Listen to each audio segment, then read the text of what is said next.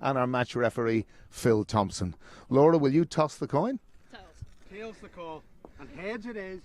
We'll have a bowl first. Yep. You'll have a bowl. Laura, can you give me some reasons for having a bowl? Yeah, I suppose it was pretty wet over the last few days. We're unsure how the wicket will play. Might be a bit of movement early on, so we want to capitalise on that. And of course a recent series in the West Indies, 2 ODIs, some promising positions and a lot of positives to come from that. Yeah, definitely. It was great to see Amy Maguire come in and do so well for a young player. It's great to have Georgina back available. She was unavailable due to her leaving cert. But yeah, plenty of positives. Gaby batted really well, but hoping to put in a good performance here today. And must be huge excitement. Playing against the World Champions, you must be really looking forward to this. Yeah, definitely. And I think that's why it was so important for us to qualify for the championship. It gives us now an opportunity to play against the best sides in the world and at home. Where else would you rather play them? Absolutely. And your team news for today? Today, Lulu Little, Amy Maguire and Jay Maguire sit out. Thank you very much, Laura. Thank you. Alyssa, welcome aboard. Thank you. Lovely to see you. You gave us such thrilling cricket over the Ashes series. That's for the neutral, I have to say. But I just sensed, was there a little bit of bittersweet at the end? Yeah, a little bit. I think we left a lot of good cricket back in Australia. So, but in saying that, we were still able to retain the trophy, and that's obviously what we came to do. So, a little bit of disappointment, but at the same time, we're looking forward to this series in particular, and hopefully bringing our best cricket. And listen, you've got obviously a fantastically experienced side, winning cricket a lot of the time. 2 notables for me from watching from afar: Annabelle Sutherland's performance through the series and Phoebe Litchfield. Yeah, it's hugely exciting. I mean, you look at our side and yes, there's some experience, but there's also some young players that are relatively inexperienced in the international game, and the fact that we can give them opportunity in, you know, cutthroat series like the Ashes, I think is going to be super important for the future of our team moving forward. And to see both those girls doing really well, yeah, brings a smile to my face, and know that Australian cricket's going to be in good hands for the next 10 years. And listen, a lot of excitement in our faces. Obviously, Kim Garth, we're thrilled with everything she's achieved in Australia. We hope she's playing today because she's going to be bowling to a lot of her friends. Yep.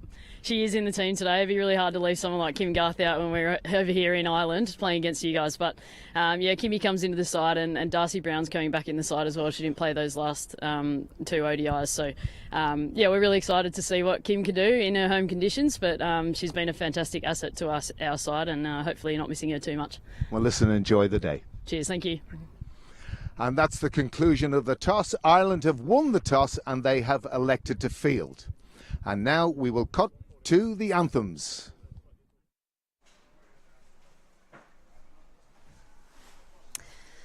So that was the toss. Excitement for both teams.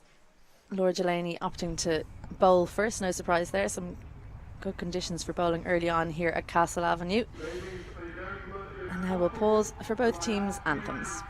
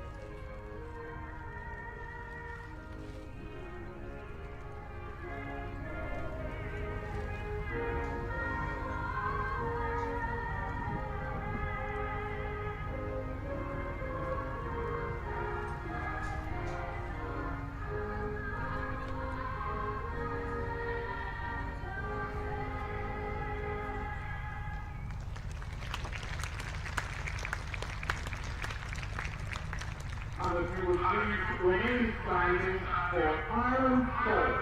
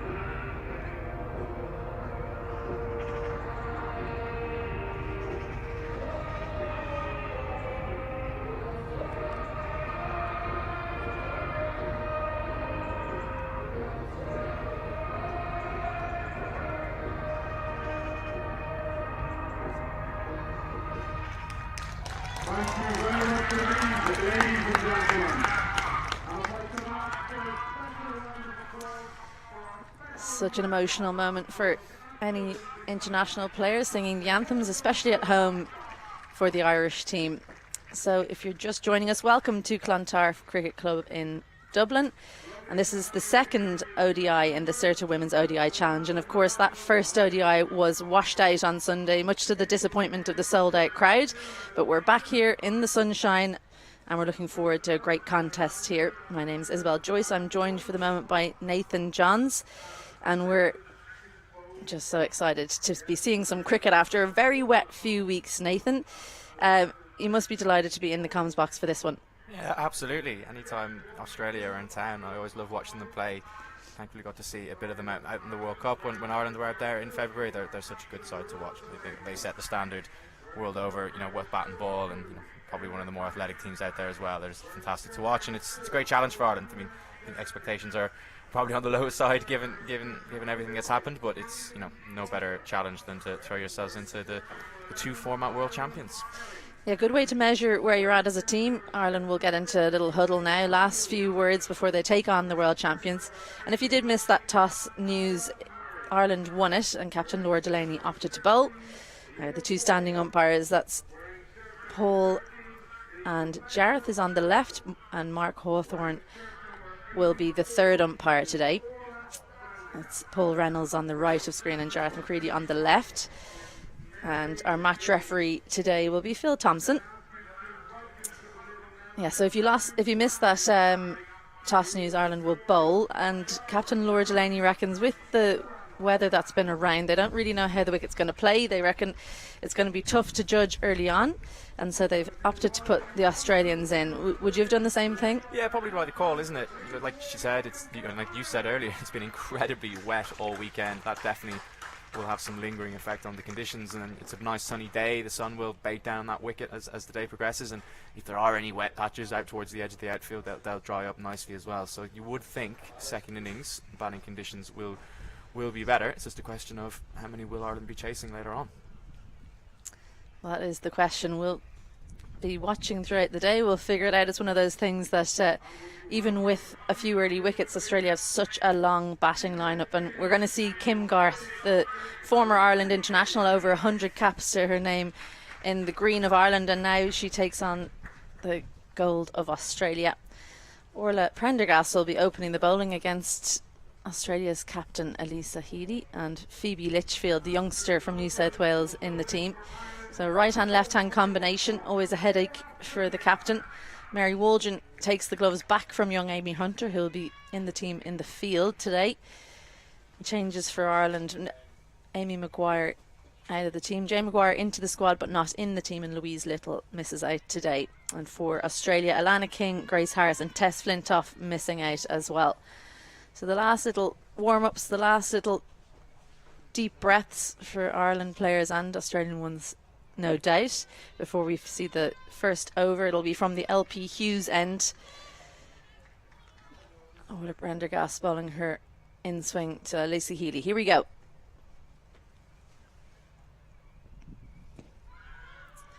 Onto the pads straight away, but good signs for Ireland. The ball is moving. Moving straight away. You can see Laura Delany's got her field set accordingly. She's got two mid wickets in there, almost one close, slightly closer in catching, and then she's got more regulation mid wicket on the ring. Two fielders back, the third and fine leg during this power play.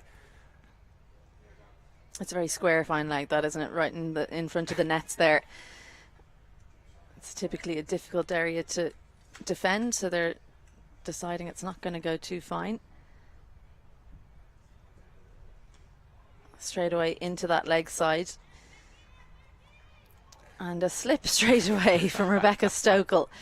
So it has been very, very wet, and Brian McDermott, the groundsman, has he's been toiling away for weeks, and he's got a very big ground staff here. Lots and lots of the youngsters around Clontarf helping out and making the ground look, I have to say, $1 million. Yeah, it's always exciting for the youngsters. I remember, I think 10 years ago when the Aussies came over and they played in YMCA. I think that was me. I was one of the kids roped in on the day to push the covers off and on. It's very exciting for all involved. he said, left-hander on strike. I don't think Prendergast will mind seeing the left-hander push the ball away from her, although that being said, yes, they still have their slip in. I think Cara Murray is in there. She'll be Orla Prendergast looking to take the ball across the left-hander and bring that catcher into play. Yeah, she's coming around the wicket, so it is something that is a positive for an in-swing bowler to the right-hander. It's an easy change over to the left-handed batter. And straight away, trouble for Litchfield. Bowled that into the wicket and straightened up nicely. Good size for Prendergast, beat the edge, although maybe a sign of the weather. Good length, heavy length would have died through, and Mary Waldron was catching that one down by her ankles. Not a lot of carry in this pitch. It looks like a little bit on the slow side. Yeah, that'll probably quicken up through the day. 2 seamers into the Australian team. Fuller this time, but Litchfield not able to get it through the offside. Yeah, Kim Garth comes in to the ODI team. She missed out in England, and Darcy Brown just played the first of those 3 ODIs. She looked a little bit tired, I think, in that game, and she's usually a T20 bowler, so maybe getting some ODI experience into her bowling. Yeah, just trying to build some overs into the legs. All of a sudden, Kim Garth, the red ball specialist, all of a sudden getting a go in that test match. It's fantastic to see.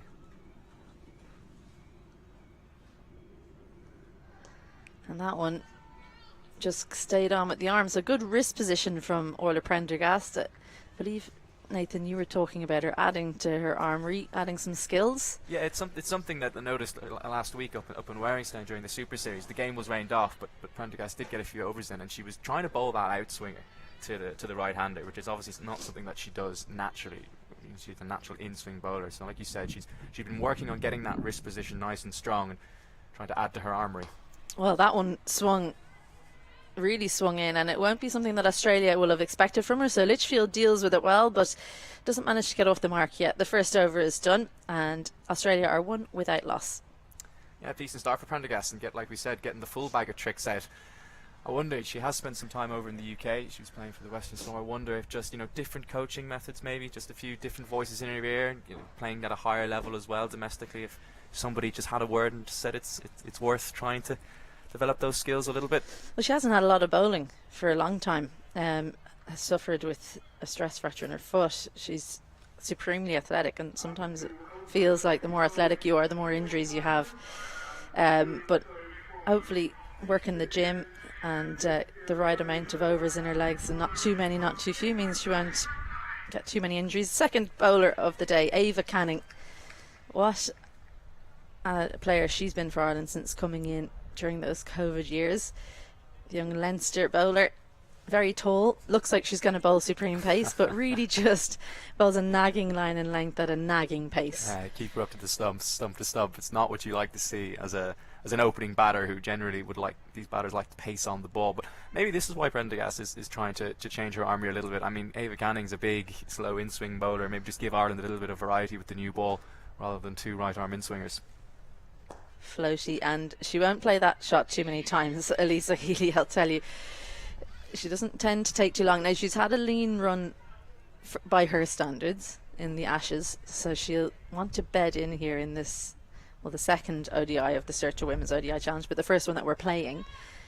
Well, she's not been fit, has she? She's been kind of working her way through a finger injury, I believe, and maybe that's had an effect. And not necessarily fitness-wise, but psychologically, if you're injured, she made another drive straight back to Canning. And, she's, like you said, she scored 50 in the second innings of that Ashes Test match, but since then she struggled. A series of figures, less than 15 in the white ball. She did get to 37 in one of the T20s, but apart from that, like you said, her usual high standards have not been met. And she does sometimes chip the ball up into the leg side against in-swing, so they've set the field the same for her against Ava Canning as they did for Prendergast. Edge. There's no one in third. No surprise considering the shape that Ava Canning bowls with, but that one's going to trickle towards the rope for the first boundary of the day. Yeah, that was the one field change Laura Delany did make. They did have a deep third out for Prendergast, but she's been moved out to a sweeper on the offside, and well, that can happen as an opening bowler if you don't have protection down there. Moral victory, you've taken the outside edge, but no protection. And Healy gets her first boundary. She won't worry too much about that, Ava Canning. That's not where she's trying to bowl. Just didn't swing quite as much as she would have liked.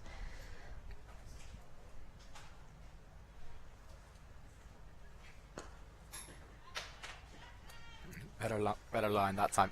Much straighter. Didn't offer the width that cost her the previous delivery, but it was a nice drivable length there for Alyssa Healy, and you wonder how long is she going to be happy playing nice looking drives straight back to the bowler or to mid-off, mid-on. At what point is she going to try and take one on downtown? Well, it's a little bit full, isn't it? It's quite hard for her to get that over the field. What she wants is the length that she can lift over mid-off or mid-on. And she still doesn't get it. So a tidy looking over so far from Canning. I wonder, is Healy just going to be a little bit more patient than we're used to seeing her? She is a very adept T20 opening batter, but has loads of experience in the ODI format. So it's a long game, she knows that, and she knows it's a long time to be back in the clubhouse. She's experienced that in the last few weeks. She doesn't want to spend her time watching others make scores.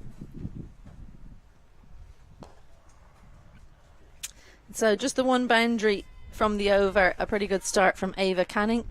2 overs gone, Australia 5 without loss. Yeah, decent start from Ireland. Just settle the nerves a little bit. Don't let Australia get away to that flying start that they definitely have in them, given the destructive batting lineup they have. It's interesting you talk about Healy.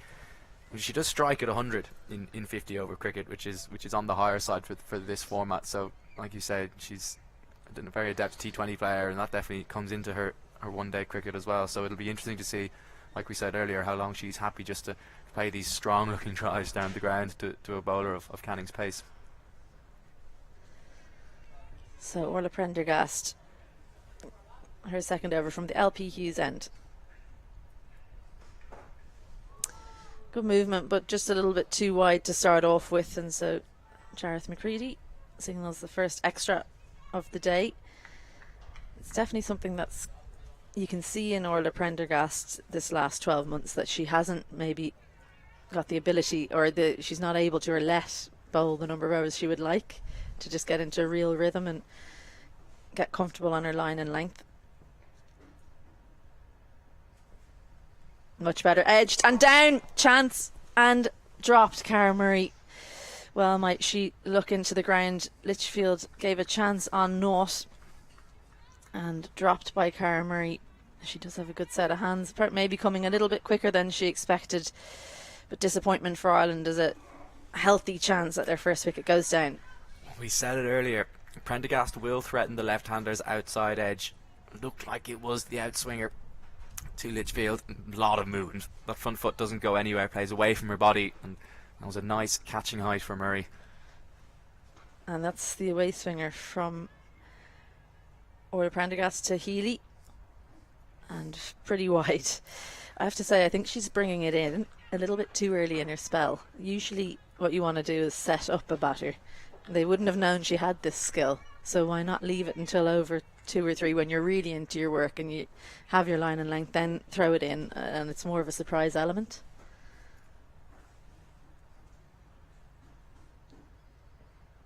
Short and beautifully played through the offside, gets right on top of the bounce, Ellyse Healy, and that one a much more assured stroke for 4 than the previous over.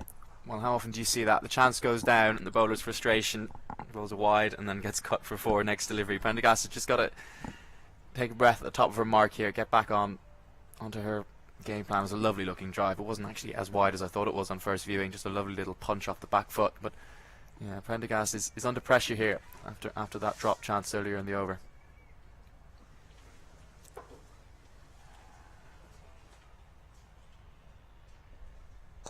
Much better.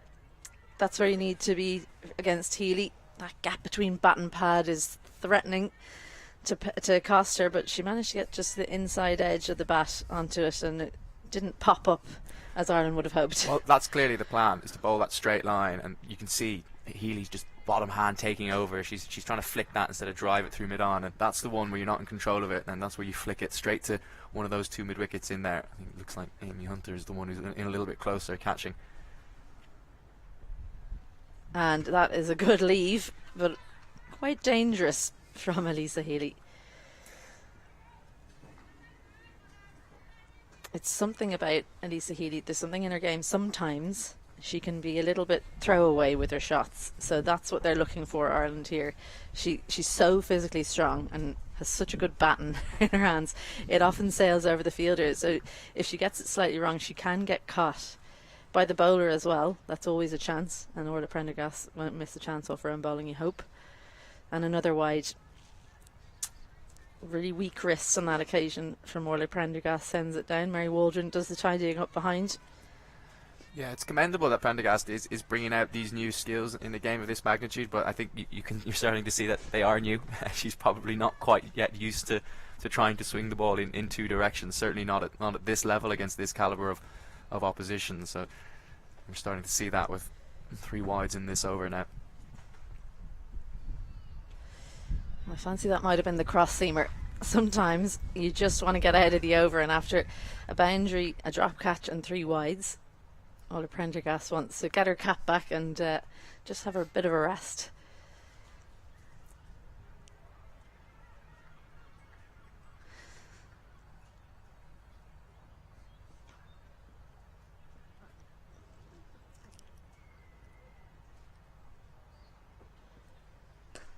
Cut strongly, and the diving fielder in point can't cut that one off. That's the most assured shot of the day so far.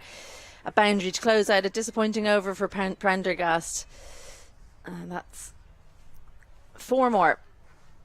It wasn't a million miles away from Georgina Dempsey at backward point, but it would have been an absolute worldie that she managed to get a hand on that, diving one-handed to her right hand side. Earlier on the over we saw a lovely punch off the back foot. This one was much shorter and much wider and treated dismissively by Healy. Frustrations for Prendergast. She should have had Phoebe Litchfield caught at first slip by Cara Murray. It was a fast, sharp chance, but it was at a good catching height, around about rib height for the slip fielder, straight in and out of the hands. And Prendergast goes on to concede 12 runs off that over. Yeah, so 3 overs gone. Expensive third over for Ireland. 17 without loss now, Australia. And Ava Canning gets her first crack at Phoebe Litchfield. And they're going to have a rather interesting field. Cara Murray is in a catching gully, and then they've got Leah Paul at kind of a fly third. Now they're going to move them back around. Okay. Well, they're still not. I mean, Leah Paul is literally about 2 or 3 yards to Cara Murray's left. They are absolutely packing that backward point region. Well, Litchfield is very strong through that area, and Canning does bowl across the left-hander. Straight through the offside. There's a fielder in the deep there. Georgina Dempsey tidies it up. Yeah, I don't mind that field at all. I think if you want Canning to miss, you want it to miss full and outside off, and they've given her the protection out at deep cover. As the field, of course, will change now with the right-handed Healy on strike. And then come back to that 2 mid-wicket ploy to the right arm in-swinger.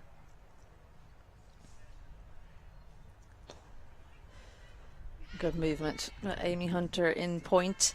She's bowling from very wide of the crease, Ava Canning, and she's bowling a channel outside off. I wonder, could she come tighter and bowl at Alyssa Healy? Not too tight, just not so wide is what I'm proposing. It's going to happen, isn't it? When you're expecting the ball to swing, you're going to miss the odd one outside off when it doesn't quite swing as much as you want it to.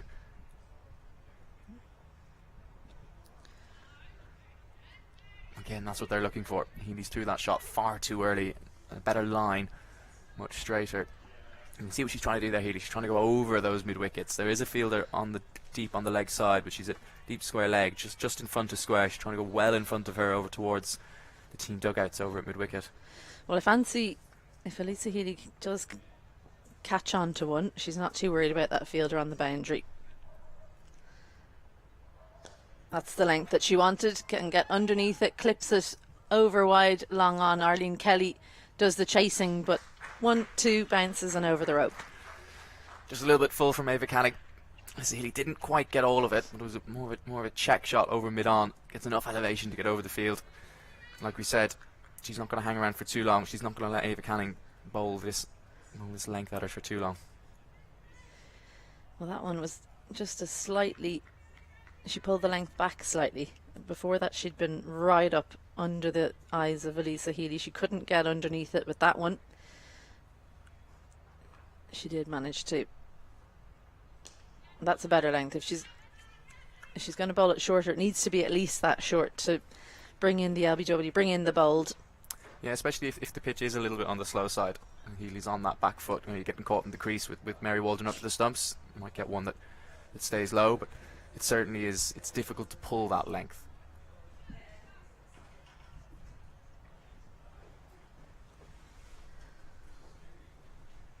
And really good finish. Those two final deliveries are where Ava Canning wants to be. So 4 overs gone, 5 from that one, and Australia 22 without loss. Good to see Laura Delany's going to stick with Orla Prendergast.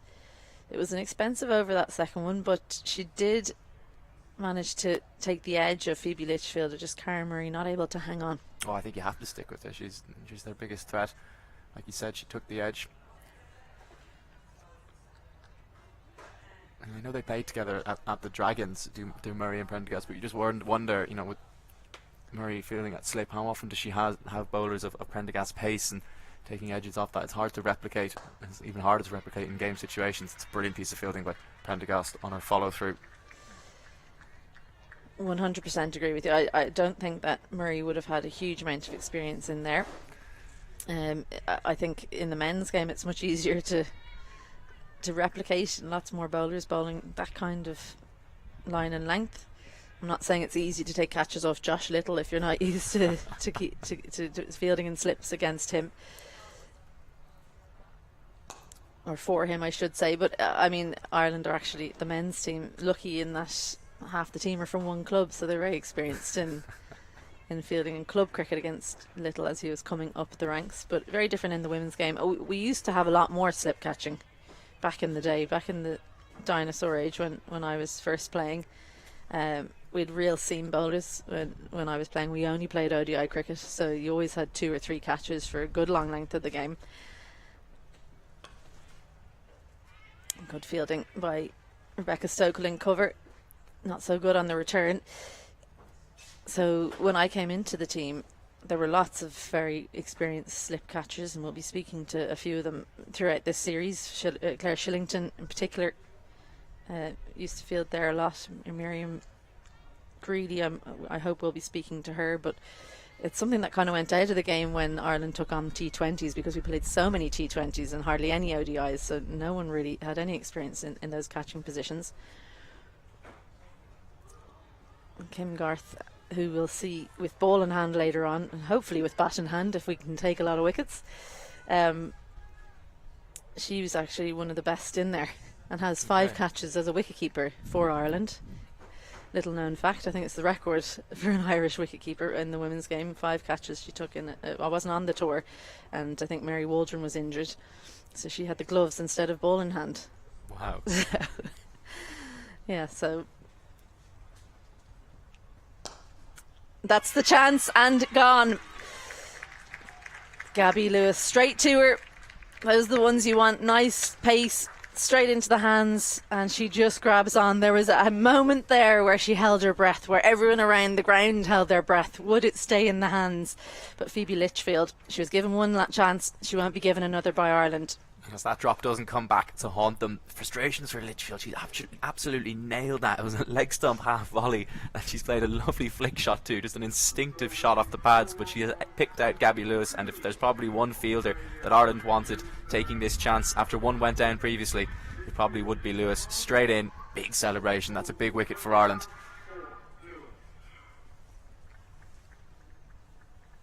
Just what we were saying earlier as well. Keep your strike bowler on. It doesn't matter that she was expensive in her previous over. Litchfield goes 2 off 11 deliveries, probably just ticking a little bit. She played a lot of drives, a lot of nice looking drives that found the middle of the bat in that over, that found fielders on the offside. Just one of those where you're just itching to get off the mark and you play that instinctive stroke that gets you into trouble. Absolutely. Just a bit of slowness in the pitch as well, possibly costing Litchfield, who'd be used to quick pitches over in Sydney. So Australia lose their first on 22. They're 22 for 1, and with 1 ball remaining in the 5th over, Ellyse Perry strides out to the middle. I think the world over, if you're a cricket fan, then you're a fan of Ellyse Perry. She's kind of the icon above all icons, isn't she? The all-rounder. Yeah, she's in good form too. 53 and 91 in her last 2 matches. Oh, the little away swinger to start off for Perry. She's someone who tends to start slowly, but it's something she's changing in her game, and she might want to prove a point against Ireland here today by starting off a little bit more quickly than usual. 5 overs gone, the first wicket in that over. Orla Prendergast, a wicket maiden after going for 12 in her previous. Let's have a little look at how she took that wicket. Big comeback over from Orla Prendergast. She was bowling outside off, feeding that drive. This one came back in. That was the so-called away swinger to the right-hander. It did swing into the pads, but she got away with it. You take those. When you bowl a good delivery and you've been dropped at slip, you take it when a one on the pad gets drilled straight to the wicket. You feel like she deserved it a little bit, don't you? Exactly. Yeah, good skills. I was saying she brought it into her game a little bit too early here today, Orla Prendergast, but she's taking the wicket with her in-swinger to the left-hander. So Ava Cannon, can she back up the other fast opening bowler? Really lovely, really good length to Alyssa Healy. I wonder though, do they need cover out, or would you put long on out? Well, she hasn't really bowled short and wide outside off stump. Well, she shouldn't. She shouldn't, but also she hasn't yet. So it's not like you're worried about those bad deliveries because your bowler's been bowling them. And equally, like you said, you shouldn't be setting a field for bad bowling anyway. Yeah, so I think I agree with you. I think I would potentially look at getting an extra fielder on the leg side.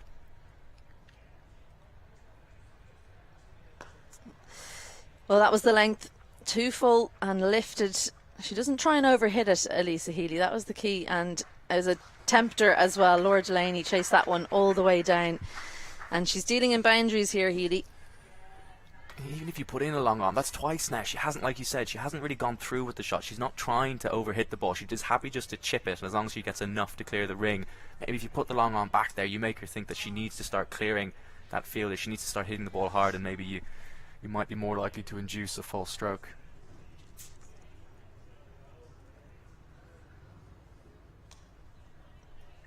Well, helped round the corner. There is a fielder there. Can Georgina Dempsey keep it to 1? She can. Anticipated well. Well, for me as well, this fielder out in the cover boundary, the line and the length that Ava Canning's been bowling, if you bring her in, maybe you make Alyssa Healy take it on. And go against the movement and do something different. Yeah, exactly. Just, it's a riskier stroke, so she might do it. She's a brilliant player. Obviously, she's got the capability, but it's a more difficult shot. At least ask the question. Yeah, and if with the fielders up in the ring straight, it's too easy for her, a player of her ability and her strength on the front foot, to just lift it over and even just get 2 or 3. So Perry now, her first chance.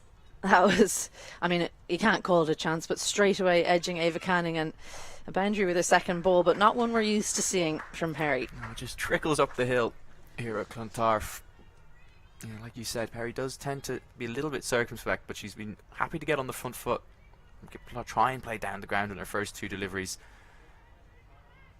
That was a tentative stroke. It was a good length from Canning, but unfortunate that she hasn't got a third in place. That's twice now she's taken the edge, and it's rolled up the hill here for boundaries.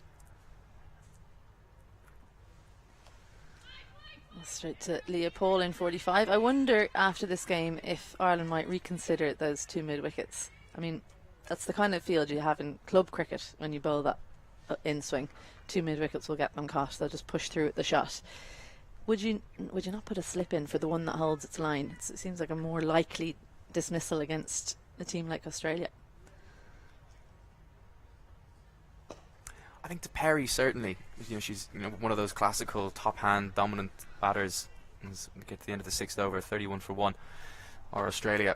But I think with Healy, I don't mind it, because that bottom hand does come in, and early in her innings, with the lack of pace, she plays the ball too early. Like we saw 1 or 2 that looked like she might. She had to really check her shot. That if it was going to pop up, it was going to go to that mid wicket area.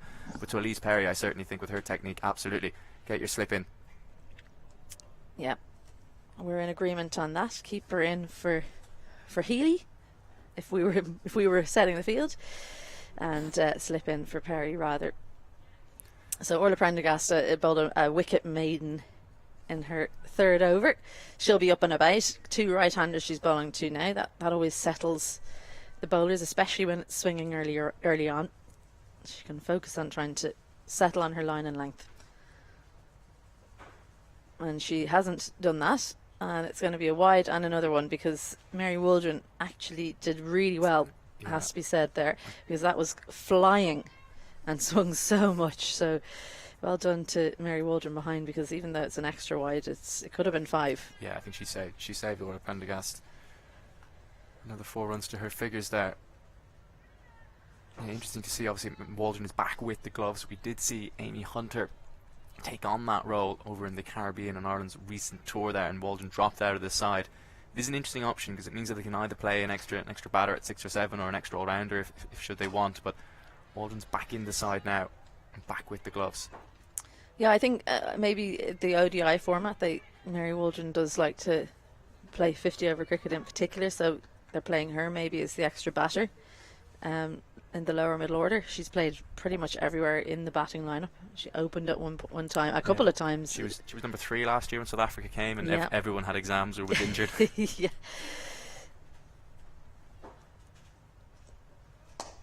No ball called by Jareth McCready. Orla Prendergast too eager and oversteps. So I'm always interested to see when there's a no ball. Bowlers tend to have the ball that they bowl, but Australia have this backroom staff and all that goes with that in terms of the knowledge that they know about every player they play against. Do they know what Orla Prendergast is going to bowl, and then therefore can they set up for it? Yeah, I think they would do it. I think So we'll find out very shortly. She does have a cutter, and I suspect that she'll throw in here. Goes for the Yorker, but Perry was waiting for it and helps that strongly down the ground for her second boundary. Yeah, real power stroke, that big back lift, clear the front leg, beautiful shot through mid-on. Like you said, she's really reinvented herself in the last few years, Ellyse Perry. She lost her place in the Australian T20 side. Such was her strike rate. It wasn't where it needed to be. But she's come back, she's worked on that power element of her game and scoring quickly. And we are, of course, in the longer format, but it's really revitalised her game in both formats. And she's batting at number 3 now. She's as good as she's ever been with the bat. Just had to hop over a fence there to retrieve the ball. Leopold doubling as ground staff there. Cricketer and ground staff. Hopefully see her later. Left arm spin.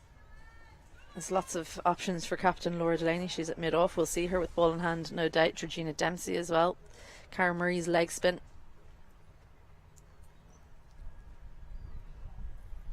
There's the away swinger. Just about inside the line. Jareth McCready looked like he was considering it, but I think it was the right decision. You could just see that on screen. Perry just motioning to Healy, kind of pointed her glove towards slip as if to say, oh yeah, that one did leave me. I think maybe that's the first away swinger that Prendergast has bowled to Perry, or at least maybe the first one that she's noticed move as much as it did. And always when you look at that and you see a batter kind of go, oh yeah, it's done that. They weren't expecting that. So I think you're right when you said earlier the Australians probably haven't seen Prendergast do this before. Is the short one, and it has rushed Perry because I think she thinks maybe that Prendergast is now an away swinger, and that one came back in. So Prendergast just not letting them settle. It's just been a little bit too inconsistent from Prendergast is the problem. She's changing almost every ball, isn't she? You'd almost like you said earlier, set them up. Maybe she doesn't trust the outswinger enough to do the traditional away in and target the pads, but you'd like to see some sort of coherent plan like that and use one of the balls as a surprise ball. Well, that one's gone back in, and it surprised Mary Waldron. It died. You mentioned earlier it's definitely not a true pitch yet. Hopefully a lot of sun on it will change that, but Perry left that one. I think possibly Prendergast is using the constant change-ups just to keep on top of not going for too many runs rather than trying to take the wicket. As you say, you often bowl like 3 in-swingers and then an away swinger to take the edge. She's just trying to keep them guessing so that they don't line her up.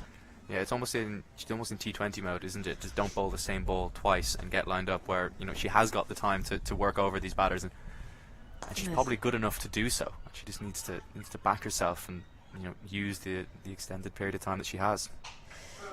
7 overs gone, and Australia 39 for 1 two superstars at the crease, Ellyse Perry and Healy.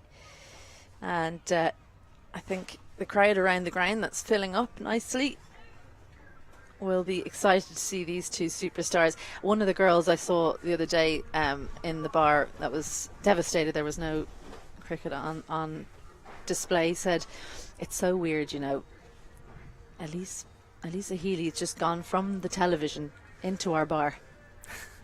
And I thought it is a funny way to look at it, and it must be that way for especially the youngsters coming through that wouldn't have seen them before. First time in 10 years that Australia are in the Republic of Ireland. So yeah, I thought her wonderment as Alyssa Healy was watching the golf from about 1 foot away from her was lovely to see. So Ava Canning with her 4th over. Good from Gaby Lewis. Well, it's the beauty of Irish cricket, isn't it? In that, you know, a lot of people bemoan the fact that we haven't got necessarily our own permanent ground in a stadium we can play at. But when you do play at clubs, you do allow people to get more kind of up close and personal with these superstars and maybe humanise them a little bit more. And you know, you see it both in the men's team as well when sides come over here. You know, when India come to Malahide, there's always scores of people trying to get access to those guys. It's a very expansive. Steps into that one, lifts it over mid-on, and our shouts for a change in the field are growing ever louder as Perry hits her 3rd boundary of the day. Just effortless, wasn't it? Didn't try and... You'd see Alyssa Healy was more trying to chipping the ball straight. This one, just flick. Bottom hand comes into play. Comfortably clears Arlene Kelly at mid-on. Yeah, change in the field. Cover up, long on, out. Appeal, big shout, but just too much movement for me. I think maybe if you looked at it again, it would be probably just missing the leg stump, but enough movement there for umpire Paul Reynolds to shake his head with real conviction. Better length from Canning. Just dragged it a few inches back.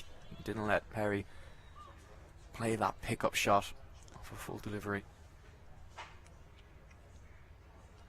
Edged and through. They'd put in the slip. Cara Murray came from mid-wicket and went into slip like we'd asked, but that one was too fine an edge, and unfortunately those ones just have to stick into the wicketkeeper's gloves. But it was a healthy edge, not healthy enough to get to Cara Murray. Yeah, she is. You always go a little bit wider at first slip, don't you, when the keeper is up?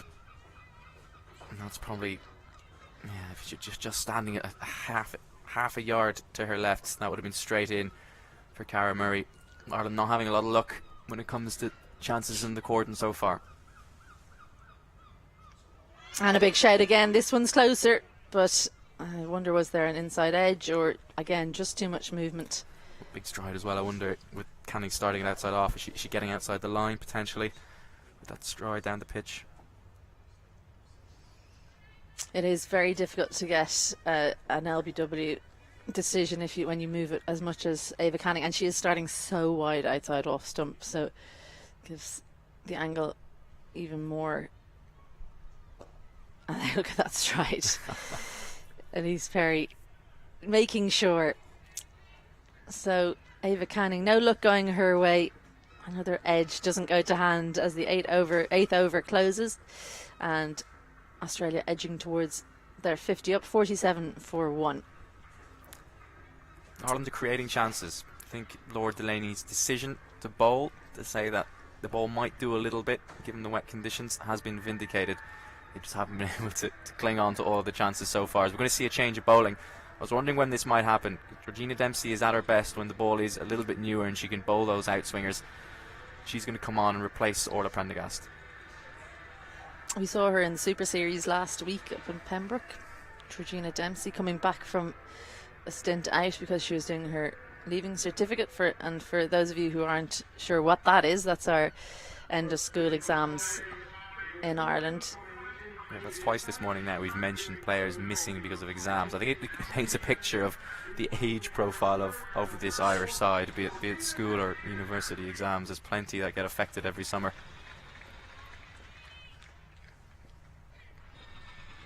Georgina Dempsey, the quick from Phoenix.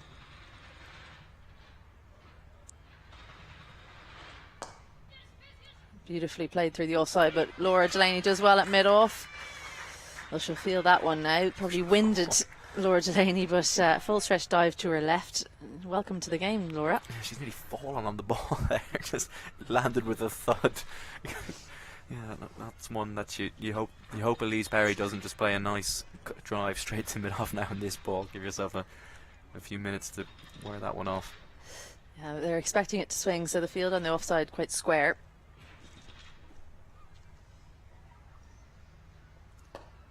No swing as of yet for Georgina Dempsey. She does bowl with a slingy action, so sometimes if she doesn't quite get the arm high enough, she doesn't manage to swing it.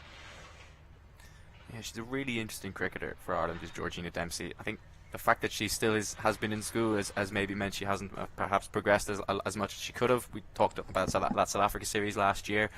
She was one of the Irish bowlers that really troubled the South African batters, and she did score a 40 as well. I remember her no ball called, excuse me, sorry, no, Nathan. So disappointing for the youngster in her first over. Well, she'll have to bowl for a free hit. But she's a proper all-rounder, is Dempsey. I think she played the extra pace that South Africa had with the likes of Shabnam Ishmael really well. I think she got 40 in one of the 50-over games up here in Clontarf last year. So you always looked at her as one of the better true all-rounders in this Irish side. But then she's been struggling to get into the team. She couldn't get a look in really at that World Cup. She did get in for the last game against India, but perhaps just now that she's finished the exam, she needs to kick on as the free hit is drilled over extra cover. Gaby Lewis had half a chance of stopping that one, but the floor in hand is beaten. Dempsey misses her length with the free hit, and Perry cashes in once again. She's enjoying this inning so far. Ellyse Perry, 2 free hits, and she's hit them both for 4. That one maybe not quite as convincing because it only just cleared Lewis, but given the width,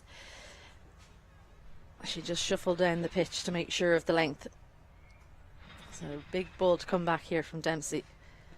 Edge, no, doesn't reach Mary Waldron. I'm not sure if she hit her pad or... I think just flicked the back pad on the way through. There was half an appeal from extra cover. Gaby Lewis there for maybe LBW, but no interest from either bowler or behind the stumps.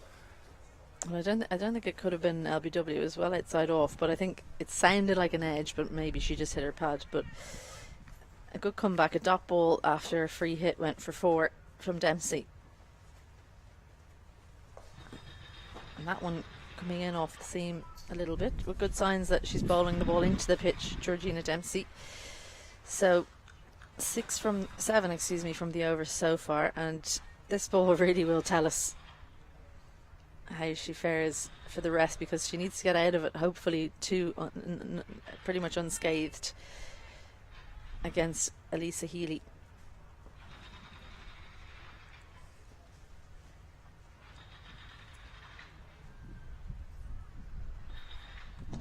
Oh, well, that one into the pitch, moved into Healy. And of course, we didn't mention with that 4, with all the excitement, that it was the 50 up for Australia. 54 now for 1 after 9. Yeah, Perry started well, bar that one half chance where she nicked through between slip and keeper. She's looked in imperious form.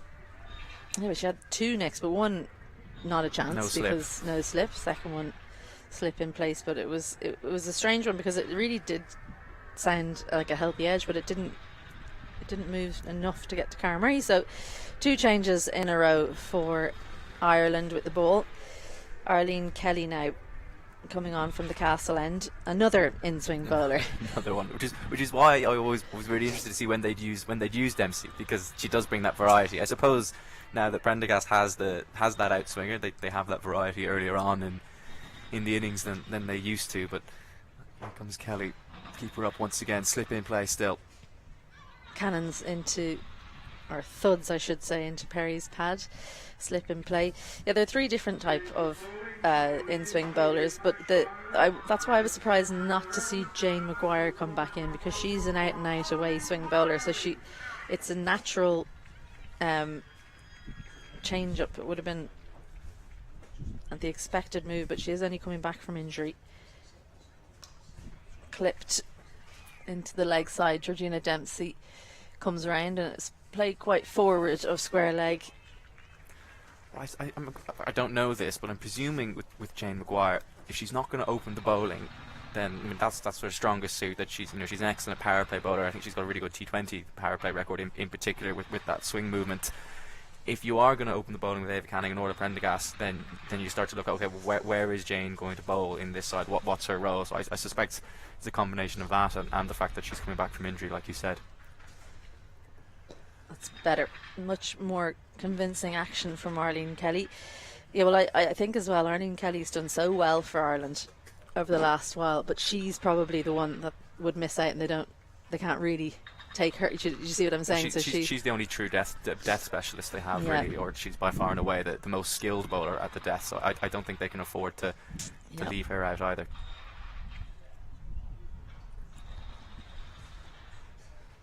Really good.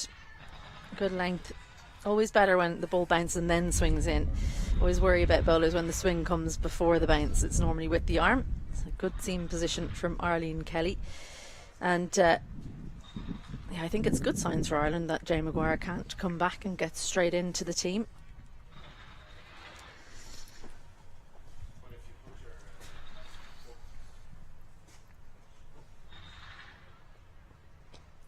Fuller, so Ellyse Perry gets through the shot, clips it to leg side just for the single. So a good start so far from Kelly, just 3 from the over with 1 to go. Alyssa Healy gets her first look at the former New Zealander, now Irish. It's amazing. Healy's had a strange innings. She dominated the strike early doors, but now all of a sudden Ellyse Perry's actually faced more deliveries than Healy. The Aussie captain has been stuck down the other end for a while now, as Kelly comes in to finish the 10th over. Yeah, good strong finish, but long on is out, so a single to close that one out. 4 from Kelly's opening over, and after 10, after the first power play, Australia 58 for 1. Well, thanks, Isabel. Joyce is going to depart, and there's one former Ireland skipper leaves, another one comes in, and Mr. Alan Lewis for the first time this morning. Good morning, Alan. Morning, Nathan. Nice to see you. Some chances for Ireland in that initial 10 overs.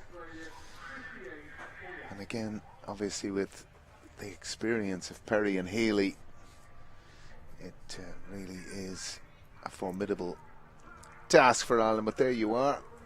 Healy going along nicely. Both of them sharing similar score, 24 off similar balls. Litchfield, the only player out, struggled initially, dropped of course at slip.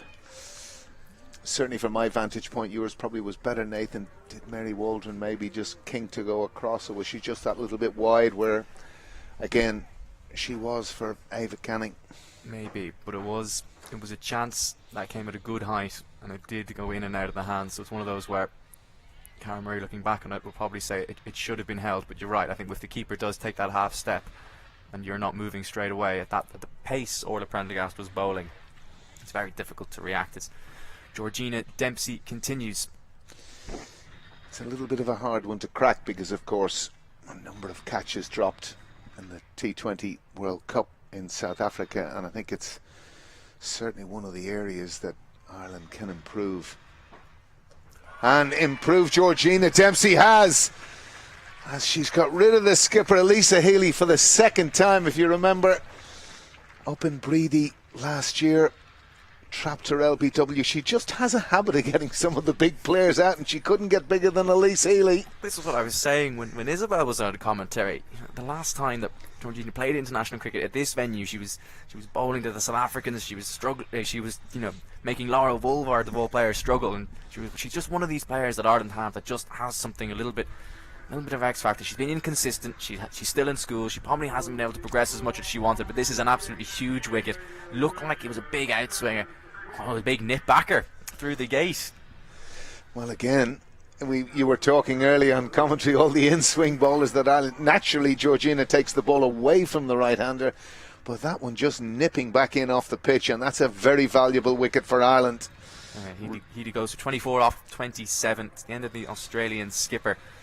Looks like it's going to be Talia McGrath in at number 4 for the visitors. Obviously Talia McGrath, one of the most destructive batters in women's cricket, has just arrived at the wicket, and it's in a sense with this team, one after the other. But that is some delivery from Georgina Dempsey, it has to be said, coming back off the pitch quite prodigiously, really. And I suppose it's a reason why Laura Delany, in winning the toss with all the overhead conditions and obviously the weather that Ireland has experienced in, let's call it the month of July, Nathan. Yeah, it's not just a couple of days. It's been the wettest July on record, I think, or close to it. But yeah, decision certainly vindicated from the skipper, Laura Delany. McGrath faces up to her first delivery.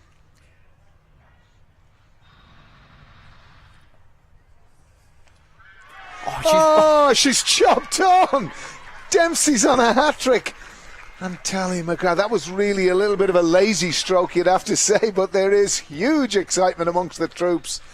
And a fantastic piece of work from Georgina Dempsey. A bit of an aimless delivery, really, but just dragged on. Well, I wonder if that one's nipped back as well. How often do you see when batters go to cut, when you bring that bottom hand in, you leave yourself vulnerable to that one that comes back in, and it can either beat the inside edge or chop on, as that happened there. I'm sure we'll see it again in a minute, but Georgina Dempsey's absolutely on fire for Ireland. Like you said, probably not the best delivery she's ever bowled. Short and wide, first up, Talia McGrath.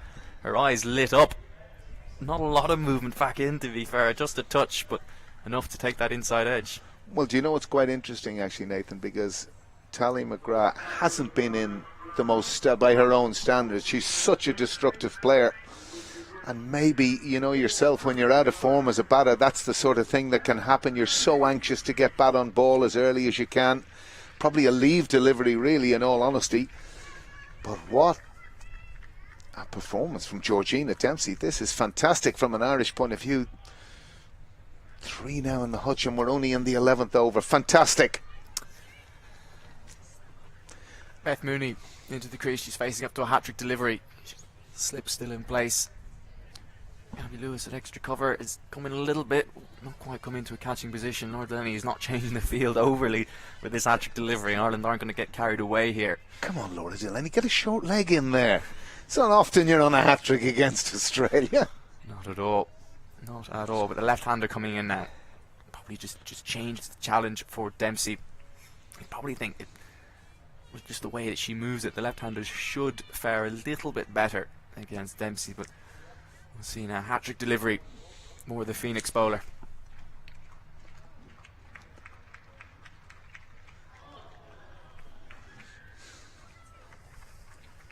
Of course, former YMCA player. I've just had a text from Sophie Strickland, who's watching eagerly. Former teammate of hers in YM last season.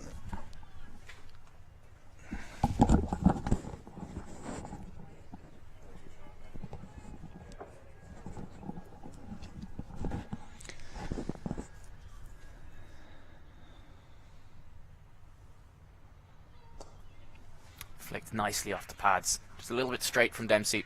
Fine leg is able to mop that up.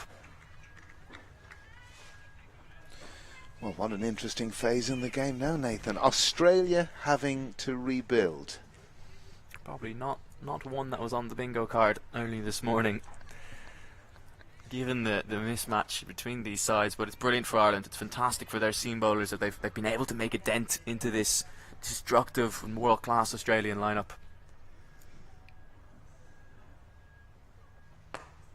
Big stride in from Perry. She's been doing that all innings. The end of the 11th, huge over for Ireland. 2 wickets in it. Georgina Dempsey doing the damage. Australia are 59 for 3. And there you are. A batting card that an over ago looked ominous. Not so ominous now. 2 wickets in that Georgina Dempsey over, and really she has had a habit of getting the bigger players out. Of course, Healy Matthews, one of her victims when she came on in the last T20I in the West Indies. Bowled really well there, and there's your bowling figures. 2 for 8 off 2. What a start to her spell. Ava Canning created chances with her opening spell. It was a little bit unfortunate. A couple of nicks that went behind square for boundaries that inflated her figures a little bit, and Orla Prendergast had 1 big expensive over, but apart from that she was fantastic. She's trialling the new outswinger, doing a Stuart Broad on it. She's developed an outswinger for the Aussies. Yeah, it's interesting talking about Ava Canning bowled better than those figures suggest. Absolutely. And again, it's quite interesting, Nathan. you know, again, she went with a sweeper on the offside, and It was no the wrong one field. wrong It was the field. wrong field. And then how many times did Alyssa Healy just completely risk-free chip the ball down the ground? It didn't have to worry about clearing the field. Just do something to make her, you know, either make her hit through the offside, make her hit against the swing, or put the mid on back and say you can play that shot, but you've got to go downtown.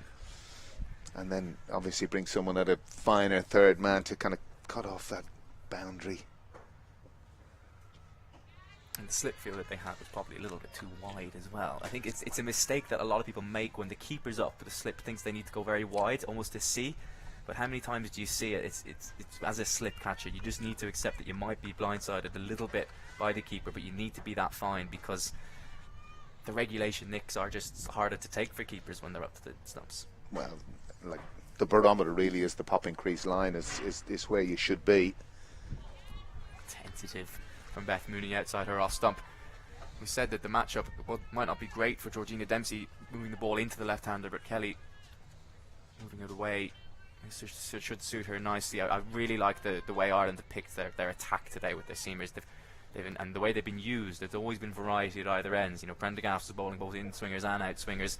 They've had Canning bowling in swingers, and Kelly and Dempsey moving the ball in different directions at opposite ends. That's very good from Arlene Kelly. Again, with Mary Waldron up to the stumps. That would have been, of course, one of the talking points.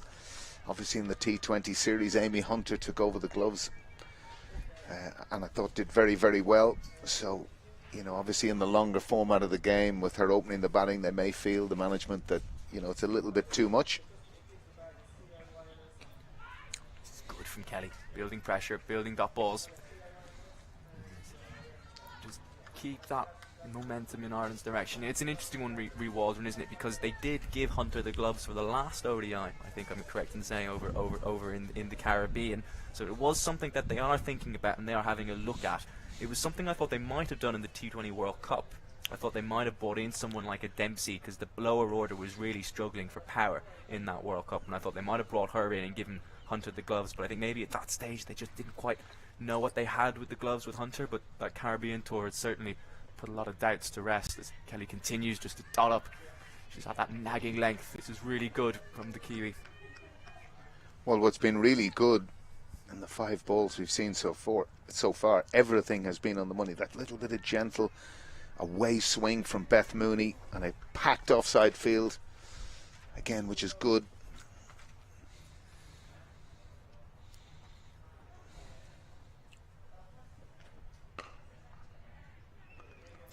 Uses a slightly false stroke. It wasn't a particularly well-timed drive, but she has got it straight. There's an appeal for a run out here.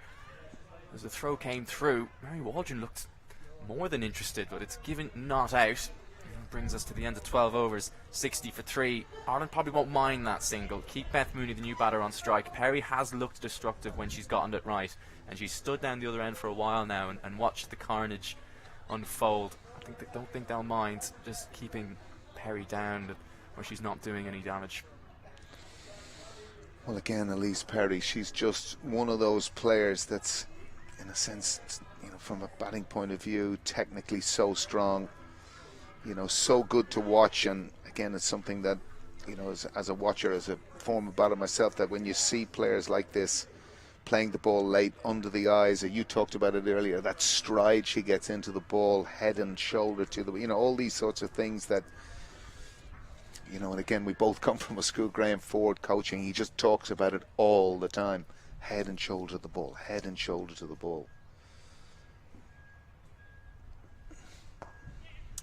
Just a little bit straight from Dempsey. That's the issue when she's got the left-hander in. Just with that natural kind of slingy action that takes the ball into the pads. If she gets it wrong, she can just...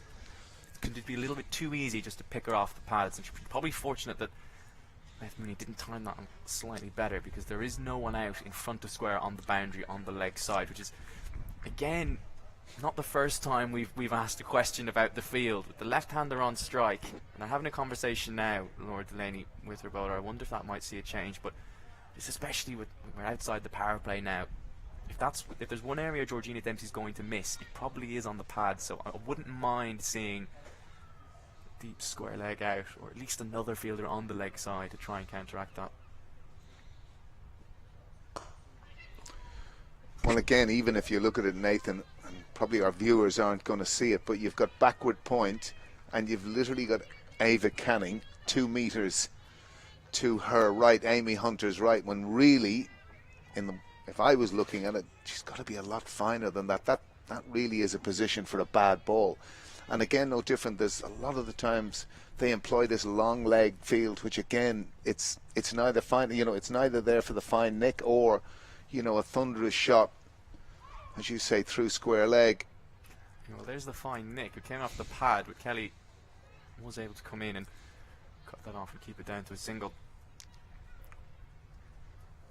But these are just kind of little things that you observe when you're in a situation where you can watch the totality of the game.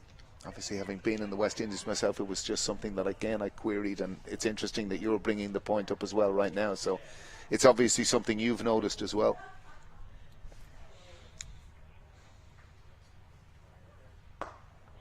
Full toss, and Ellyse Perry's in far too good nick to miss out on that. She just leans on a drive through extra cover that rolls up towards our position here in the commentary box. Too easy for a player like Perry. Well, the most interesting thing there, Nathan, is, you've seen this between good players and great players. Just watch the way she manoeuvres this ball. Space. You see the way she opened the blade? And again, of course, the skill of great players is they find gaps to bad balls. And that's what Ellyse Perry has done all morning this morning. She's been in imperious form. It's been a really interesting innings, though, because she's obviously come out with this kind of going to strike at 100, semi-aggressive, if it's in my half, I'm going to drive it attitude. But, of course, the variance of that is if the bowlers get their length right, as Perry pulls out, then she's going to have to start again. But if the bowler does get her length right and you're playing that drive, you do bring the outside edge into play, and Perry has a nick to 2 or 3. So we've seen the swings and roundabouts of that attitude and the natural variance, but when it comes off, as it is so far, half an LBW shout, but that looked like it was missing leg stump. And like I said, just to finish off that point, when it comes right for the batter, it's very destructive, but Ireland arguably should have had her back in the sheds, caught it slip. Yeah, you're absolutely right. These are the ifs and buts of this glorious game we watch day in, day out, Nathan. But Ireland have done well here this morning. As you say, they've challenged. There's been 1 or 2 opportunities missed. Short of a length, but Dempsey gets away with it. 13 done. 7 runs off that over, and the Aussies 67 for 3. You missed it. Georgina Dempsey in her previous over with a double strike. She got rid of Alyssa, Healy and Talia McGrath in consecutive deliveries, both bowled. One big nip backer through the gate, and then the other maybe a bit of luck with the chop on to a short and wide one. But Ireland will certainly take it, and I think given the fact that they do have Australia 3 down and the fact that they have created lots of chances, I think Lord Delany will be reasonably pleased 13 overs in. Well, again, from this type of position, what Ireland really, your greatest run saver in any one-day match is wickets. And, if they were offered 3 players of Litchfield, Healy and McGrath as we enter the 14th over, they'd have chopped your arm off, I'm sure. Well, they've changed the field again. Karen Murray's in at gully to the left-hander, and they've got a packed field behind square on the offside. They've got a backward point, a deep backward point, or maybe a deep wide third, whatever you want to call it, in between point and gully. It's hard to see on your screens. You can see Mary Waldron just looking out there onto the boundary to make sure that Leah Paul is between point and gully. But they obviously, Beth Mooney is very strong square the wicket. That's where they think that she's going to get her boundary option. Well, the other part, Nathan, you could look with the discipline that Kelly is bowling with. I hasten to add, would it be worthwhile bringing one in, getting a slip in, even going to 7-2, and maybe, in a sense, trying to get Mooney to try and force on the leg side might lead to a leading edge? This is what we're talking about. They're setting the field for 2 different things. So they've packed the offside because Kelly's been disciplined, but they've also set a deep square for the drag down bad ball. They're caught in 2 minds. They're trying to tick a lot of boxes, and like you said, if Kelly's going to be threatening the outside edge, you haven't got a slip in, you've got a gully. I understand you can't have every single fielder on the offside, but do they really need a deep square based on how well Arlene Kelly has been bowling so far? Yep.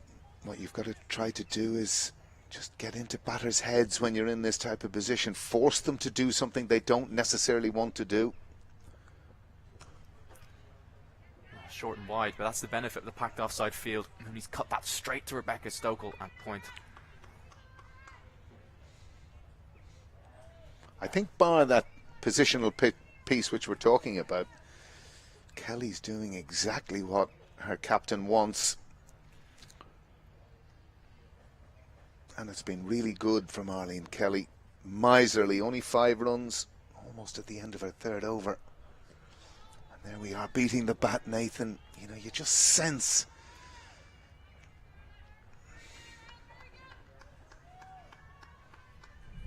And often these, you know, it can often be bowler led. You know, Arlene Kelly must be feeling really good about herself. She's bowled such a nagging length, getting that ball going away from the left-hander. See what I mean? You know, that's the type of thing you're trying to induce. And it takes us to the end of the 14th. Brilliant so far from Arlene Kelly. A miserly 5 from her 3 overs. Australia 67 for 3. Yeah, maiden for Arlene Kelly. She's bowled 14 dot balls so far in her 18 deliveries. She's been very miserly, and it looks like with 14 overs gone, we are going to have a drink, and we will leave you for a few minutes, and we'll be coming back with the resumption of play.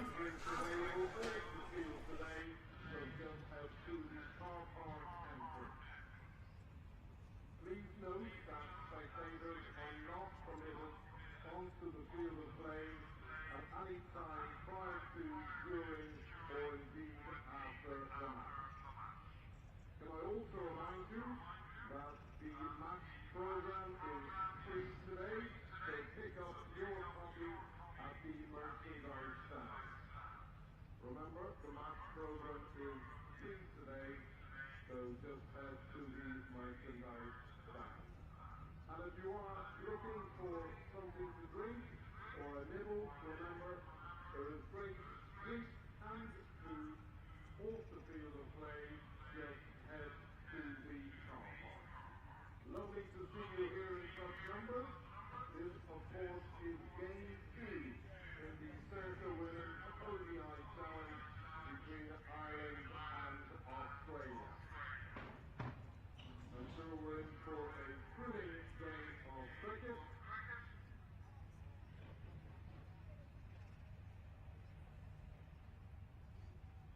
And again, to remind you, after 14 overs, Australia are 67 out for a loss of 3 wickets.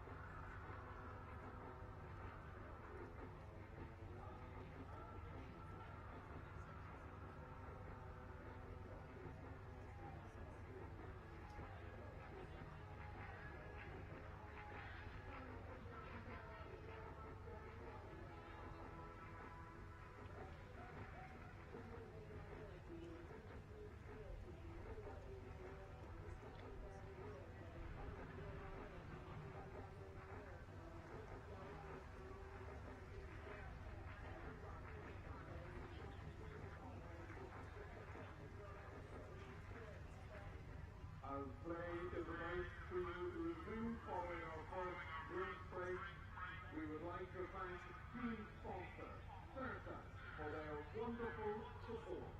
Thank you, Certa.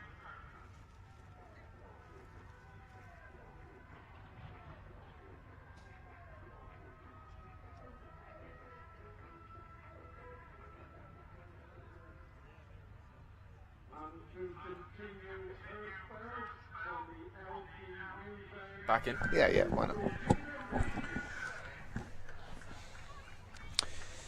Well, welcome back, everyone. Australia 67 for 3, and if you're joining us just at this time, Ireland have performed very well to this point, with Litchfield, Healy and Talia McGrath back in the pavilion, and the girl on camera, Georgina Dempsey, was on a hat-trick as she resumes to Perry.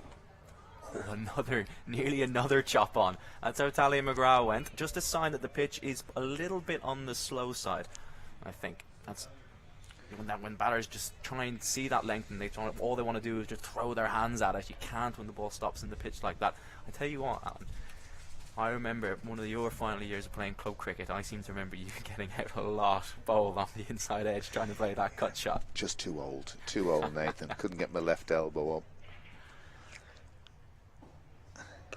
But you are correct. Yeah, I remember. I think I played with you. It would have been, one of those ringers coming in, just a specialist field. One of the young kids who could come in and field, and watching you bat and trudge off a couple of games in a row forlornly. Well, it was all part of a process, as you would remember, Nathan. Harry Tector playing with us at 14 years of age, and look where he is now.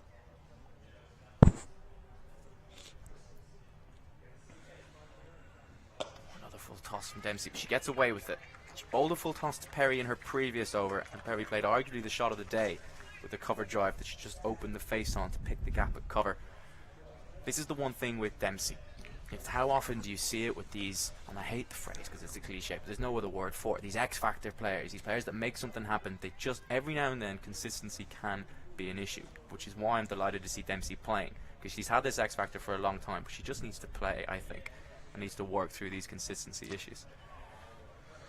Well, if you take the same logic to the Australian team and you look at the performance of Annabelle Sutherland, who in her initiation in international cricket understandably struggled, but my goodness me, she was so good in that Ashes series, coming in at 7 for Australia. Some really compelling innings she played for her team, and I think it was quite interesting as well listening to Ryan Campbell talking about Baz Delita, in the sense that when you eye a player when they're young, you've got a duty and an ability, particularly coming from the background of Ireland and the Netherlands, to nurture a player like that. And you're going to have tough times early on in their career, but if you believe in them and back them, and we could go in a sense, and I know we're straying off the point, but a Lorcan Tucker is an example, who Graham Ford through his initiation just kept faith. And obviously we're seeing the riches of that now with some of his performances for Ireland, particularly at the World Cup. So, in this team is so young, Nathan. Well, the other thing is, I think with this women's side, now that they've got the fixtures, because they're in the Women's Championship, I'll continue this point after this Dempsey delivery. She goes full and wide. It's driven very hard. Prendergast has work to do on the cover boundary. She can't get there. Ellyse Perry timed that one beautifully. Orla Prendergast, arguably the best fielder on this Irish side, didn't have a hope. She only had to move about 10 yards to her right on the offside boundary. Not for the first time today. Perry is prolific through the offside. It brings us to the end of the 15th over. Perry is just starting to tick along nicely. It's very full and very wide, and a player like Perry, the form she's in, and now she's set, too good to miss out on that. 73 for 3, 15 over is gone. But just to finish up on that Dempsey point, Ireland probably in the last few years, especially through the COVID years when Dempsey was starting to come onto the scene, probably just didn't have enough fixtures to give young players like that a run. And then I would have liked to have seen her in the World Cup perhaps recently, but it's a World Cup, you're not necessarily going to give people that freedom. But now that they have got these fixtures, they had the Caribbean, they've got these games, they are playing more often because of the Women's Championship. And it's good to see that they are going with the players that have probably higher ceilings, but some time to get to those points just yet. What a shot that is. It's probably the first bad ball Arlene Kelly has bowled, the first genuine half volley. And Beth Mooney says thank you very much. I'll just deposit that over extra cover. And Australia, after soaking up a lot of pressure before drinks, they've come out very positive.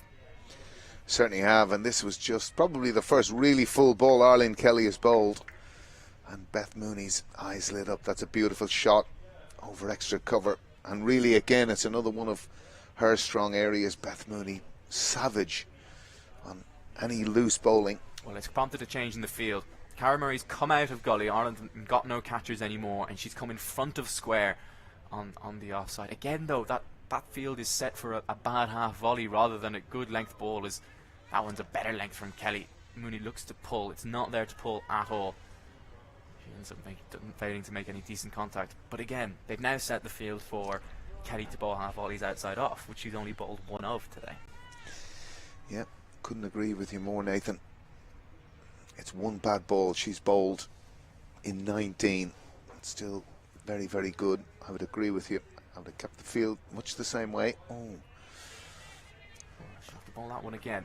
First wide she's bowled today. Perhaps a sign that the ball isn't moving as much as it was. She's starting that one quite straight and looking to push it across, but just maybe the action falls away a little bit as it drifts off to the offside. Well, I suppose the other thing, the argument you could make is, with the pace that Kelly is bowling, is she going to get an edge that carries to gully necessarily? And are you better off, having a catcher in front of square for that hard drive that is aerial? That could be the other thing. It could be a wicket-taking position. Well, I think probably the biggest wicket-taking position outside of an ill-judged and ill-timed shot would be at slip, because she's bowled with such discipline. That one that slipped down the leg side was probably the only ball she's bowled that didn't swing. But she's been incredibly disciplined, Arlene, and in this type of role, it's where she's really at her best. Shorter this time. It cut just in front of point. There's protection on that offside. Orla Prendergast does the fielding. That's another thing I've noticed from the West Indies series.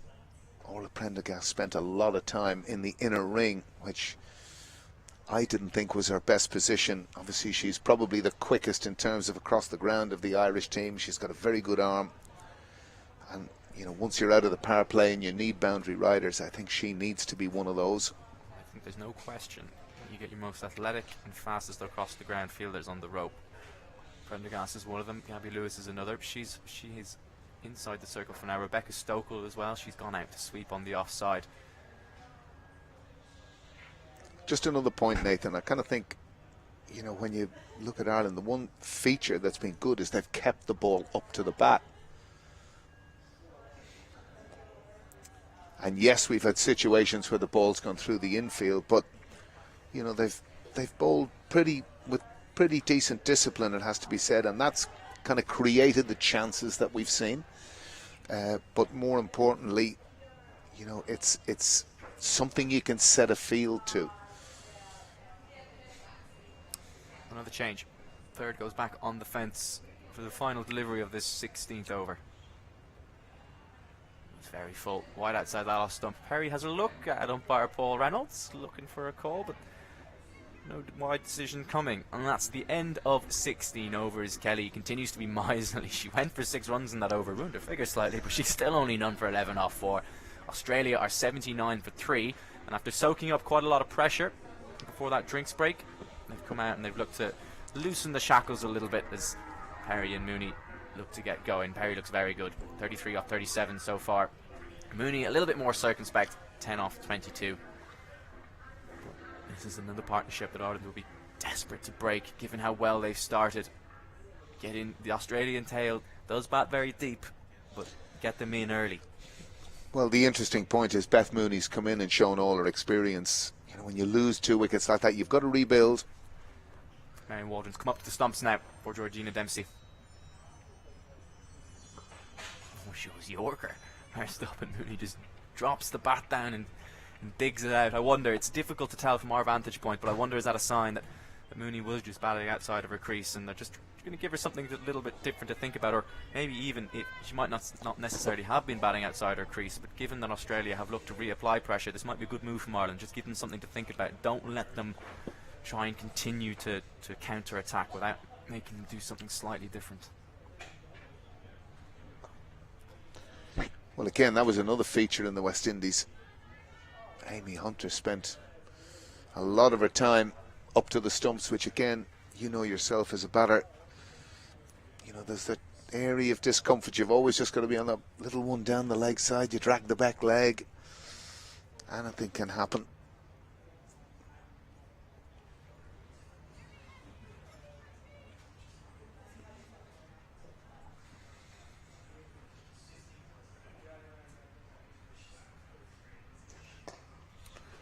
It was interesting, Nathan, at toss time I was talking to Laura Delany about excitement. You're playing the world champions.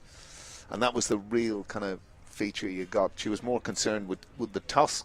She's not greatest at tossing the coin. She was asking Alyssa Healy for some advice on how she could get the thing spinning. She gets more hassled about that anything else. But you can kind of clearly see that through this opening passage of play into the 17th over, and Ireland have done overall very well.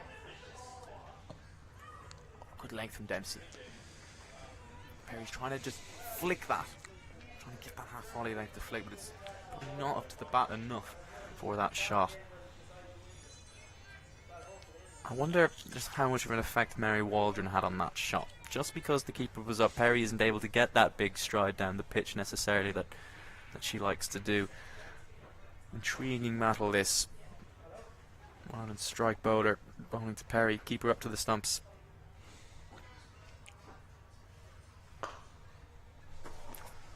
Driven hard through the offside. This time Prendergast will be able to cut it off. She does well to keep that to a single. And there's all the Prendergast value as a sweeper. Lots of times saw in the West Indies series where she wasn't on the boundary, there was a lot of twos. Rebecca Stokel actually did very well as a boundary rider in the West Indies. And again, it's such a kind of pivotal position, particularly in the women's game. Because they look at throwing. Who are the stronger throwing arms? And of course Orla is one of those. Dempsey just straying a little bit. One criticism that you would have of her in this spell is that when the left-hander has been on strike, she's struggled to stay away from those pads, or if not straight down the leg side, and it's not the first time she's done that today.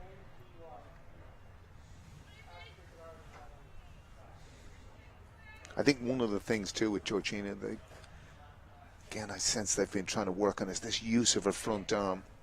Front arm kind of pulls away quite quickly there, and you can see it. She bowls heavily with obviously her bowling arm, but as we all know, you know, that all that talk about that strength of that left side, in her case getting that lever down, you know, to create that rhythm. It's the end of the 17th. Australia 83 for 3 and rebuilding.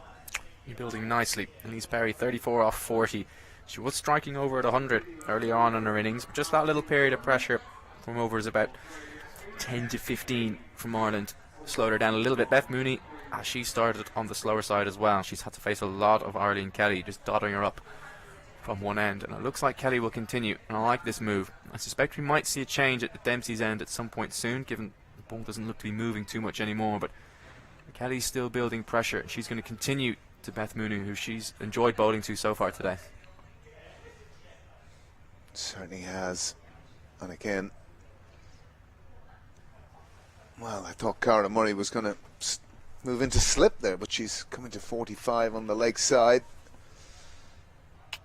Yeah, once again, Ireland tinkering with the field. You just sense Lord Delany just can't quite settle on what the right field is, and that's short and pulled on the front foot. There's work to do for Rebecca Stokel out deep square leg. It's a big boundary out there. She comes around, keeps it down to 2. Well, you see, it's quite interesting. You kind of sense that's getting into a defensive mindset, when really, from an Irish point of view, if they could press for a wicket, and again that field for Beth Mooney initially to me looked so good outside of what we spoke about, deep square leg, you know, that's the type of gamble you might take to get a wicket. Oh, flicked, and it was aerial. Not in control of that shot was Beth Mooney, but it's wide of Cara Murray at 45, and Rebecca Stokel is busy once again out on the leg side. Another couple for Beth Mooney.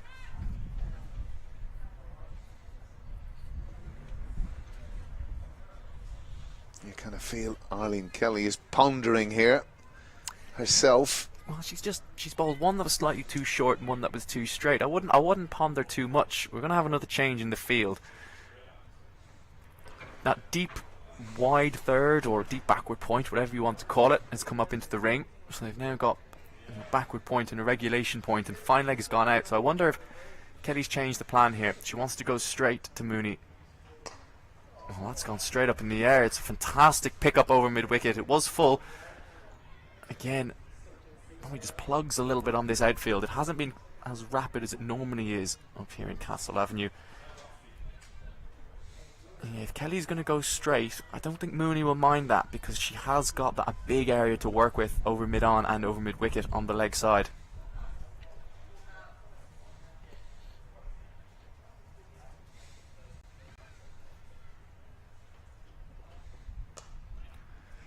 Another strong shot on the front foot, straight to Gaby Lewis at extra cover.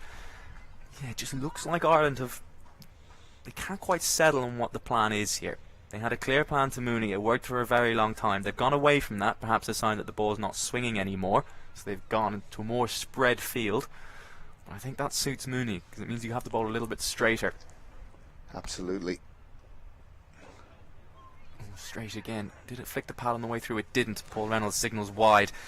I wonder, I know the ball might not be swinging, but when you had the protection out there at deep point, I almost would have said just keep with that plan and just keep frustrating her, because then if she does play her good shot outside and off stump, she does still only get one for it, and you can just see the change of plan has muddled Kelly a little bit. She's straight onto the pads, she's straight down the leg side. She was very full this time. Ava Canning does the fielding at mid-on. Again, an interesting one, Nathan, from the West Indies series, much along those lines. Ava Canning in the last had bowled 6 overs for 9 runs and had each West Indian batter under enormous pressure. I think Stefanie Taylor was 7 off 31. And again, you look at it in the context of the match, she should have really bowled through. Full again, driven down the ground, and this time it's in the gap. Mooney just leans on that one nicely, times it beautifully, picks the gap through mid-off. It's a boundary to end the 18th over. An expensive one off Kelly. 11 off it. It's 94 for 3. And all of a sudden, after Ireland's little purple patch, Australia, you have to say, are back on top. Yeah, full floated up there from Kelly. Just a little bit too full. Ireland not quite losing their way, but certainly looking a little bit more muddled of what the plans are. But I like this move from Laura Delany. She's responded by bringing Orla Prendergast back into the attack. She's going to give her strike bowler an over or two here, just to keep asking the questions of Australia. Now, to this point we've had a diet of seam, but again I agree with you, maybe look to force the wicket again. You possibly like to see, with that in mind, a slip in. Prendergast challenged in an opening spell in that area, catch dropped, that slip not too expensive. Litchfield fell soon after, but these are the moments, these are the things.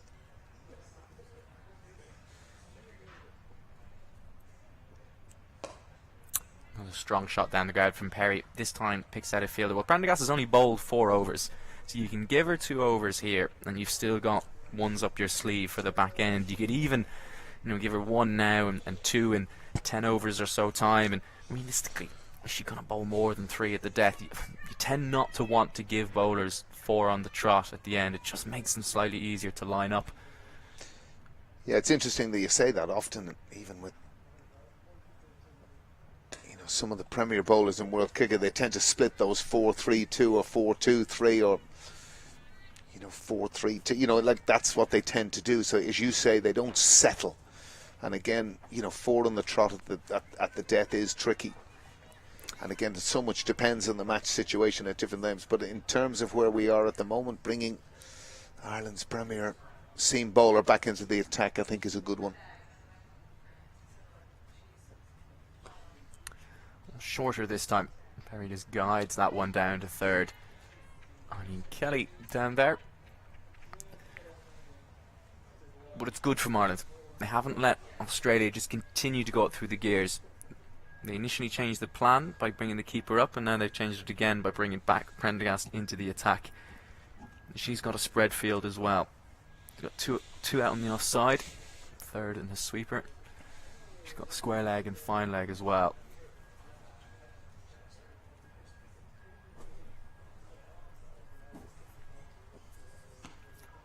Thunders into the pad. Just that extra pace. Mooney had Georgina Dempsey swinging it into the pad. It's not that Dempsey is slow by any stretch of the imagination, but a gentler pace than Prendergast. She was rushed on that delivery.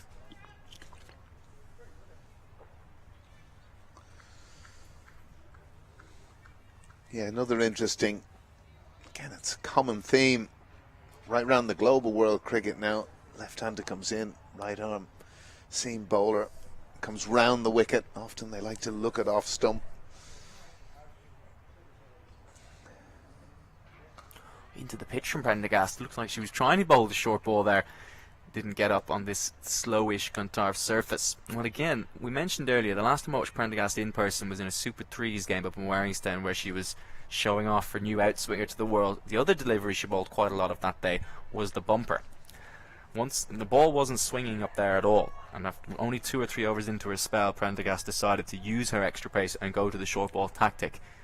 She bowled well then, but I do have a sneaky suspicion the Australians will be more comfortable with the short ball deliveries than the Scorchers were on that day. Well, she has a good bumper. Takes us to the end of the 19th. Australia 96 for 3. Well, we're going to see another change. For the first time today, we're going to see some spin. Ireland's leg spinner Karen Murray has come into the attack, and this is a big moment in the game.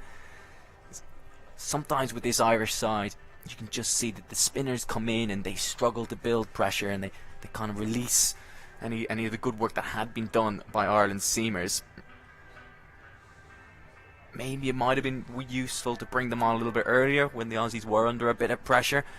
So now Karen Murray's going to come on, and with Ellyse Perry and Beth Mooney having ridden out the storm of the damage of Georgina Dempsey in particular and Arlene Kelly's miserly spell, they're not going to want to let Karen Murray settle here.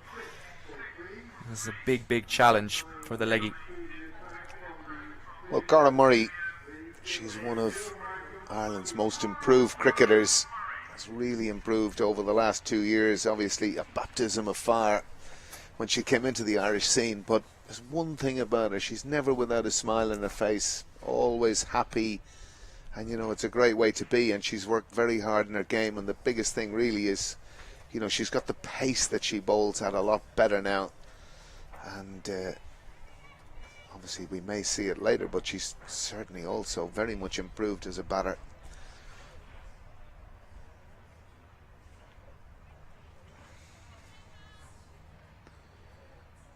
So first sign of spin, 20th over.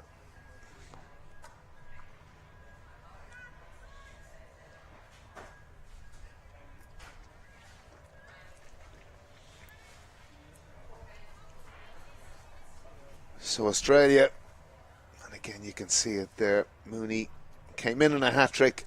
She's shown all her experience, 24 from 34. That sluggishness at the beginning, no real issue. Rebuild was the key, and Australia have rebuilt very well.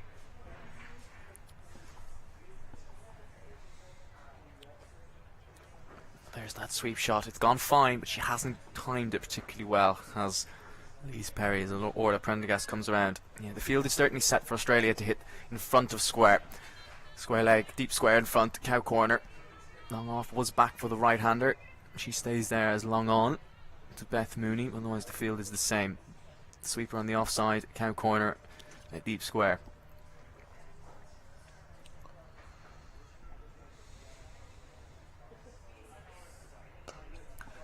Well, Karen Murray's hit her leg straight away. How often do you see with leg spinners, they just take an over or two to settle? You get a few drag downs early on. Her first 3 deliveries, she's been tossing the ball up nicely.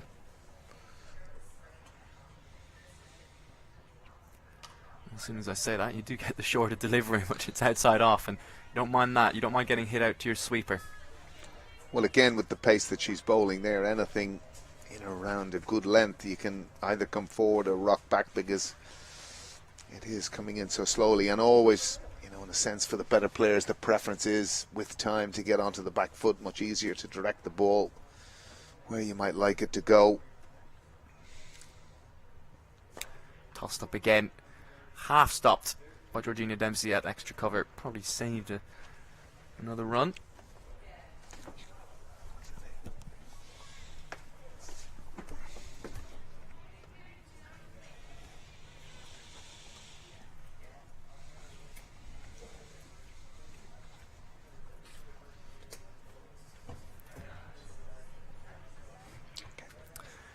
Change of the field. Mid-wicket, who was saving one inside the ring, has come over to the offside. They've now got 2 fielders behind square at point. Dragged down and pulled into the leg side, but once again Murray gets hit out to her sweeper.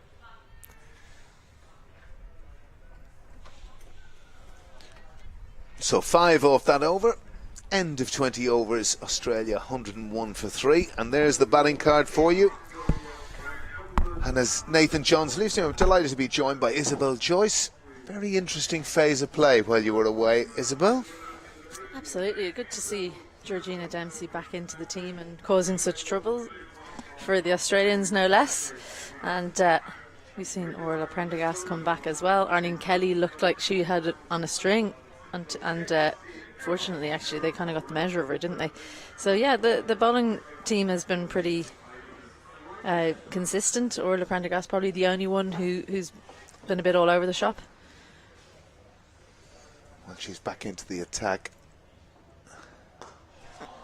And she's been duly pumped straight over long off for 6. Fantastic shot from Beth Mooney, who really has shown all her experience, knowledge and know-how. Came in under a certain degree of pressure, has settled in beautifully well with Perry, and this is imperious from her. And dispatched too full, had a little bit of width as well, and that allowed Mooney to get her hands through the ball. A chastening shot for the fast bowler.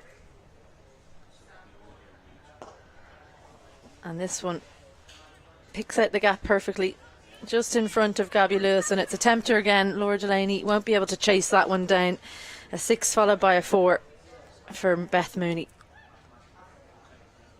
Yes, we spoke earlier, Nathan, in terms of the idea of bringing Orla Prendergast back into the attack, which we felt was a good one. At the end of the day, she's Ireland's premier seamer, but she's just struggled a wee bit for line in particular. And again, Mooney showing her class. A little bit more effort into that delivery, really bowled that into the pitch, Orla Prendergast, and she's probably probably is the only bowler in the attack that has that ability to just get the extra few yards and push the batters onto the back foot. Well, obviously we spoke about July being April, Izzy, but the pitch has played well.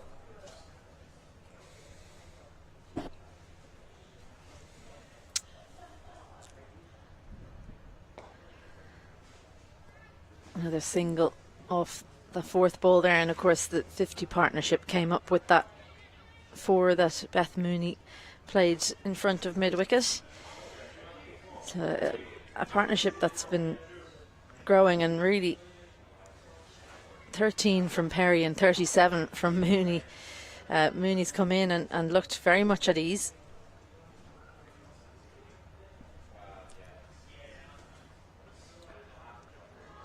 Just feeling for the ball there. Ellyse Perry held on its line from Orla Prendergast, and she even pushed at it, gave it every chance to take the edge. Well, you're going to play and miss. If you stay at the wicket long enough, you're going to have moments where you do, but there's just something joyous about watching Ellyse Perry bat. Just so technically strong in the real important areas, through the offside straight. Really, in many cases, minimises a lot of risk. And it was something, having been away, Isabel, in the West Indies, watching Healy Matthews, same. 3 incredibly powerful scoring areas that she just uses. And Ellyse Perry's somewhat similar. And she's been a kind of a mainstay, in many cases, kind of rebuilding Australian innings. She's such a high-quality player. And, of course, now it's like a role reversal, in a sense, with Mooney batting at 5. Perry is probably in a position that I think she should be in for Australia in any case. But there it be, they've just got such an abundance of riches. That's spot on. 21 gone now, and Australia looking a bit more comfortable now with these two at the crease. 113 for 3. They're a team that has, it feels like they just shuffle the pack with such ease. People come in and out with no problem at all. Alana King missing out today, and she was really impressive over the last few weeks. Full toss, and Perry shuffles down, gets it high on the bat, but a good swing, and another maximum to her name. Well, there's another big example of Ellyse Perry. She's so powerful in that area, and again, it's something we saw a lot through the Ashes series, the number of 6s that are hit straight. And of course, this is, with the advent of T20 cricket, just the ball striking has improved so much.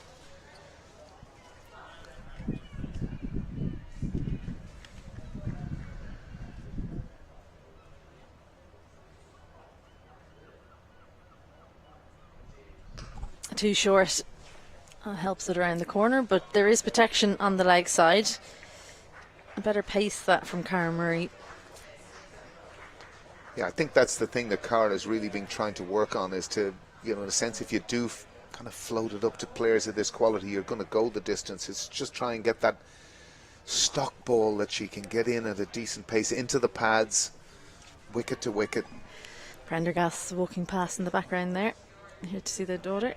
Yeah, good pace that. But Beth Mooney's footwork is immaculate, straight onto the back foot, and it is something that the Australians are going to be very strong at, isn't it? With the way that their wickets play over in their part of the world, a lot harder, a lot more used to going the back foot. Groundsman Brian McDermott said that he was talking to Shelley Nietzsche. She was kind of trying to get all of the information. He said he'd tell her one thing. That's well picked up by Perry. He said, I'm not going to give too much away, but this is the kind of wicket we get early on in the season. Tell your players, whatever you do, get onto the front foot. And I think it must be difficult as an Australian batter to persuade yourself that when you see the ball pitched a little bit shorter, and Tanya McGrath couldn't persuade herself enough. Chopped on, just didn't get up from Georgina Dempsey. So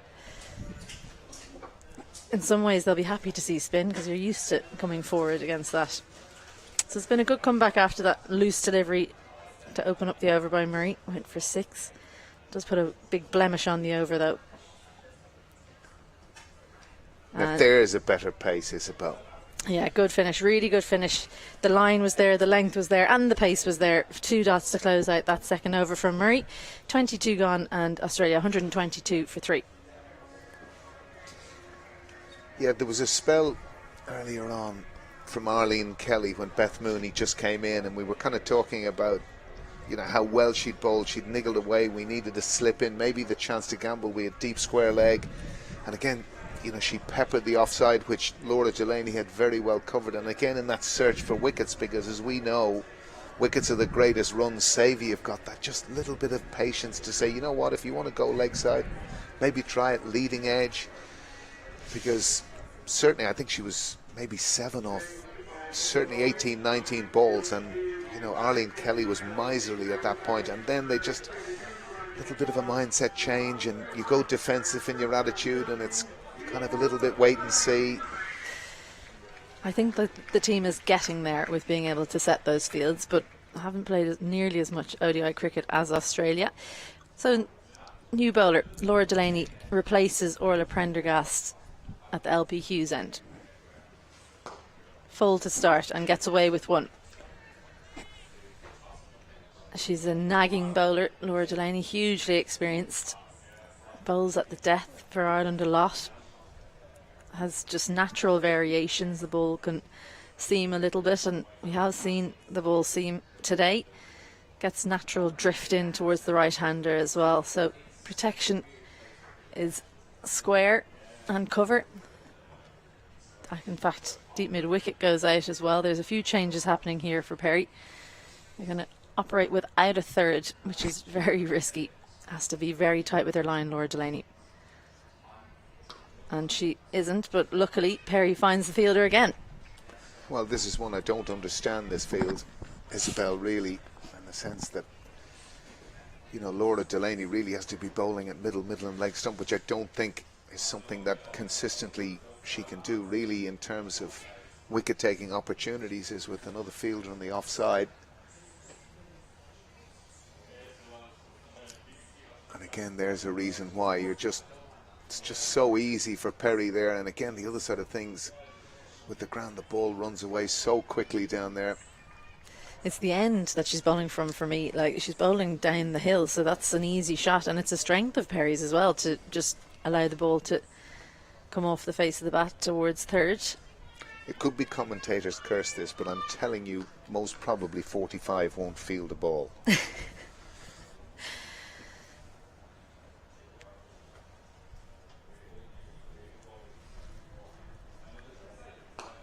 Well, I'd wager as well that square leg won't either, because Laura Delany bowls very full, and she tends to get hit, if anywhere, straight, and Perry is strong straight. So I'm hoping, for Ireland's sake, that their research says something different.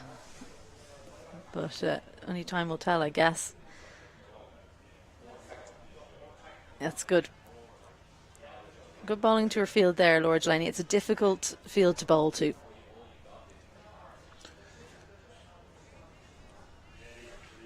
Well, we both agree on that. And sometimes it's funny, like Isabel, you obviously captained Ireland a lot. And when you're, in that world of particularly bowling, when will I bowl? When will someone else bowl? You spend more time, and it's interesting, even through the Ashes series, they're talking about Pat Cummins now.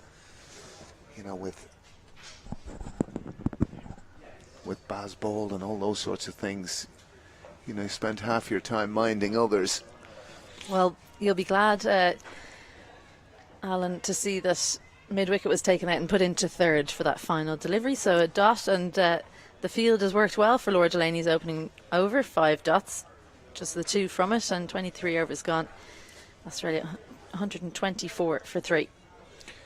Well, I agree with you, Isabel. I think Laura Delany can play a much bigger role with the ball, and even in the context of bowling at maybe 4th, 5th stump, harder enough to get away, block the area that they did for Beth Mooney with Arlene Kelly, and maybe just let them try and do something different. Let them try and play a reverse scoop. Let them do things, because players like Ellyse Perry don't actually do that terribly often. Mooney will, but Perry doesn't. She's a very orthodox player.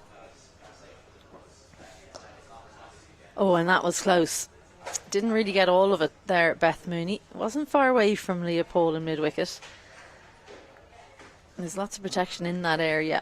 And I think that extra bit of pace that Murray's bowling with means that they can't really put the ball in the gap as easily as when she bowls that bit slower. That's a real plus for Cara Murray coming into this series.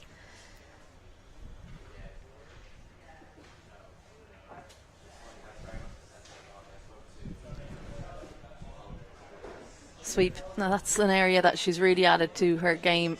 Ellyse Perry helped it backward of square. And one of the issues I think Ireland have, and Laura Delany has, is actually they've so many bowlers. And sometimes that can make things really difficult as captain. There's no... I talk to young captains about it, when there's a rhythm to your bowling lineup, when you get into the way that you usually set up, so you know who your opening bowler is, then such and such comes on and they usually bowl that. You know how it's going to go. So for young captains, especially at representative level, it can be really difficult, can't it? Because you want to bowl your friends, but you're told to bowl someone else, and you don't know about ends, and 10 bowlers bowl and you don't have enough time to fit them in. But it feels a little bit like that for Laura Delany in bowling herself. Well, it's interesting that you say that, because I did a piece with some kids as Perry goes to 50 from 59 deliveries. Beautiful to watch on the eye. Excellent innings, showing all her experience, and Mooney down to acknowledge that performance from her. But I was just talking about, worked with some kids with this It's Wicket, the Cricket Ireland competition. I was asking some of them, well, what do you do? I'm an all-rounder. Everyone's an all-rounder. So... Well, didn't hit that well. Orla Prendergast thought she could get there, and if anyone could, it would be her. She's the quickest in the team, but even she can't make it. Well, I think in girls and women's cricket especially, your top players are always all-rounders. The top 4 do everything, don't they?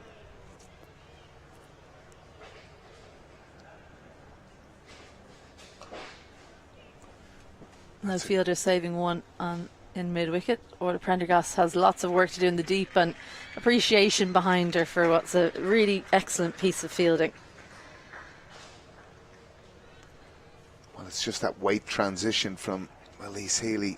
She forces the ball, but she forces the ball with such power.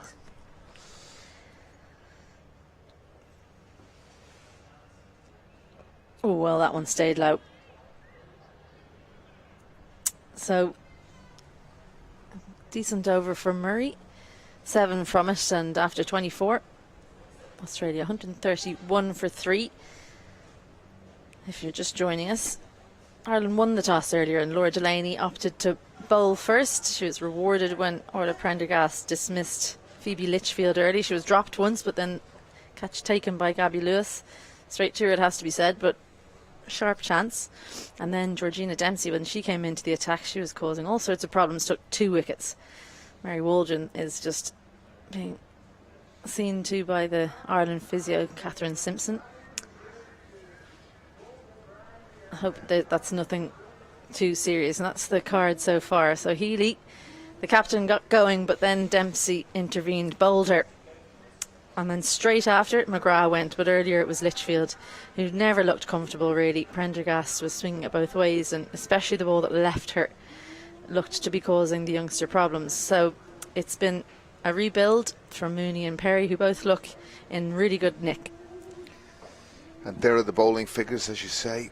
Just Orla Prendergast a little bit wayward early on. Certainly Ava Canning didn't deserve those figures. She bowled better than those statistics show, and of course Dempsey, the wicket taker, full of excitement. She's a great habit of getting big players out, and again today another 2 in her locker. Ellyse Healy again, of course, trapped her LBW and Breedy the series last year, and Talia McGrath, who hasn't by her own standards been in the best of form, dragged on. She was on a hat-trick. Arlene Kelly miserly at the beginning, and again this mid-inning stage now so important that maybe Ireland can force to get another wicket, but really it's been the experience of these 2 high quality players. And you look down that batting lineup, Isabel, like Ash Gardner is next.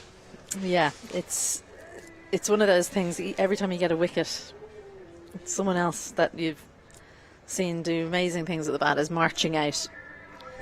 Well, of course the other talking point is, like, Kimmy's playing today for Australia. Marvellous achievement, really, everything that she's kind of done, taking the risk that she did, and of course bowling, she's going to be bowling to so many of her pals here who she's played with in the Irish team. Yeah, she's these are perfect conditions for her bowling as well, I have to say, unfortunately for the Irish girls. Likes to bowl with the seam up and can get it to move both ways off the pitch. But that'll be later, and hopefully we'll get to see her with bat in hand. As I said earlier, I think she'll be right down the order, so if we get to her, it means we've done well. So Laura Delany bowling her second over. The field now for Mooney is point and third. Cover is out. 2 fielders in the deep on the leg side, so no one behind square on the leg side. Well, defensively that's a much better field, Isabel. Well, she's kind of got 2 leading edges there. Beth Mooney doesn't look comfortable against the Ireland skipper at all.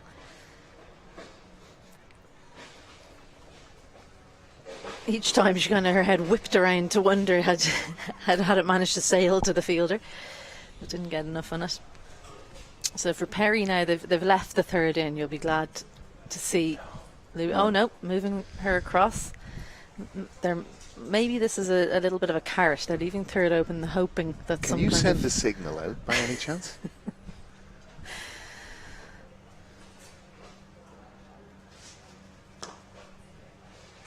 Just popped over Laura Delany, scampering through for a single. This is the kind of phase in the game where, as fielders, you're hoping that Mooney is dismissed, because every single ball, everyone in the field nearly is having to move. Yes, they're scattering far and wide.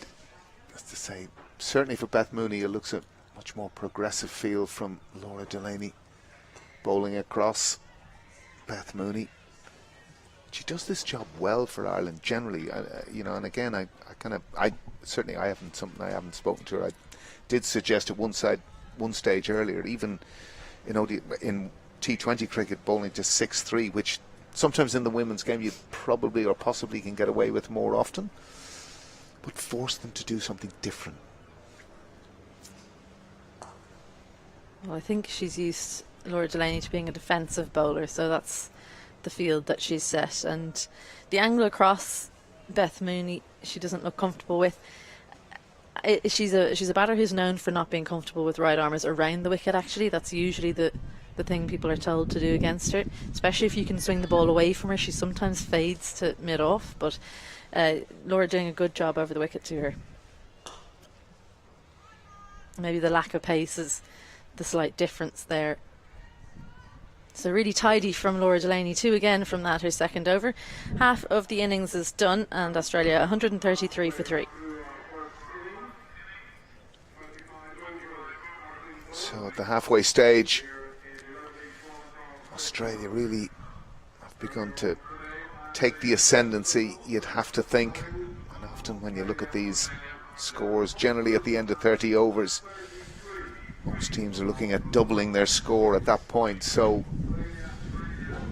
I don't necessarily think Ireland have done badly. I think they've done reasonably well. They've had their chances, but they're up against a powerhouse here. There's no doubt about that. But these are the games you want to play, Isabel. These are the challenges you want to set for yourself.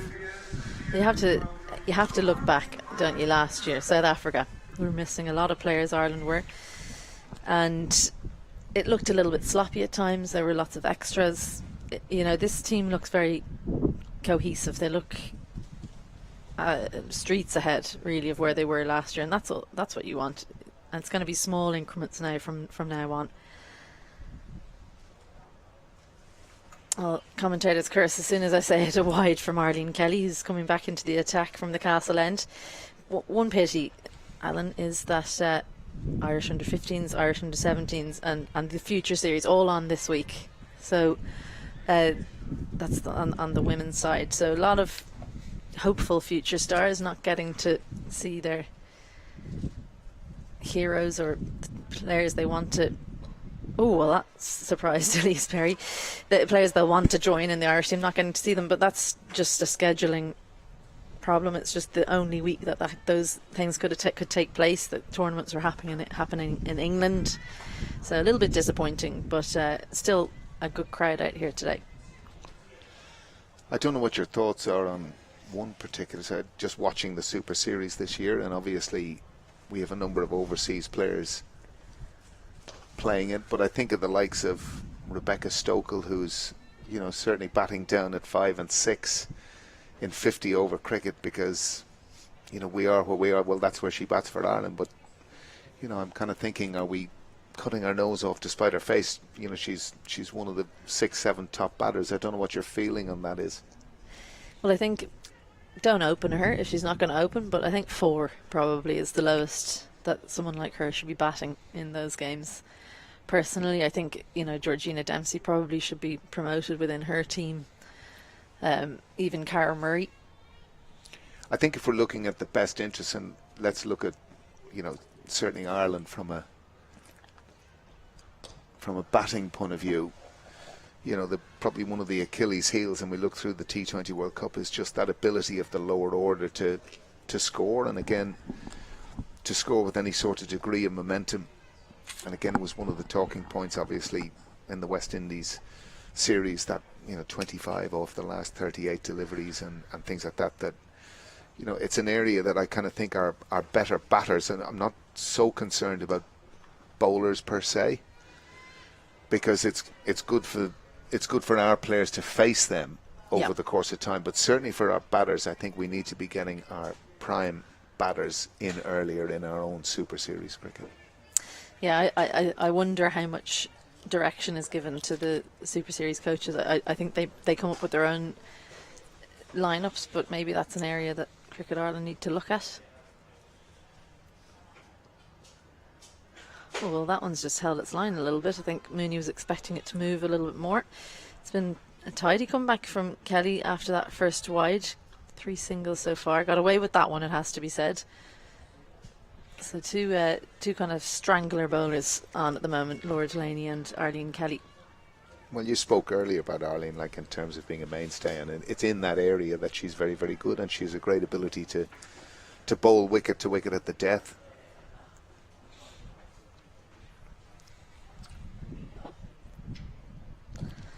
Well, that's a poor delivery, and again she's got away with it. Beth Mooney, can't quite believe she's missed out there. It's an area that she's usually so strong at, putting away the poor delivery, but Arlene Kelly comes away unscathed as that closes the 26th over. Australia 137 for 3. These last few overs have just tightened up a little bit for Ireland, and we might see maybe some risks being taken soon, do you think, Alan, considering how long the batting lineup is? Or do you think they'll just take it to 40 and then... I think they'll, yes, I think certainly the next 10 overs they'll keep going the way they're going, and then, you know, you're in the lineup for a hitting contest with what's to come, because that was one of the areas, Annabelle Sutherland in particular through the Ashes series, my goodness, her improvement. She's got stronger, and again this whole area of bat swing, the way she hits so beautifully down the ground. And I'm not going to say like not filling a void in the Australian, because you know they don't have too many voids, but she was so good and was like obviously instrumental. And it was interesting, even I said that to Ellyse Healy at the toss, was it a bit of bittersweet really, because now I didn't mention the fact that you lost 4 of the last 5 games, but I kind of said well, we came to retain the Ashes, but yes, it was tinged with a bit of disappointment. Lovely footwork and perfect placement. They kept her quiet for a while there, Ireland, but Mooney, well, you can't keep her down for long. It's a classical stroke between mid-off and extra for 4. Well, with mid-off and mid-on up, it just became too inviting. Just giving herself that wee bit of room, threading it through wide of Leah Paul there, and mid-off, and they don't really wait too long, Isabel, for those types of opportunities to emerge when mid-off and mid-on are in. Well, that bit of a hack, that one. Eyeing up her 50 maybe. Beth Mooney, she knows she's a hit away. I think her body language would have suggested that was a hack. Yes, I'd agree with that. Delany done well so far. Only 9 runs conceded from her spell so far. Skipper. Footwork again, they're going to take on Murray. Shy at the stumps, I think she was home. You sounded like you were doing a football interview there. Delany done well. She done well. The lad's done well. The lad done well. Australia closing in on the 150 mark. Perry on 50, Mooney almost on 50. It's looking a little bit more like the Australia we're used to than it was looking at 80 for 3.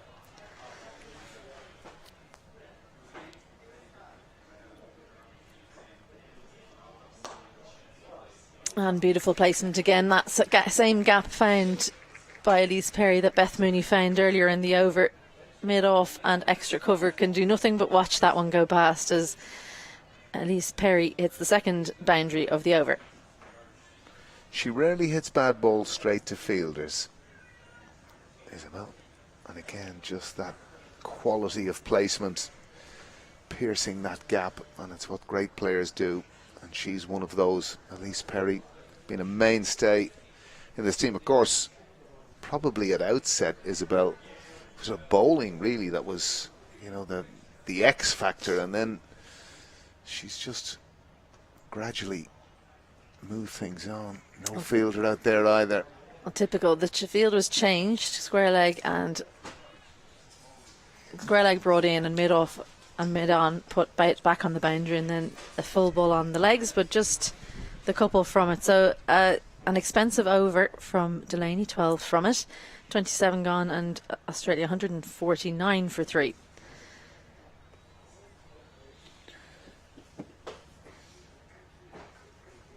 Ireland really in need of a wicket, Isabel. You kind of feel as the momentum gathers for Australia, it's a question of where, and this is this type of thing. Where are we going to, in a sense, challenge a little bit by taking that little bit of risk in pursuit of a wicket? Try and slow this run rate down. It might be time to bring Leah Paul into the attack, left arm spin.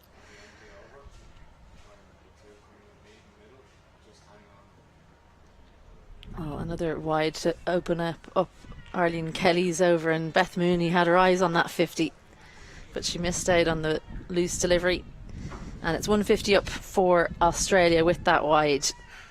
So it's business as usual for the world champions.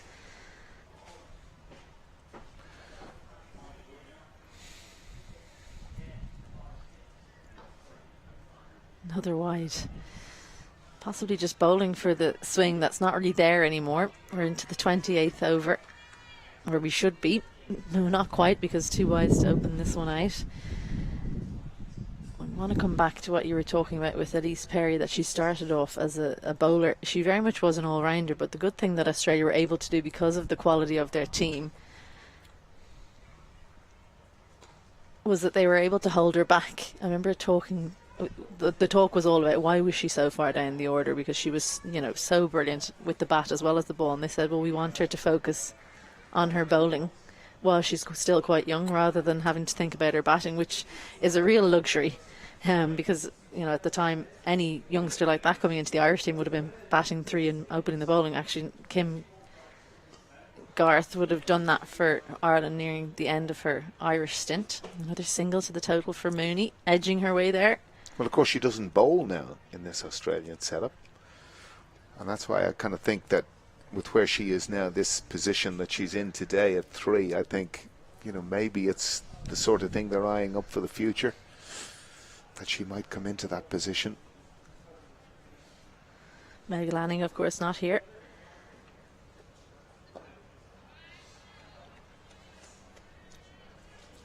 Amazing to think how dominant they can be without, I mean, who I think is the best batter in the world. Just not involved at the moment. So hard to bowl at. I'd say probably the most difficult I've ever bowled against anyway.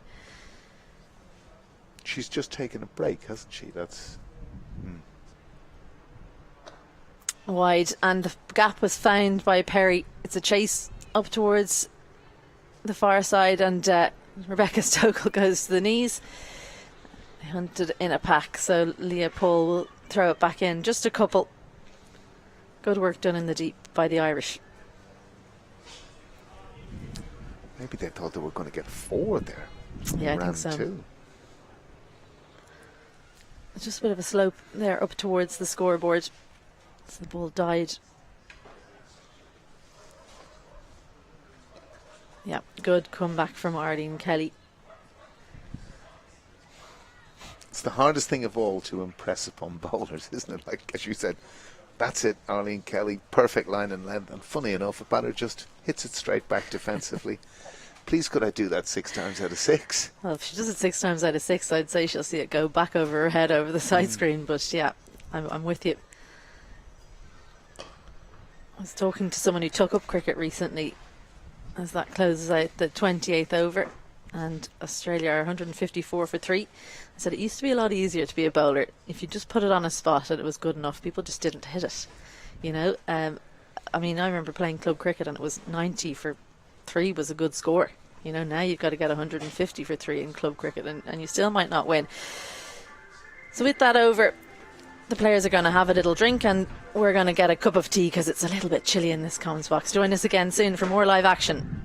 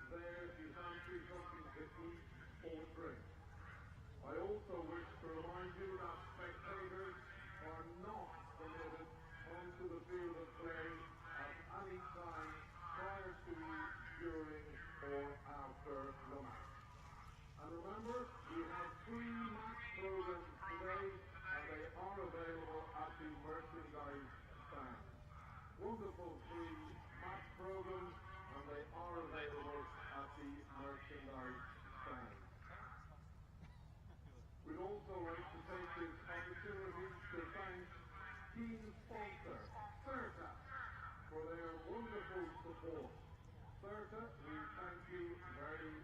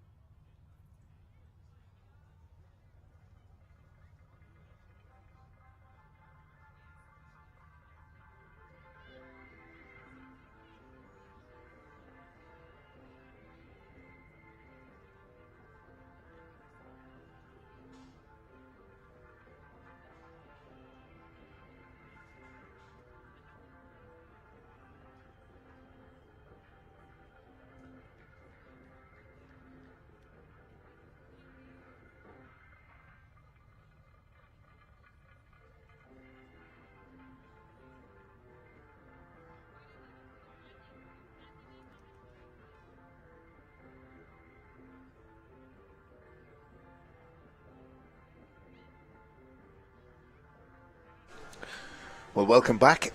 Australia resuming on 154 for 3, having been 67 for 3, so a real good rebuild. Beth Mooney, too short of a 50, and this partnership is about 4 short of a 100 partnership. Georgina Dempsey returns.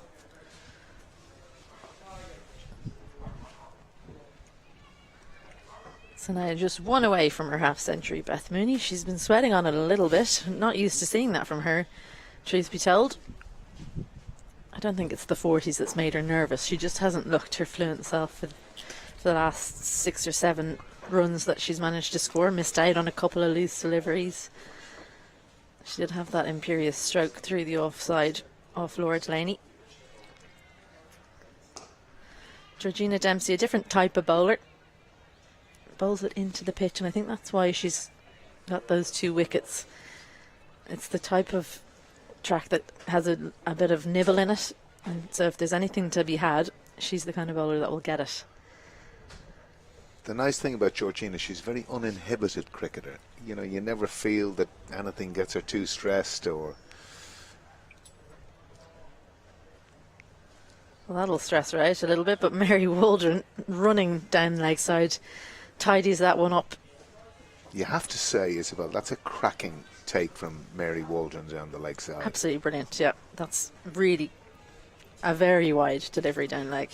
And it was funny, again, having been in the West Indies, like she was obviously hurting, having been left out, and she's kept well today, Mary.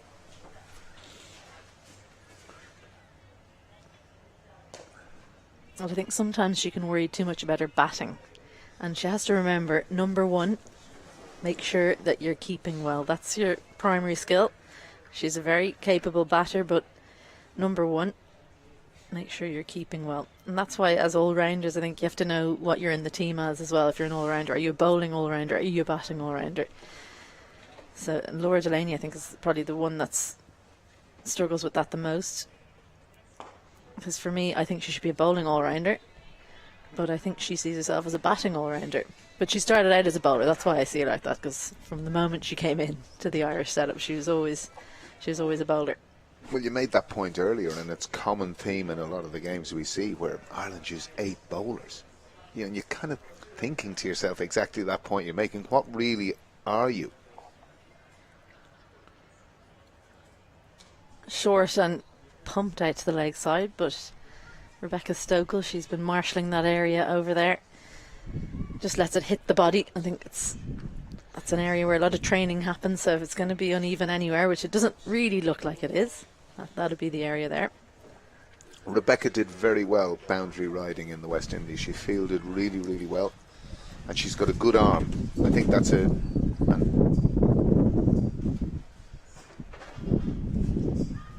wind has picked up here, Isabel, no end. I don't know whether you're getting any... Our viewers are feeling that. So another over goes by without Mooney passing the half century. Dempsey comes back and just 3 from the over. 29 gone, Australia 157 for 3. One area that Ireland, the number of bowlers they use, that can be a strength for Delany, is she can keep on shuffling the pack. Short, sharp spells, so that the Australians can't get too used to any bowlers. We saw a long spell from... Well, we only saw 4 over spells, from Orla Prendergast and Ava Canning up the top. So 1 away from 100 partnership for these 2, and 1 away for Mooney. Well, again, it's probably hard for Orla to a certain extent. You know, she's batting at 3 on the side. Obviously, she hit the World Cup in a blaze of glory, did fantastically well. But again, when you've got that constant on your show, and it was interesting you were talking about Ellyse Perry, because most of the time you would have talked about Orla Prendergast being the bowler, not the batter. And obviously the World Cup, she exploded the way she did. Cara Murray now back into the attack, lifted into the leg side, well directed down towards the tents, and her first delivery of her second spell goes for 4. That's the 100 partnership for those 2, and it's been a really good comeback for Australia. Having been 67 for 3, they're now 163 for 3. Well, you're seeing real class here. Good footwork again.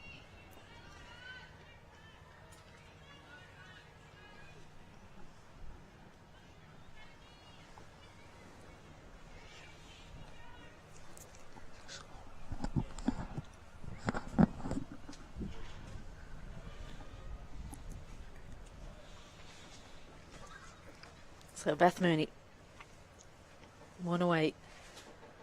And out, 49 and out. Used her feet, the turn, took the inside edge. Cara Murray back into the attack and takes the wicket. That's the breakthrough Ireland we're looking for. And on 49, Mooney perishes. Well, that's exactly what Ireland needed at this point, and a super delivery from Cara Murray there. And again, it's that type of pace that we're talking about, that in-between. And it's something that's going to be a constant for Cara, who's one of the most improved cricketers in this team, that she's going to continue to look at. But this was a thing of beauty. Beautiful delivery to Steve Mooney in the air. Came down the wicket, and again, as you say, a lot of turn there. And it is one of the things we've got to think at the other end. Georgia Wareham, Jess Jonathan. There is going to be some purchase in this pitch. So Beth Mooney goes for 49. Next in, Ashley Gardner, if you don't mind. Well, excitement as Cara Murray took her first wicket of the day. Good drop, and Beth Mooney decided she'd go on the attack to get her 50. Wasn't there, was too far away from her body, and just inside edge onto her stumps.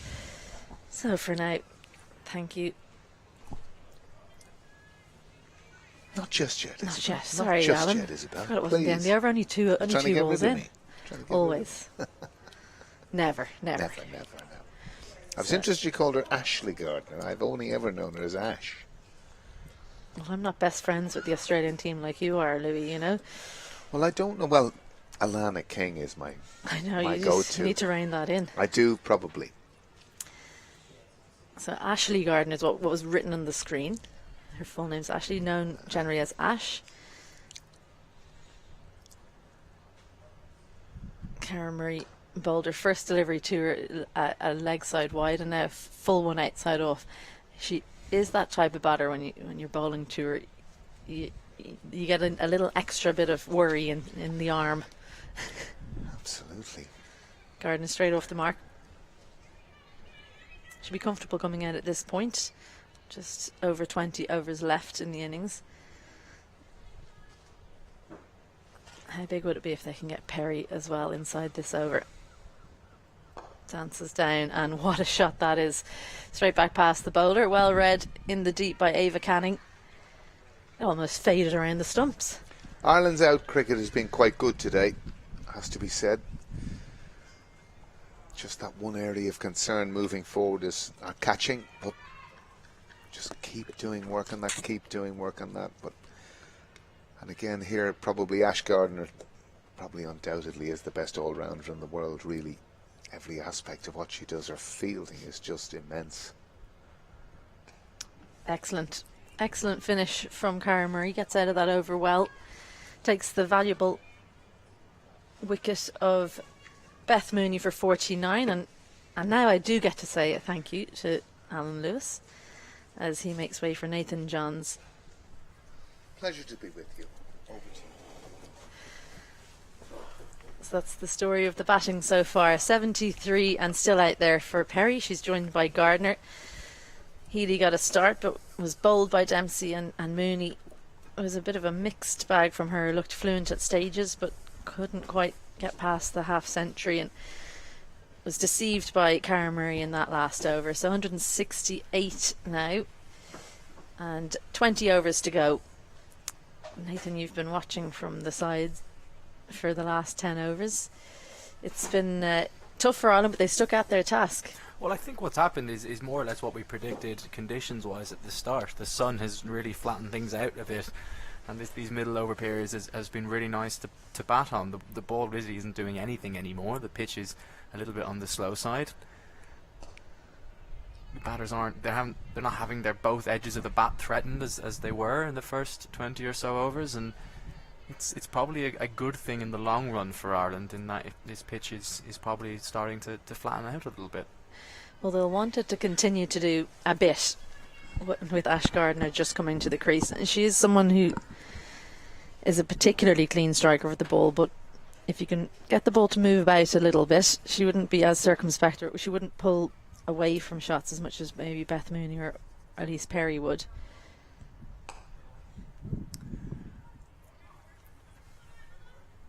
And the good news for Ireland as well is the left-handers out, so all that moving in the field, apart from just moves that are made based on the strengths of the two batters, well, they'll get a little bit of a rest when the change of over, apart from the change of over. It did look like a little bit they just got caught in two minds ever so slightly with what fields they were setting for the left-right combinations, and probably trying to kind of execute 2 or 3 plans at once with certain fields, so things should get easier now. It's chipped in the air, but chipped straight into the gap. Not the most convincing of strokes from Ellyse Perry. She gets away with that one. It's still a little bit too paced, and especially for Georgina Dempsey. She's someone who bowls quite a heavy ball. What I mean by that is she tends to hit the pitch as opposed to your kind of swing bowlers like Ava Canning or Arlene Kelly that kiss the pitch as they bowl.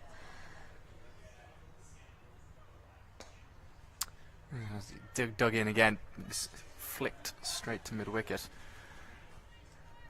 I think she's the right bowler to have on against Ash Gardner. Don't think she'll be as comfortable against her as she would be against plenty of other Irish bowlers.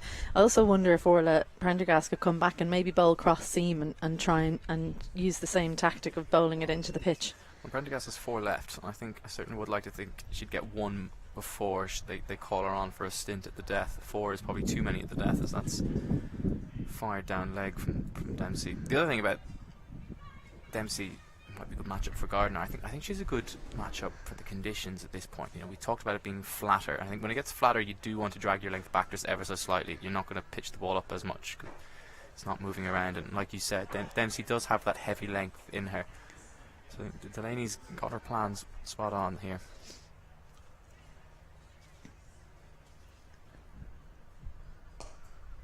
Well, I wonder as well if they'll bring Ava Canning back, because when the ball's not swinging as much, I'm not sure whether she has the skills for the back end when the pitch is flattening out. I don't know. She might, is what I'm saying. Well, I think if that's the case, it would make more sense to bowl her now in the middle part of the game. I mean, Alan was saying there when he was out in the Caribbean following them out there, he would have liked to have seen Ava bowl more outside the power play. That's where she bowls most of her overs. It's a gorgeous flick shot through the leg side. Pierces the gap and will run away to the fence, it looks like, despite the despairing dive of Rebecca Stokel. It's yet another boundary for Ellyse Perry. Yeah, not what you want to 4 to close out your over.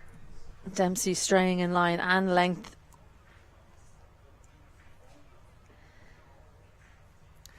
She's been good off her pads all day, has Perry. She's particularly good off her pads when it's full, not so much when it's short. Well, that one was full and down leg side, and Rebecca Stokel, well, I think it was one of those where she nearly did that to stop more than anything else. And put in the dive so you don't get given out to. I'm sure that's not the case. So 31 overs gone. Australia 176 for 4. Perry 78 and Gardner 4, and these two will know each other very well. Play a lot of cricket together at home. Of course, Ellyse Perry has moved to Victoria, but played for New South Wales for a long time, along with Gardner. They played for the Sixers together for a long time, and we're just having a slight delay because Mary Waldron's having some issues with her calf, it's looking like. So Catherine Simpson back out on field to take a look. Yeah, just trying to put some weight on that left calf, it looks like.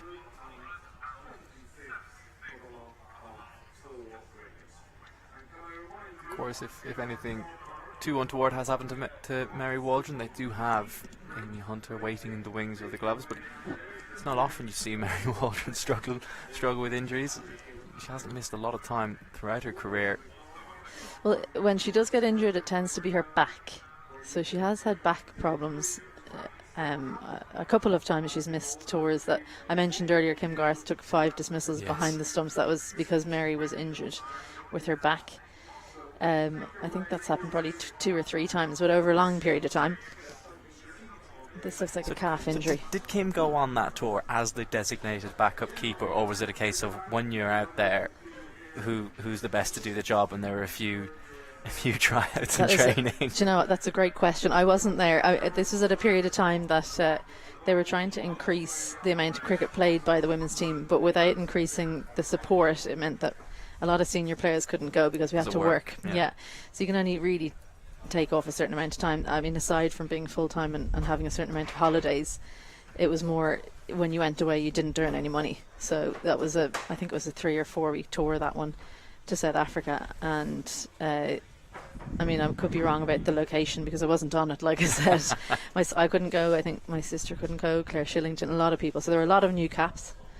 Kim wasn't one of the new caps, but maybe I think she might have had an injury that's kept her from bowling. I think that might be it. Okay. So she took the gloves, and she's pretty good, actually.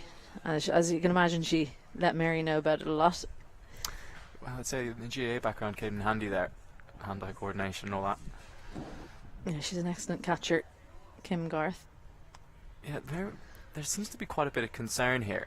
The physio's still on the pitch. Laura Delany's having a long chat with Mary Waldron now, and they're trying to figure out what's going on. And Amy Hunter has actually gone off. Amy Hunter, it looks like she's gone to get her pads, and Mary Waldron is indeed walking off. Well, this is a blow for Ireland. Yeah, well, Lulu Little is coming on the field as a sub-fielder. So I think the decision has been made. Mary Waldron's going to step up. Maybe it's thinking about we'll need her to bat later. Maybe, yeah.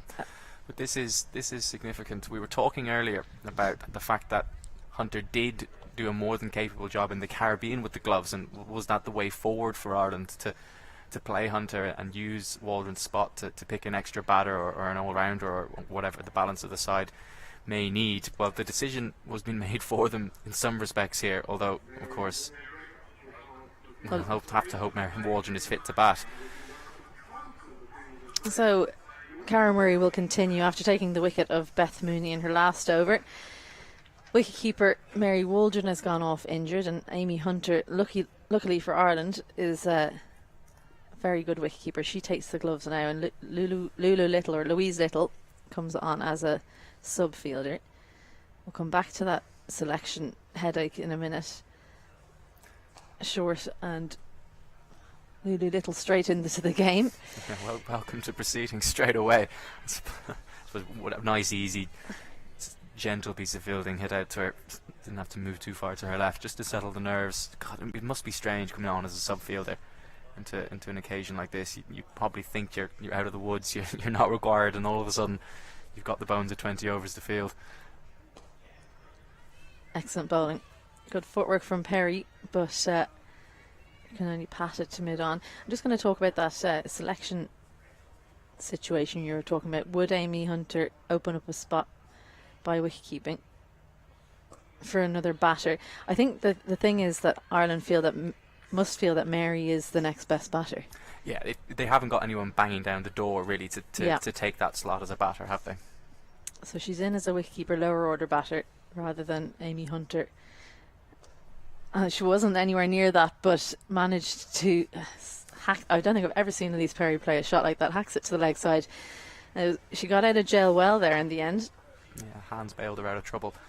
I think it makes a lot of sense in the T20 side, perhaps, where you can pick one of those all-rounders who's a little bit more aggressive in that 6 and 7 slot instead of Waldron, who is probably more suited to the longer format. But I think for now, certainly, Waldron is still going. She's obviously towards the back end of her career, but while she's still going, and they haven't necessarily got the options to come in and bat and replace her, I think you're right.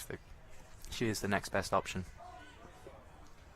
Cara Murray gained confidence from that wicket she took of Beth Mooney on 49.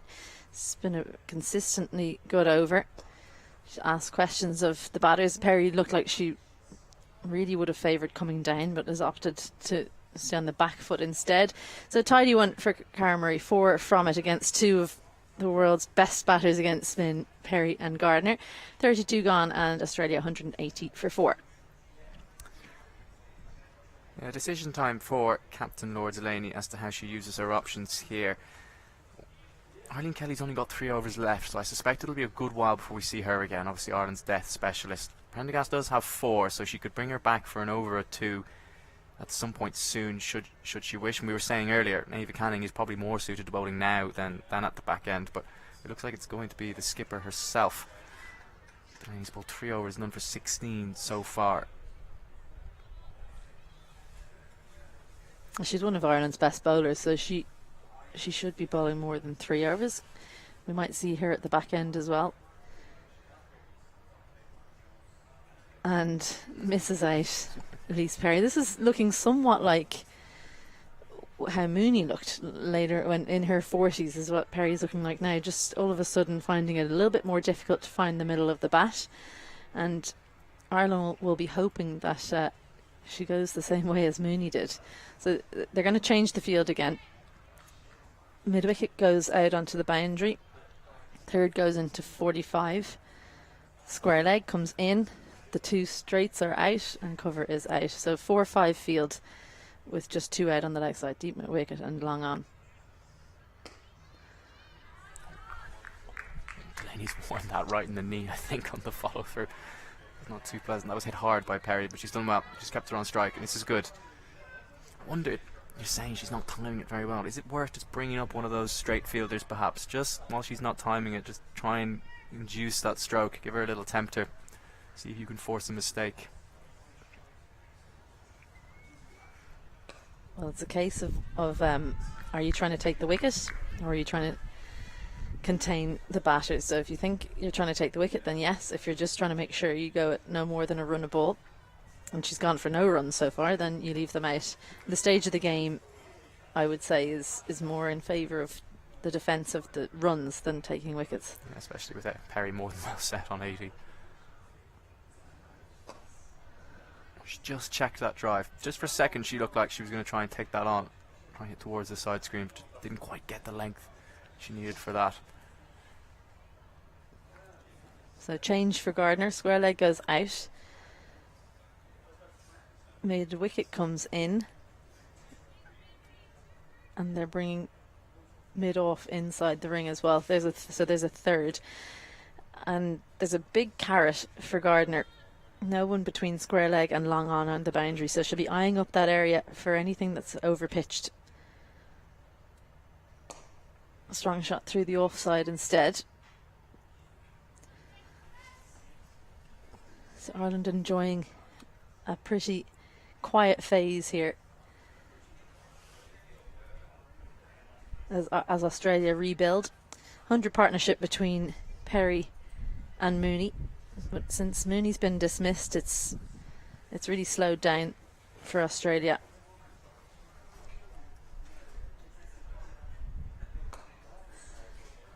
Three singles to close out. A really good over from Laura Delany, 3 from her 4th, and after 33, Australia are 183 for 4. I can just think of some friends of mine that I met in South Africa when doing the Under-19 World Cup will be laughing at me calling that score 33 of 183. Us Irish people with our THs. But Perry and Gardner, really impressive from the Irish bowling attack that they can keep them so quiet. Yeah, Delany's bowled a good over there. They always say, don't you, at this stage of the game, just you don't mind getting hit hard to your sweepers. I think Delany's done well there. When she did miss, she missed just good length outside off, and she got cut or punched on the back foot. Through to the sweeper as Perry comes down the track again. It's hit very straight, but Canning is able to come around and cut that one off. Good start to the over again from Cara Murray. She was guilty of a few floaty deliveries to open up some of her earlier overs, but seems to be into her work now. Yeah, she's definitely got more energy through the crease and on the ball as well. And it's good to see her hold her nerve. Perry's used her feet and almost every other delivery to her, but yet mid-on is still up inside the circle. She's still inviting her to play that shot. That's very short, and that's hit out into the leg side. It looks like it's in the gap. One bounce over the rope. Such a strong player off the back foot, Ash Gardner. This would have rushed plenty of players, but she has such amazing strength. Managed to get it between the 2 fielders in the deep. Yeah, placed well. Orla Prendergast wasn't a million miles away. I wonder if she just slowed up a little bit. I think she struggled to judge that one. It was a little bit closer than she thought it was. This one is pulled again, but it's straight to Little out a deep square. Yeah, Murray's just dragged her length back a little bit to Gardner. Given how deep she's getting in her crease, and she can afford to give it a bit more air. There's the full toss. Not that much air. And no fielder out at long on, but they wouldn't have chased that down anyway. The placement has been excellent so far today from Perry as she closes in on another century to her name. 89 now for her. And it's difficult, I guess, for a leg spinner to go from bowling that flatter, quicker delivery to giving it more flight. Gave it too much on that occasion. And real drag down. That's the change-up that Cara Murray has. I think she's got it the wrong way around. I think she's almost better off tossing it up to Gardner, who's looking to play on the back foot as much as possible, whereas Perry's looking to come at her all the time. That kind of quicker, flatter length is almost better served to Perry, given how she's tried to use her feet so often. And this time Gardner does use her feet, and she has beaten mid-on, who's in the circle. Prendergast will try and come round, but she can't cut it off. It's another boundary through mid-on. Brings us at the end of the 34th. 200 up for Australia. 3 boundaries in that over from Cara Murray. Australia 200 for 4. 17 from the over. This is the last 4 of the lot. An unconvincing stroke from Gardner, but the strength is there to hit it past Laura Delany at mid-on. 2 very difficult batters to bowl to, and Cara Murray found that one tough. 200 up with 16 to go. Laura Delany will have to bowl this over, and meanwhile think presumably who she's going to replace Cara Murray with. Is she's gone for 53 and 6 to get the valuable wicket of Beth Mooney, but it was expensive in that final over there of her 6 overs so far.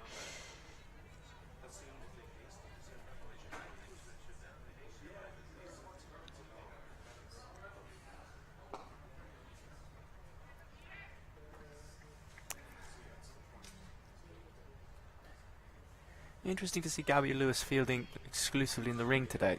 Normally one of Ireland's better outfielders. I suppose they've got plenty of options today, given the side that they've selected.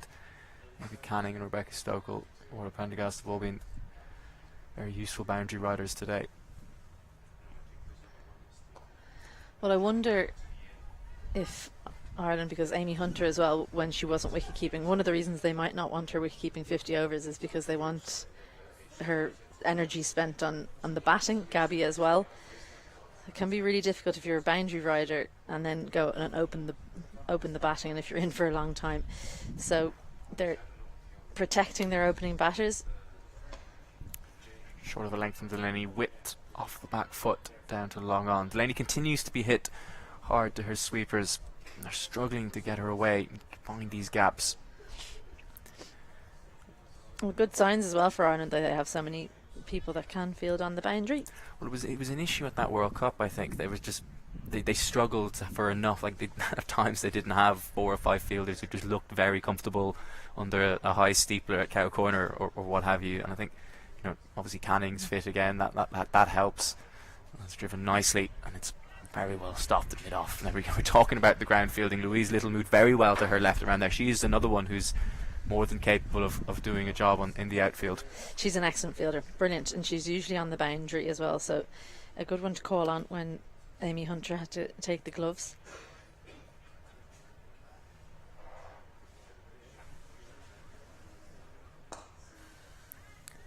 Another strong shot down the ground, but Perry she's done that a few times now. Hit the ball straight back to Delany, who's been good off her own bowling on her follow through. Yeah, Laura is a bowler that if you're the non-striker, you have to keep your bat in the crease, because the number of times the ball gets hit back at her, it's almost like a spinner.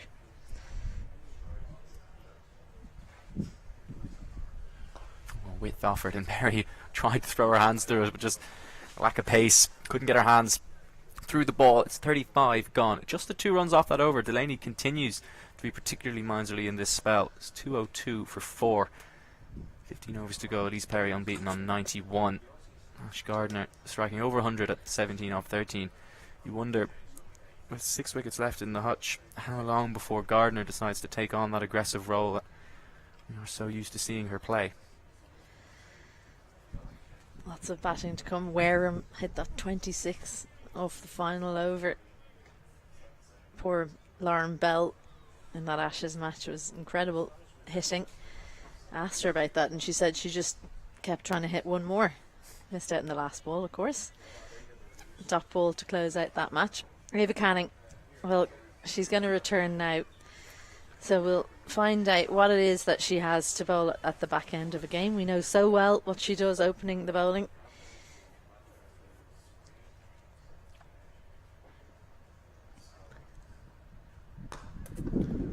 She's driven hard. Good stop by Gaby Lewis in an extra cover. She's been good in there today. Another one who's impressed with their ground fielding today for Ireland. Canning, well, 4 overs in her first bout, none for 26. I don't think those figures reflect how well she did bowl. 2 or 3 times she was nicked for 4. I think you take those boundaries away and she's going at 5 and maybe even below 5 and over, rather than going at over a run of ball. She didn't have a lot of luck in her opening spell, and that one's nicked again. And once again, there is no third on the fence for Ireland. It's an uphill chase for Georgina Dempsey to cut it off, which she does.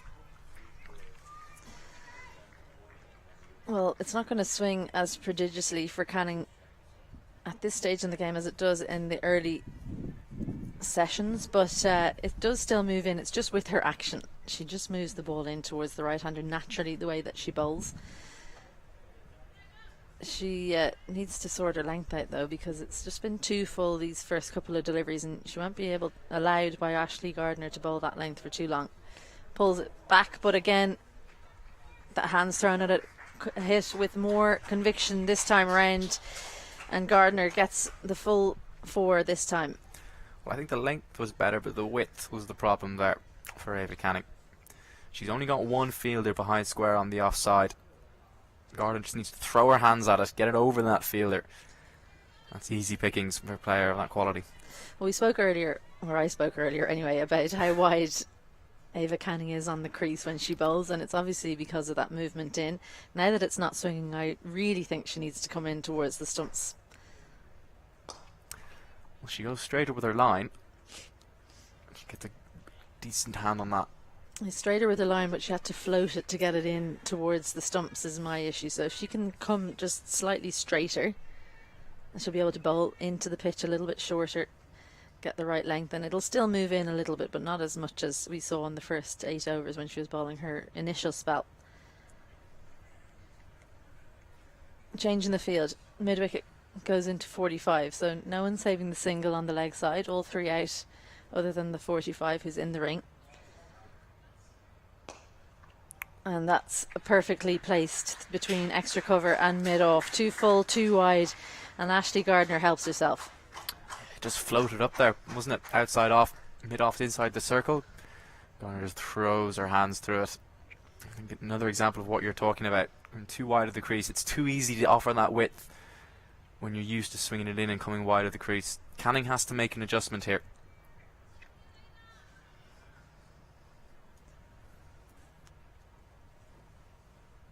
She does come a little bit straighter, and the ball moves in towards leg stump.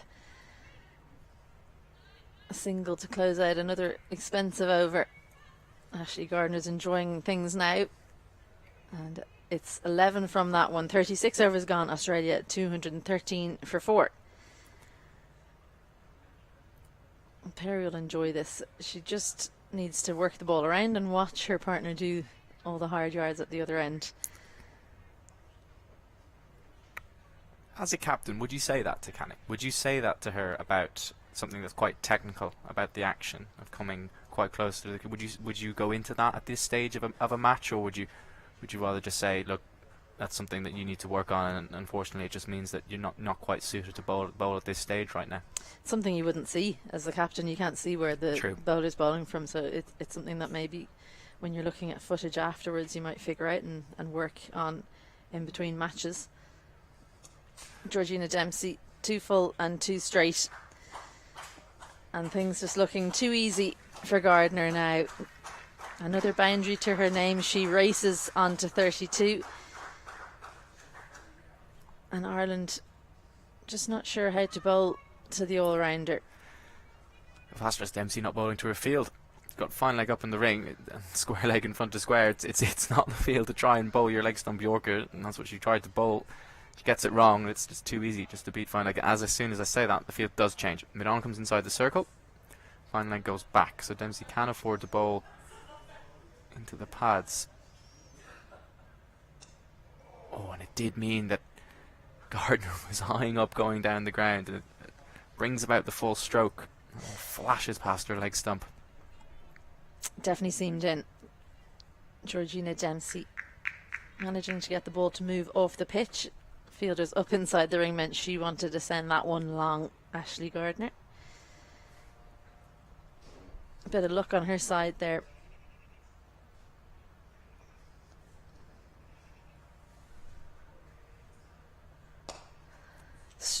A strong shot, but straight to Gaby Lewis. It's her second catch of the day. She was watching from the other end. Ellyse Perry just got it wrong on that occasion. That stuck in the pitch a little bit, and it was a difficult chance, much more difficult than her first catch of Phoebe Litchfield diving to her right. But really well taken by Gaby Lewis as Ireland strike again, and it's Dempsey. 3 wickets for her now. Ellyse Perry goes for 91 from 99. She came in when Australia were in a little bit of trouble, 67 for 3, and she departs with her team well set on a 218 for 5. Well, we were just saying in the previous over how good Gaby Lewis has been in that area, extra cover region. It's a brilliant diving catch low. She's quite tall, hard to get down to that and take the catch, but it's a fantastic effort. And Perry's been so good at driving through the extra cover region all day. There was one early on in her innings off a free hit that was aerial, but apart from that, she's been fully in control, playing on the front foot. Well, for one of the first times today, she's not. She pays the price. Well, there was one in the previous over from this end that you said she's just checked that. Yeah. Do you remember that? Yeah. She's just checked that. She recognised she wasn't there and she pulled out of the shot. She kind of just eased it into the covers for a single. It's almost the same delivery, but she didn't think better of it. Yeah. And that might be because she's been watching from the other end as Ashley Gardner is sending the ball to all sorts of boundaries. And she thought, yeah, I'll have a piece of that. And she's paid the price. So Dempsey, 3 wickets for her on her return for Ireland. She's been very good today, and it's Annabelle Sutherland who joins Gardner. Straight onto the back foot and excellent in the ring from Orla Prendergast. They've brought cover up to put pressure on the new batter, and she's called into action straight away. Yeah, good from Delany. Good captaincy. Built some pressure. Gardner has kind of gotten away from them at the other end. Well, she's down, not doing the damage, and let's force the new batter to soak up a few deliveries. Yeah, don't let her ease into her innings with singles into the offside. Ireland definitely did that for Ash Gardner. Just let her get singles around the ground. I wonder if that's a reputational thing. The destructive player comes in just straight away, maybe, especially when Perry was in as well and set, maybe just almost immediately go to the defensive options. I think it might be a case of knowing how dangerous Gardner is at the other end. You're keeping her the non-striker. So cover goes out for the final delivery of this over from Georgina Dempsey. She was offline in the first ball, but has come back very strongly, and she's bowled excellently today overall. 2 straight, and they won't get back for the second. Cara Murray does well, releases that ball, and it's a good over for Georgina Dempsey. 6 from it, and after 37, Australia are 219 for 5. Well, after throwing that ball in, it looks like Cara Murray is going to get another over. I wonder if just that wicket gave Delany more confidence in throwing the ball to her leg spinner. Just try and bowl some deliveries at the new batter. Get through another over of spin. Well, she's kind of been forced, hasn't she, by Ava Canning not being able to bowl at the stumps. She's been forced out of the attack, and I think if she looks at the numbers of overs left to the bowlers she wants at the back end, or the Prendergast, Arlene Kelly, she's got to find overs from somewhere. I think perhaps she could bowl herself from the castle end, but she's opting to go with the leg spinner, and time will tell if it's a good choice or a bad one. Yeah, well, Delany's got 5 overs left. That's more than enough. Perhaps a little bit surprising. Or maybe it's just the case of bowling the leg spinner to the new batter. Yeah, and maybe it's a matchup they like. Maybe they've seen something, they've identified What sort of weakness versus the ball spinning away?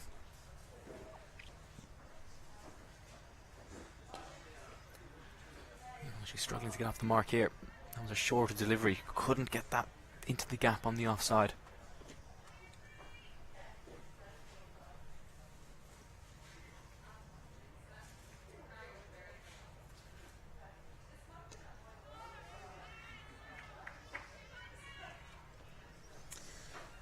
An inspired change from Laura Delany. Cara Murray back into the attack. 3 dots.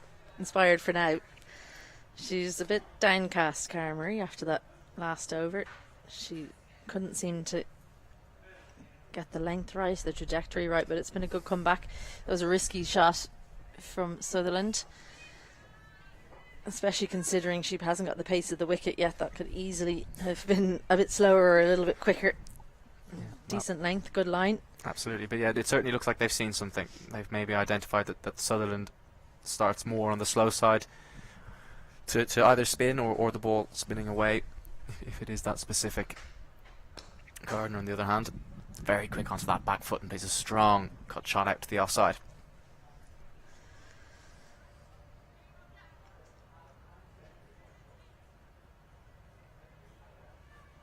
Two very tall batters. Makes them quite difficult to bowl to as a spinner. Have to be really good with your lengths.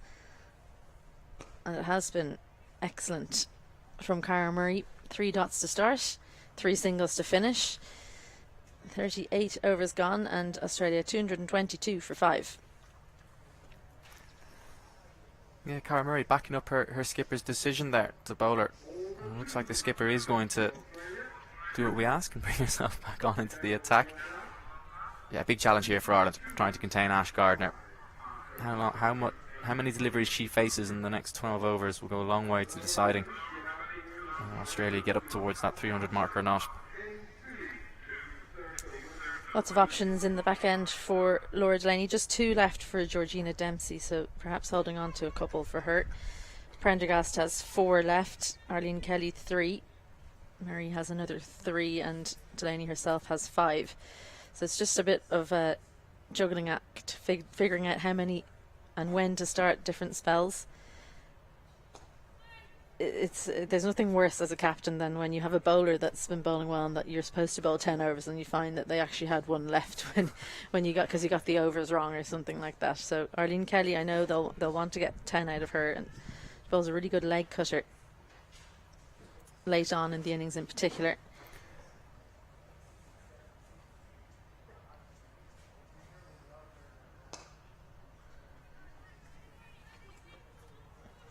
The field is out at the moment, long on, square leg, cover.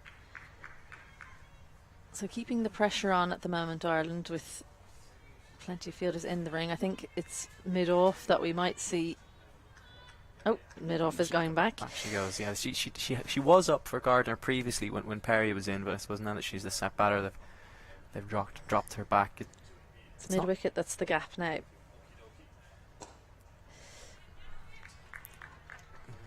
Sorry, I interrupted you there. You were going to... Well, I was just going to say, it's not an area she's targeted so far in her innings, is it? Mid-off. Ash Gardner, she's been much stronger hitting kind of mid-on and kind of going onto the back foot to the spinners, or even mid-wicket. She hasn't played those strong shots that Perry was playing in that region. So I wonder, it could be an option for bringing a fielder up if they look to build pressure. As soon as I say that, I think she was trying to hit that towards mid-off, but she's got a thick inside edge that goes out to the leg side. Well, I think on a slower pitch, mid-off or long off is the area that's more difficult to hit. But maybe they're trying to get her to try and hit over that fielder or across the line of the ball to mid-wicket. So they're leaving the fielder long off out for Annabelle Sutherland now.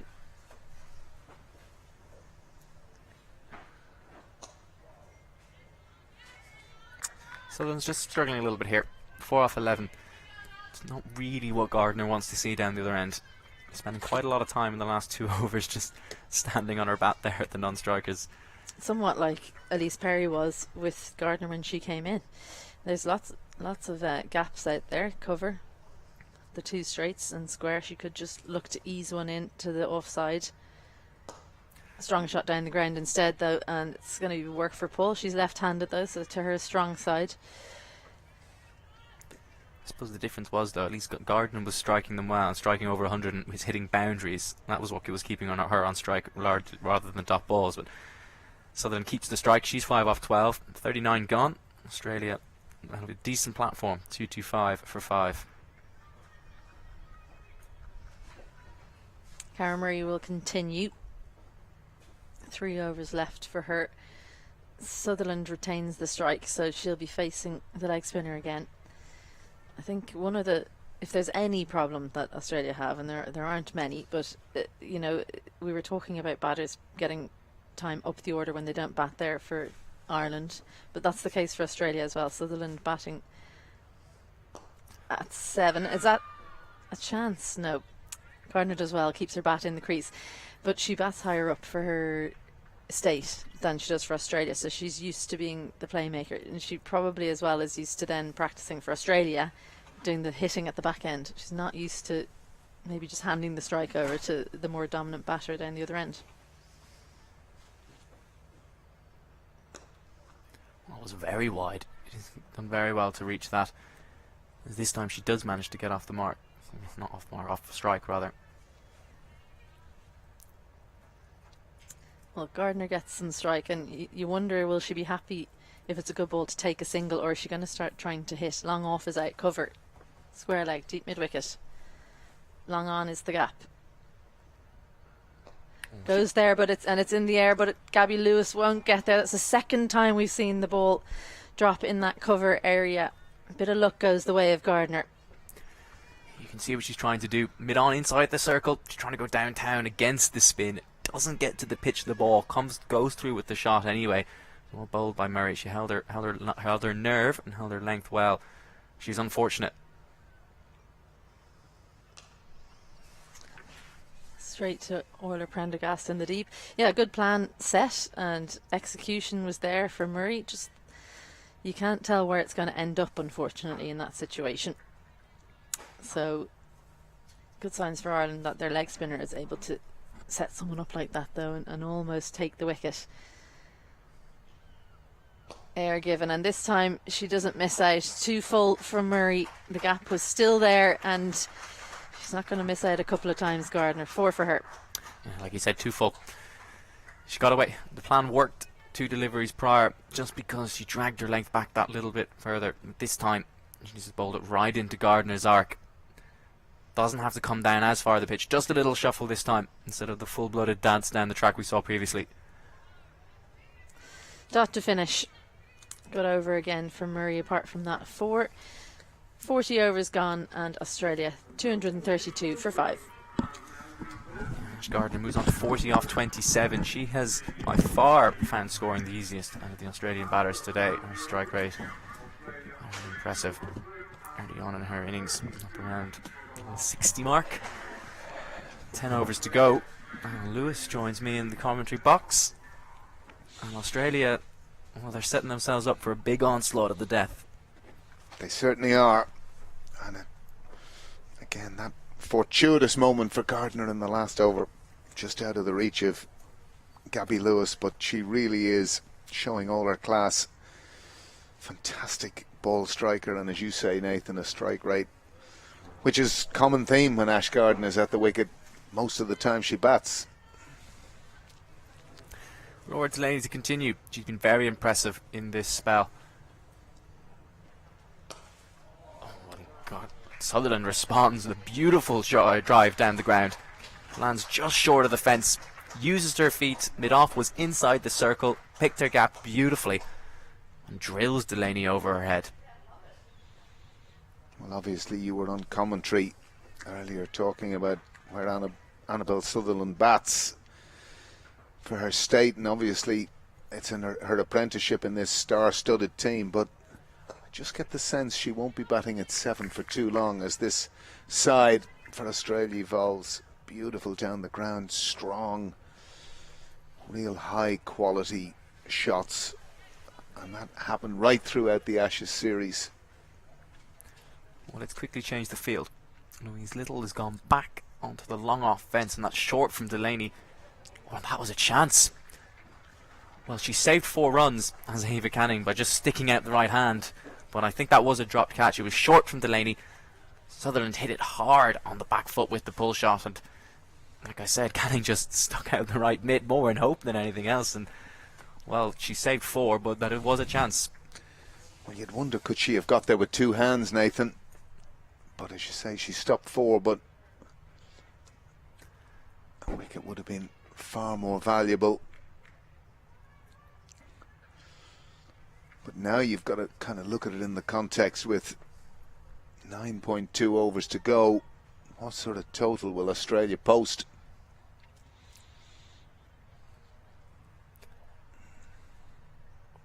Well, I think Ireland would do well to hold them to 300 at this stage. Depending on how long Gardner lasts. She comes with a big heave. Fine leg was up inside the circle. You could see what she was trying to do. It just crashes into the pad. Delany gets away with that one. Can't afford to go too straight with fine leg inside the ring. I love your optimism, Nathan. I know you don't mean it. However, if Ash Gardner is to depart, as was said earlier, a lot of the Australian batters haven't batted, although Georgia Wareham took matters into her own hand in the second last ODI. Some unbelievable hitting, and it kind of just gives you an indication of the strength and depth in this team. 41 overs gone now, 239 for 5, 7 coming off that Delany over. First ball boundary over mid-off, just spoiling the figures a little bit. Cara Murray is going to continue. Delany is backing her leg spinner here as we get towards the death. It'll be interesting to see what she does with that long on. She's been up tempting the Aussies to go down the ground for so long, and she is going to go back, and the square leg is going to come up. So they're going to offer the sweep shot. If they have it in the locker, play it against the spin. But long on has gone back. Tossed up, and immediately Gardner dances down the track. Well, of course, the funny thing within the women's game, they're going to only have 4 outside the circle in the final power play. Of course, the men's game, they're going to have 5. And that was kind of set at a time nearly as an encouragement to players of this ability to look to go big. Well, speaking of going big, that is absolutely huge from Ash Gardner. It was a full toss from Murray. Gardner just took half a step down the track, and she's launched that over Orla Prendergast's head at mid-wicket. That's the biggest 6 of the day. Once Ash Gardner gets to the pitch of the ball, it generally goes out of the ground, but that was an invitation she couldn't resist, really. And again, it looks much the same. It's another 6 from Ash Gardner, and this is now an onslaught.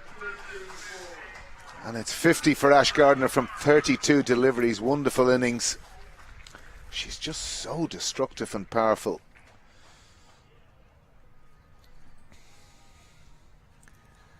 Yeah, it's looking ominous for Ireland now. The decision to keep going with Murray has backfired.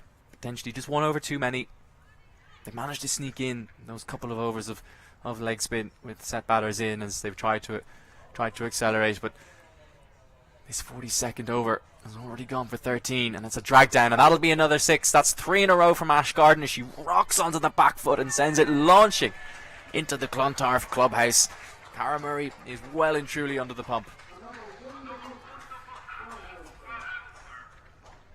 Well, it's tough now for Cara Murray, it has to be said. She tried to push that one in a bit quicker and really didn't get the length full enough, and it's gone well into the clubhouse. That's a huge hit. Short of a length again. This time Gardner is happy just to punch it through the offside, taking a single. I remember many moons ago, Alan Border, Angus Dunlop, 5 6s. 5 out of 5. Last ball only for 2. He became a radio star in Australia for the week after. Not easy. I didn't know whether Ash Gardner was eyeing that up. At the end of the 42nd, Australia 259 for 5. 20 runs off that Cara Murray over. I suspect that might be the last we see of her today. disappointing for the young leg spinner. She did bowl well in that spell up until that point, but like we said, probably just one over too many. With Ash Gardner set and looking to put the foot well and truly down as we tick into the final overs. I think it was just a gamble. One gamble too many from Laura Delany. She needs the overs though. Naima Canning has been struggling from that end with the ball no longer swinging. Of course, she's keeping one eye on the overs that she does have remaining, but she does have 4 from Prendergast to play with. She has 3 from Kelly, which means if she was going to bowl those 2 out, she only needs 1 more over, and this might be that over here from Georgina Dempsey.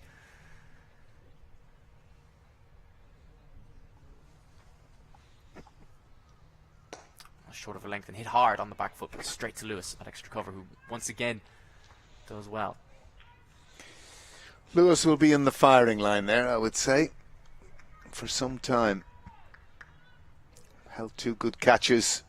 Georgina Dempsey now back into the attack. Has done well today, Georgina Dempsey. 3 wickets to her name. At a decent economy rate. Full again. Interesting. With Ash Gardner on strike, the 2 straight fielders are up inside the ring.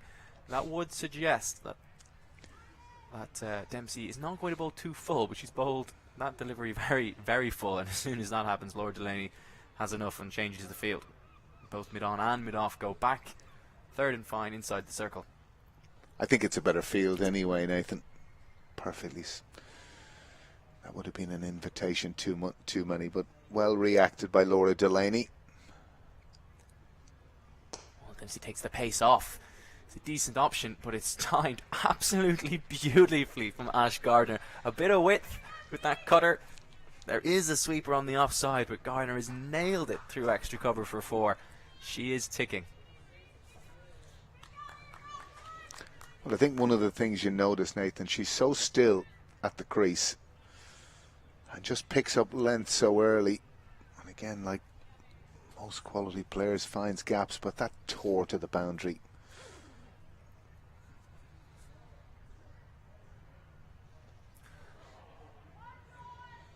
Quite sure what that came off, but she went to the ramp shot again. For the first time today. I think that is the wrong option that Gardner has taken.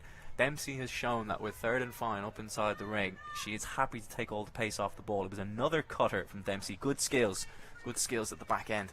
Gardner went to play that shot, and there's just no pace on the ball. Well, this is the thing we spoke about earlier, you know, in the sense when Ireland were hunting wickets to, just that maybe that little bit of invention in the field. Oh, slower ball again, and she's done her. 3rd time lucky for Dempsey. She bowls that cutter, 3 deliveries in a row. Gardner tries to go over mid-wicket. There was a gap there. The field was open for it, and she's missed out, and Dempsey has 4 for her. Well, that's brilliant from Dempsey. I kind of said to Isabel Joyce when she was in commentary, there's a lovely uninhibited feel about when Georgina plays cricket. And you can kind of clearly see it here. She's not in any way overawed. She's thought about it. She's at the back of her run there. And again, taking pace off the ball here. And this is fantastic from Georgina Dempsey there. The little off cutter, as you say. And she's no jumping up and down in the air. Just gets on with the business. And much to the delight of her teammates. And it's a good effort, this. Even under the barrage of pressure. They're at 6 as Australia. The outfielding, I think, has been very good. What an innings that was from Ash Gardner. It's worth pointing out. 65 off 39. In the end, the first time Ireland go to their death options, and she ends up getting cleaned up. You wonder if it's something that Ireland could have looked at a little bit earlier. Like you see there, a big off cutter. Ash Gardner's head was miles in the air. She was through the ball way too early. Didn't expect it. A 3rd slowie in a row. It's clever bowling from Dempsey, and she has been the pick of Ireland's bowlers. 4 for 45 now. And well, I'm sure the plan was just to give her 1, considering they had 7 overs between Prendergast and Kelly left. But with the way she's executed her death skills there, she might have earned another.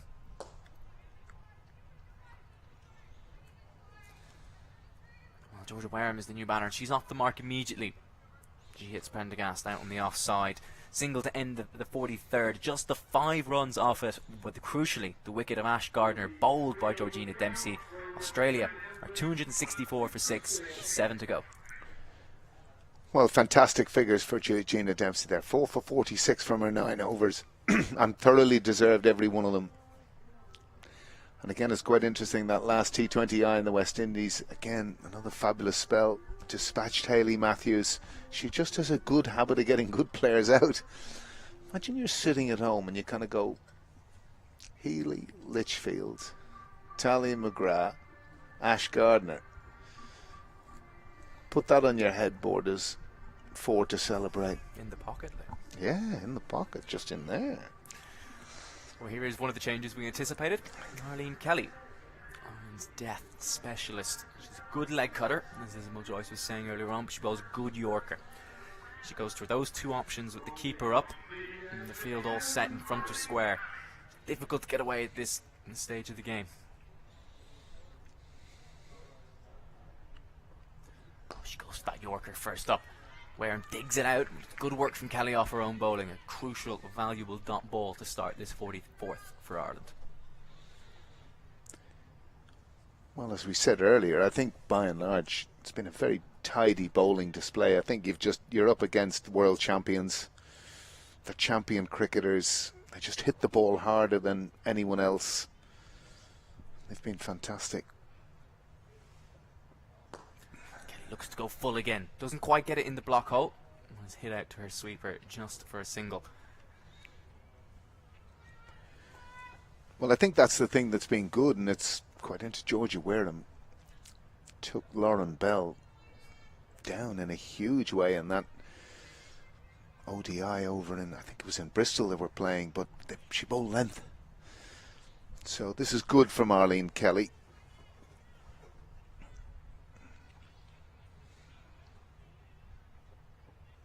Full again. Driven hard. Straight to Delany at extra cover. This is good from Ireland. Building plenty of dots. Sutherland 13 off 21. She struggled. Coming in this role at number 7. Like we said, probably a little bit lower than what she's used to, given her state record. But she struggled to strike as well as her partner Gardner did. And Wareham's down the other end 2 off 3. There's a big shot down the ground, but there is cover down there as Lewis mops up at long off. Well, as you say, Nathan, it's a good field, this, because you're asking Australia to do something different. You know, 2 behind square on the offside, Kelly bowling wicket to wicket, and full. Full again. Delany's been busy in there at extra cover. That's 3 dots so far in this 44th, just the 2 singles off it. Kelly will be looking to get out of the over without conceding a boundary, and that will be another win for Ireland after Dempsey's efforts in the previous set.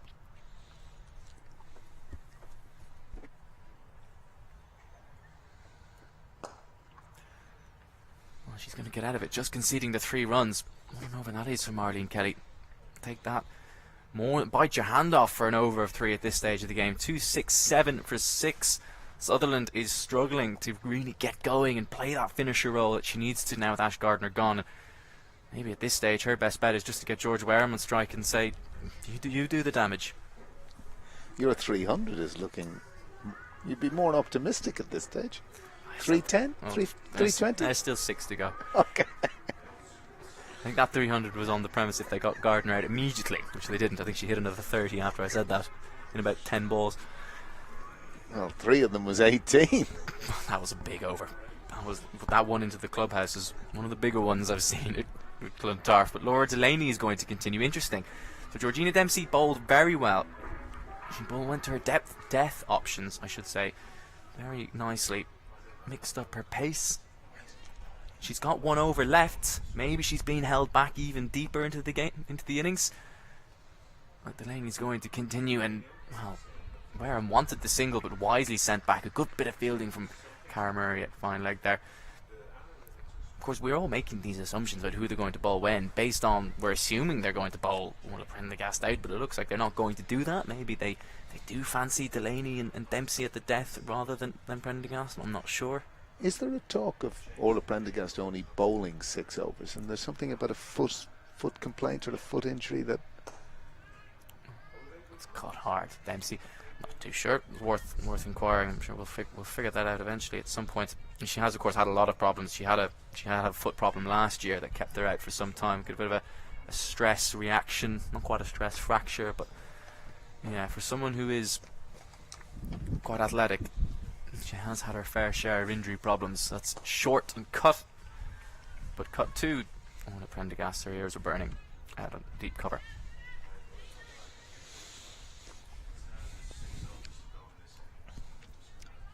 So 5.5 overs to go. Wareham 4 off 8, Sutherland 14 off 22. But certainly a much more effective Ireland field here.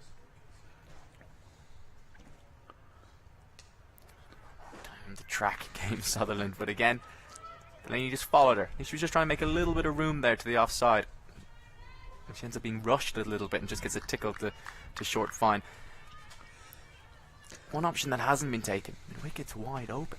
There's no one out there. Well, you know, you'd love to see her maybe go back, go deep in her crease and try and kind of go across the line of the ball, as so many power hitters do at this stage of the game. Well, she's tried to go over mid wicket there, but she's just threw the shot a little bit too early. Ends up hitting it out to deep square. It's an interesting one. You'd almost, with Delany's lack of pace, wonder could they move mid wicket out from square leg. But wicket is gone now to Georgia Ware. Mid off has come up inside the circle.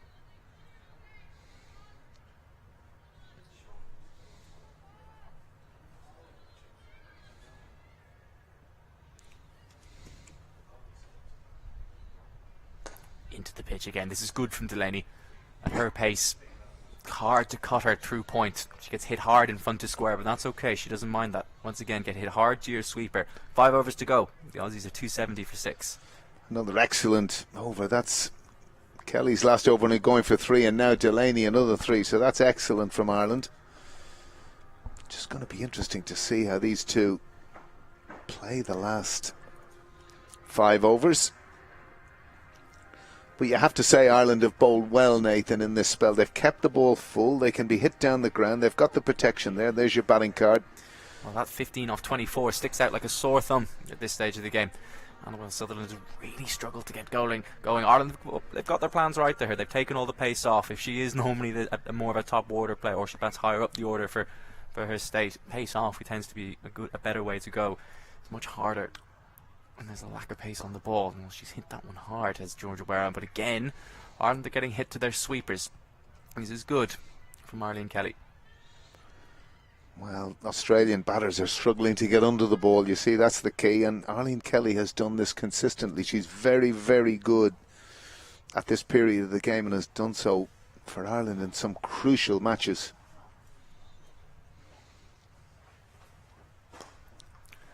A strong shot down the ground, but again, protection is in place. Interesting, Kelly hasn't gone to her slower balls yet. She's just bowling that delivery that she bowls more often than not. Just get it very full and underneath the bat, and doesn't mind getting hit hard along the ground. She hasn't gone to that leg cutter as of yet. Well, I think sometimes you can overcomplicate these things. Like at the end of the day, and this, like the early part of her spell, you know, that's superb bowling. Everything. 3 balls have been in the block hole. You can defend that at this stage. And again, there was a period in the early stages when Ireland took those wickets where Beth Mooney played and missed quite a few times. She didn't go attacking. You were crying out for bring square leg in. I was crying out for the same. Just these moments that I think, as they gather more confidence, but this has been a good out cricket display from Ireland, even amongst all the hitting. Full again from Kelly. Again, you can see Wareham just trying to get underneath that and hit it over extra, but just it can't get the ball's too full, and she ends up hitting it off the inner half and hitting it much straighter than she intended. It's these two are finding it very tricky to get Ireland away at this pace.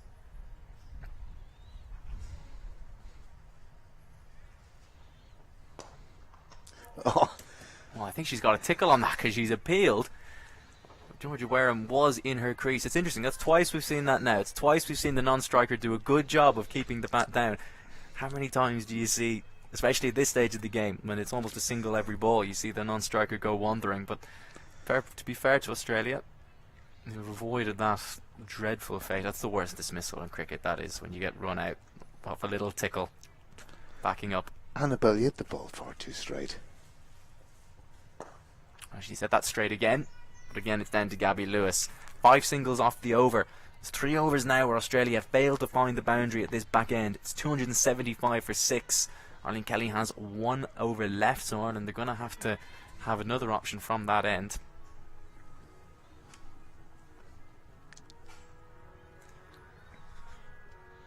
Delany's going to continue. That pace-off is definitely the way to go to these two. Delany's got 3 left, so she's got more than enough to bowl out from this end, should she so desire. But the big question is, what does she do from Kelly's end when she's bowled her last? She's got options. Prendergast has 4 left, although we're not quite sure if she's got a limit or not. 2 straight from Delany. She'll have to bowl that one again. Dempsey has 1 left. I think it'll be Dempsey. I think that's the way you go. She's not 4 for as well. If you wanted to be romantic about it, give her a chance for the 5 for. Well, she has to go for the 5 for, Nathan. Well, but she's bowled her cutter as well. Yeah. I think that's why you get her back in at this back end. She can take the pace off. I'd be taking the ball off the captain. I said, you give me the ball. You're not going to prevent me from the opportunity of getting a 5 for against the world champions, surely. I don't think I disagree with it. Playing a miss outside off from Wareham there. Another dot ball.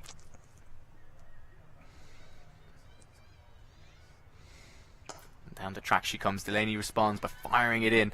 It's a nice looking shot down to long on, but once again Ireland do not mind them taking that single at all. Australia they're not able to get the boundaries, not able to find these gaps. It's been a very good period for Ireland this. They've done really, really well because Nathan Johns 5 overs ago said 300? And I said, are you having a laugh? Maybe he'll have the last laugh. Who knows? But that's certainly something different. And that's gone out of the ground for 6 from Annabelle Sutherland. No holding back there. I think we might have a rival for the biggest 6 of the day. That title did go to Ash Gardner, but she hit one into the Clontarf clubhouse. But Annabelle Sutherland goes deep in the crease, just creates that length that she hasn't been able to get underneath, launches it over long on, and it's into the trees here at Clontarf. And we will need a new ball, please. But again, what we were saying earlier, with wicket inside the circle, hadn't seen anyone go deep and try and go across the line like that. Now, she ended up hitting it quite straight, and that's what the type of thing we're talking about. And lo and behold, she's a good enough player to create that length and absolutely launch it. Well, I suppose it's something we'd have to expect at this stage, Nathan, really, in terms of where we are. You know, if we were sitting here looking at this team and kind of saying, you know, will they go at 6s for the duration? You probably, all things being considered, you would have said yes. But, you know, Ireland can be pleased with what they've achieved so far. I think they've certainly bowled to a plan. Again, in that world that you talked about, maybe that Cara Murray over, that over too many in that situation, because I think probably when we look at the end, like again, Laura Delany almost 9 overs for 40 odd, like she's done very well. Georgina Dempsey, I should say. You know, when we look at these bowling analysis when they come up, it'll be interesting to see. Oh, she's got away with that. I think the last delivery that Annabelle Sutherland was expecting was a hip-high full toss from Laura Delany, and she's clothed it straight to mid-wicket. The ball after, she's launched a half volley into the trees, and with mid-wicket inside the circle, that's a let-off for Delany.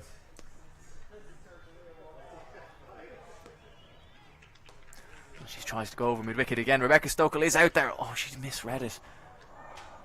She dips in 2 minds whether to come forward or to come back. She could have actually probably got there if she came herring in. In the end, she pulls out at the last minute, and it ends up bouncing past her for 4 more. Well, I think that was the case, really. I don't necessarily know. And again, only she can tell us whether she really wanted the catch there. I think had she sprinted and dived full length, she might have got her hands on that. But to add insult to injury, there was nothing behind it. Went for 4, which won't please the captain. At the end of the 47, 288 for 6. Delany's 9 overs costing 47. Yeah, 13 off that over. The previous boundary came in the 43rd over. Ireland had built lots of pressure, none the more so than Arlene Kelly and Laura Delany. But I think Australia have reacted well to the lack of pace, and they've changed their options. And now, while this is a big call from Laura Delany, because Cara Murray is going to be bowling the next over, and the last time she bowled, Ash Gardner deposited her 3 times into the Clontarf pavilion. She's going to bowl her leg spinner at the 48th. It's a gamble, but she's going to take all the pace off. Short and cut hard, and that will be 4. Far too short. Extra cover is pretty straight, and first ball of this over, the Murray gamble looks an intriguing one. I'm not sure this was the wisest decision, Nathan, in the sense that the pressure's the wrong word, but how well they bowled Arlene Kelly and the skipper Laura Delany. Down the track she goes. This should be a chance. Orla Prendergast is settling underneath it, under mid-wicket. Oh, she's lost sight of it. She's lost sight of the white ball in the white clouds. It's ended up landing right next to her. She's lucky it didn't hit her. But at the last minute, she's pulled out. She's covered her head. She'd no idea where that ball's gone. And it's landed right next to her and ended up just trickling into the fence for 4. So we have another look here. You can just see at the last minute, look at her. She's no idea where the ball's gone. Oh, that could so easily have hit her in the head. Thank God that she's okay. But it's once again for Ireland, it's another chance that goes begging. Well, that's better from Murray. Better pace. Took all the pace off that, gave it plenty of flight, and Sutherland's threw the shot far too early. Well, she got it that bit wider, Nathan. That was the secret there. She's got plenty of air there, but Sutherland's yorked herself by coming down the track, and she can only bunt it down the ground. That was bizarre, that Prendergast incident. I don't think I've ever seen anything like that. The one saving grace, it is very, very cloudy. And that white ball against the white Clontarf clouds obviously just got a bit tricky. Just had a nudge from the back of the commentary box saying a wee bit like her father's fielding, which would probably be true. Peter was never really someone who enjoyed fielding in any shape or form. I'll let you comment on that one, Lou. Well, it'll probably garner a laugh a little bit later on. Yeah, well, Orla Prendergast is arguably Ireland's best fielder. So if she could see it, I think you'd certainly back her to take it. As this is down the track again, it could be another chance. It's Gaby Lewis under it. She's been safe as houses today, and she takes her 3rd catch down at long off. That's the end of Annabelle Sutherland. The chance that went down, both in the previous over and in this over, ends up being semi-costly. But Sutherland is gone, 37 off 35. The decision to bring on Murray works in the end. They see the back of Sutherland. Gaby Lewis takes what was in the end a very straightforward chance at long off, but she made it straightforward with her movement down there. Well, maybe it's the sunglasses, Nathan. Maybe it's the sunglasses. Who knows? But I'm happy for Cara Murray. Yeah, well, she's gone straight. I think by following Sutherland, who is trying to make room to open up the offside, she's just made her go across the ball a little bit, which means she's not hit that where she wants to, and she's ended up slicing it down to long off. And well, Gaby Lewis has snaffled anything that's come her direction today, and she makes no mistake there. Jess Jonathan is the new batter. She won't be on strike.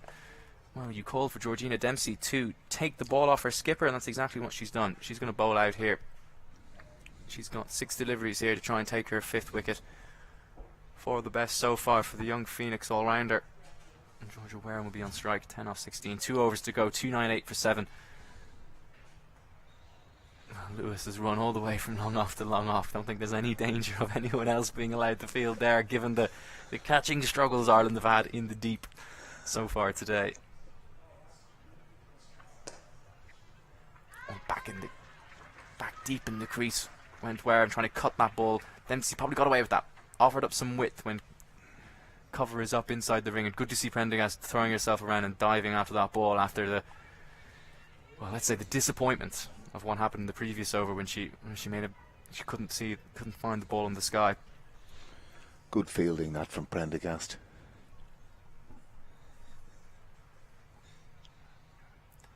Dempsey goes with that slower ball again. Bowls into the pads, bowls to her field. She needs to bowl straight with this field.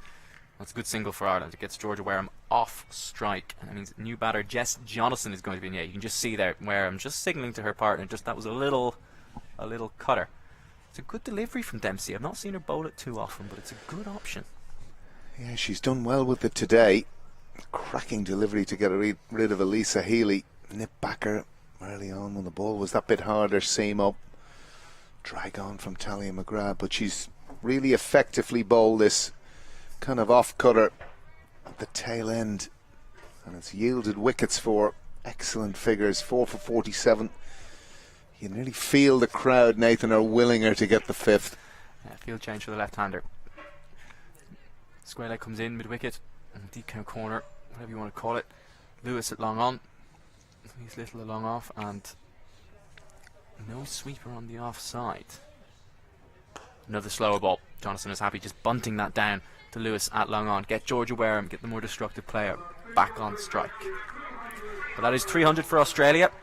Ball up in the 49th over. I wasn't too wrong with my prediction, Luke. Done very well, Nathan, I have to say. I wouldn't have banked on that, but 300 it is for 7, which is a statistic that from an Irish perspective is very good.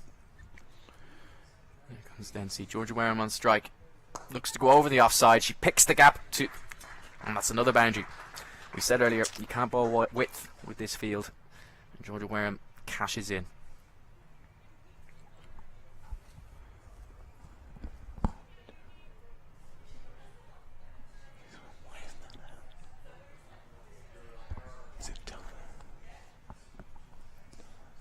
Ireland only have 3 fielders outside the ring.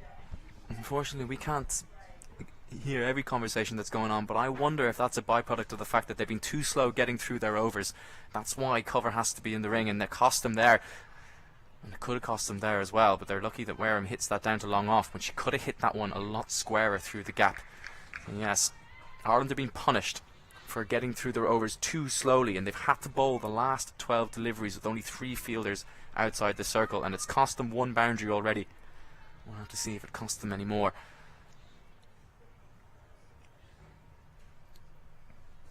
Georgina's Dempsey's last ball of her spell, sitting on 4 for. She goes cutter, it's chipped. Oh, and it's not that far away from Dempsey on her follow through. And Lewis had his hands in the air just for a second on the angle. He thought that was straight back to the bowler, but it's down to long on. It's 49 overs gone. Dempsey's last goes for 8. 306 for 7 are Australia. Jess Jonathan will be on strike for the final over, which will be bowled by Arlene Kelly. Well, a fantastic spell, Georgina Dempsey. She can be proud of her efforts today. Really done well. 4 for 54 from her 10 overs. She's done a great job for her team. Unflappable, really. And as you say, this is a challenge now for Ireland with only 3 outside the circle.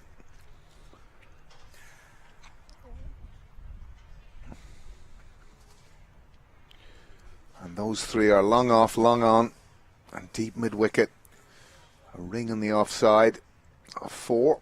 And this is good from Kelly. She's coming around the wicket to the left-hander. Normally she'll come over and push it across her, but she knows she can't afford to give any width outside off, so she's going to come around and try and fire it into those pads of Jess Jonathan.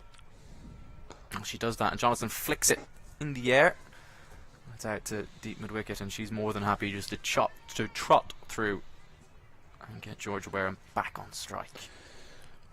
I sense Ireland would prefer, if Jess Jonathan is facing most of the deliveries of this last job, more orthodox. Wareham has shown the capability to hit big. And they're going to have the same field. Long off, long on, and deep mid-wicket. So if Wareham wants to, she can try and back away and access that offside. And she goes deep in the crease and she goes straight down the ground. Will it carry? It doesn't. It lands just short of Prendergast out there, who in the end it does well, because that landed just in front of her. They always say when the ball lands within a few yards of you, that's when your feet stop moving and you just try and avoid getting hit too badly. But she's done well. That could easily have just skipped through and skipped by her. Those are very tricky. Well, the one thing she did is she pushed it forward, Nathan, so she had it in front of her to collect it. It was an excellent piece of fielding. Jess Jonathan back on strike to Kelly. Good from Kelly. Right in the block hole. Jonathan just bunts it out into the leg side.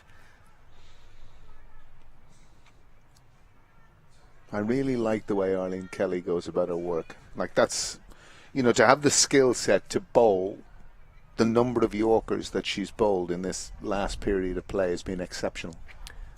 I suppose the benefit of what she does is even when she doesn't land it, she's bowling it full enough that it's very hard to get underneath. Well, that one has been well and truly got underneath. Louise Little came tearing in from mid-wicket thinking she could get a chance. In the end, it lands 15 yards over her head and into the Aussie dugout. That's commentator's curse, Nate. If ever there was one. Georgia Wareham gets a full toss and off Kelly and launches it. That's one thing that Australia have been brutally efficient with, is any time Ireland have bowled that full toss, it's gone the distance. And the Aussie 10 taking cover big. Oh, this could be another one. This will be another. Prendergast settles, she jumps, and it's over her head. Kelly tried to go to the block hole, didn't get it full enough. It's in the slot, and Georgia Wareham says thank you very much. Back-to-back maximums in the final over. Well, you made a very valid point earlier, Nathan. You can see here what Wareham does. She goes deep in the crease. You can see here now. There she goes back, gives herself that bit of room. And to get that ball that distance from that type of base is a hell of a shot. Oh, Kelly goes very full. This time she does get the block hole. Missing leg stump, so no real appeal, but it's a dot ball to finish. Australia are 321 for 7. Georgia Wareham not out on 29. Back-to-back maximums in the last to take 15 off Kelly's final over, but she still is economical at number 54. Ireland will need 322 to win in the second innings. What do you reckon? It's probably about a par total. Given the last few overs, Australia probably just slowed down a little bit and you thought there was more in them. Given where they were, I think Ireland will be very happy to have restricted them. But any time you're chasing over 300 against this Aussie side, it's not easy. I think what you'd phrase it for them is it's a par total for them. I think overall Ireland did quite well, and again, even in that last period, they were under a lot of pressure. They were restricted to 3 on the boundary for a slower over rate. So here's your card.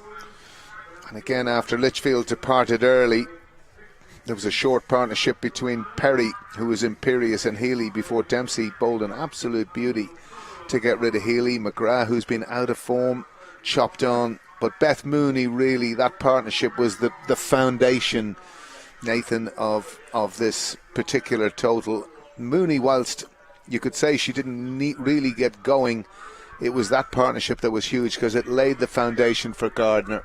Well, she came in almost immediately after, well, literally immediately after Dempsey's 2 and 2, and her and Perry just soaked up a lot of pressure. As we can see, their partnership of 106, that's the dominating one in that partnership. And Mooney, like you said, she wasn't as fluid as she likes to be. She wasn't as fluid as maybe Perry or Gardner later on, but she soaked up a lot of pressure and will be frustrated she didn't kick on, but probably did just about enough. Then from there, 54 between Gardner and Perry, and from there Australia just they slowed down a little bit, none the more so thanks to Arlene Kelly, number 54 with 1 maiden. Laura Delany I thought bowled quite well as well, on for 47, but Cara Murray was a tricky day for her. They probably bowled her 2 overs too many, I thought, and that reflects in her figures. Yeah, and I kind of think, Canning and Prendergast struggled a wee bit early on, but your summary is there, and really, when you look at it, Coley, the bowling of Dempsey,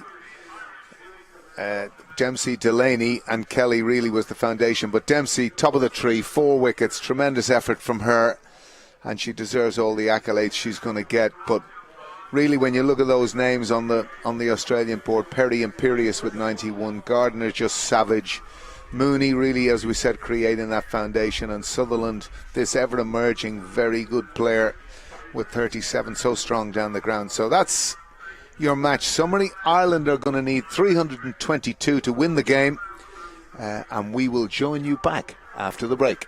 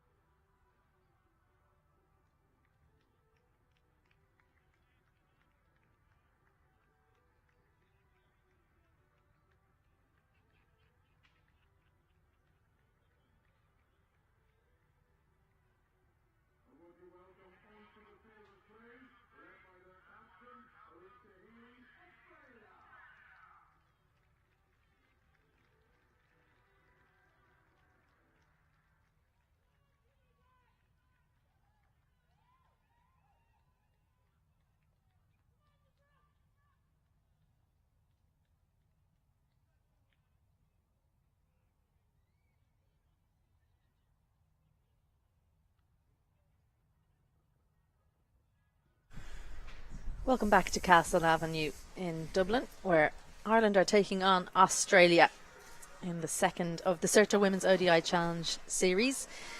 Match 1 was washed out, and earlier today, Captain Laura Delany won the toss and elected to bowl. It was looking like a good choice when Ireland had Australia 58 for 3, but 91 for Perry, 49 for Mooney, 65 for Gardner, and then some hitting at the back end, 37 for Sutherland and 29 for Ware, meant that Australia set the imposing target of 322 for victory. They lost 7 wickets in that innings, and now Ireland will have to chase down that mammoth total if they're to take a win today. I'm Isabel Joyce. I'm joined by Nathan Johns again. Nathan, it's a tall task for Ireland. What will look like a victory, a moral victory for Ireland today? Oh, I think if someone can play an Ellyse Perry type innings, I think they'll take massive solace and confidence from that. And if they can, I think the big thing for Ireland is trying to stay competitive throughout that middle period when perhaps they don't have necessarily the same power options as Australia. And so it looks like Darcy Brown is going to open the bowling. Leopold to face. Lewis is her partner. Short for straight away. Well, I think that Australia have gone with a seam-heavy attack because they feel that Ireland won't be used to the extra pace that Darcy Brown, who comes back into the team, can offer. Kim Garth, of course, getting the nod on her home soil, as we would call it, but it's now her away soil, as she now turns out for Australia. The quick from Pembroke.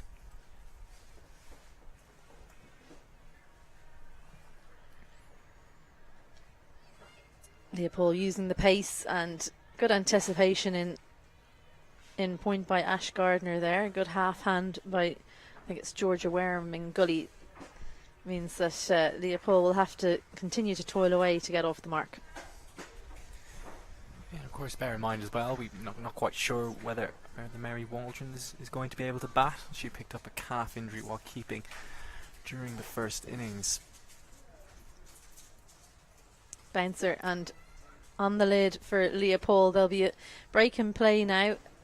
They'll have to call Catherine Simpson on again. She was on the field a couple of times looking after Mary Waldron in the first innings, but this time it's Leopold who just got pinned. I think she decided she wanted to play the pull shot, but wasn't in position, didn't get the hands through, and so Simpson will come on just to check that everything's okay.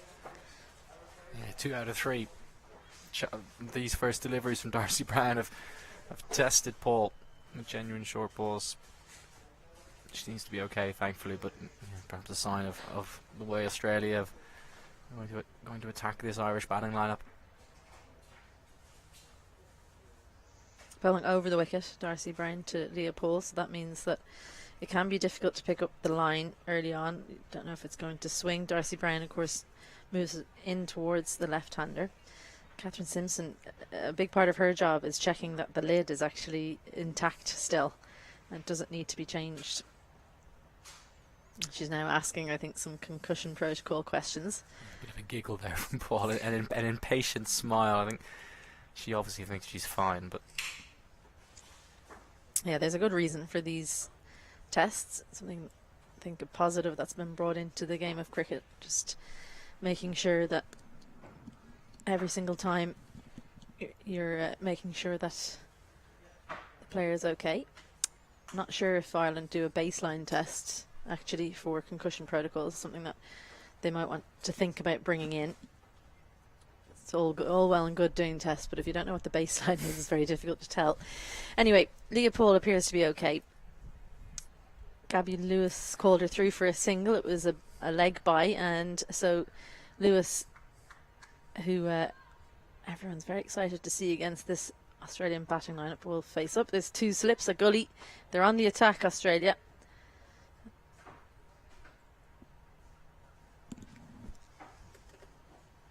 And left alone. Good decision. Not a lot of movement there. Yeah, solid enough from Lewis first up. She's been in good form. Scores of 80s and the 90s in the Caribbean, but she didn't have any of those match-winning knocks you need from your players when they go on and get those big scores. She didn't get past 100. She didn't get those daddy hundreds as they're called. And I think that's something that she's spoken about. It's something that she's very much aware of. She wants to be that match winner for Ireland. Good strong defensive shot. That'll fill her with confidence off the middle of the bat. Big stride forward.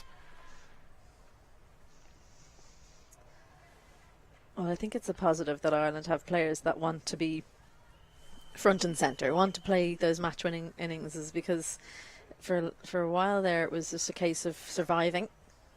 Younger players not really coming through. Now there's a heap of them looking forward and thinking that being an Irish cricketer might be a good career choice. So a good tidy over from Darcy Brown to start. Just the one leg by off it, and after one, Ireland are one without loss. Yeah, it's been a really interesting 12 months for Lewis.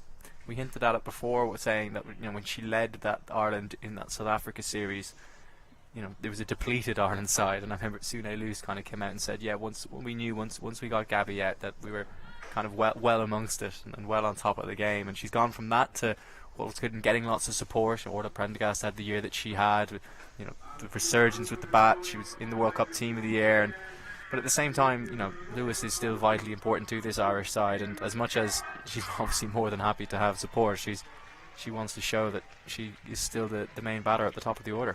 Yeah, really good that there's some competition for the top spot with the bat. Well, here's a former top batter and bowler for Ireland. Kim Garth will be opening from the Castle End in Clontarf. First time she'll be playing against her former teammates. Tentative looking cut shot from Leopold. Like most left-handers, she loves to play square the wicket on the offside, but that one just came back into her. I think she was looking to try and play it into one of these slight gaps that are behind the wicket. There's a slip and a gully for the left-hander.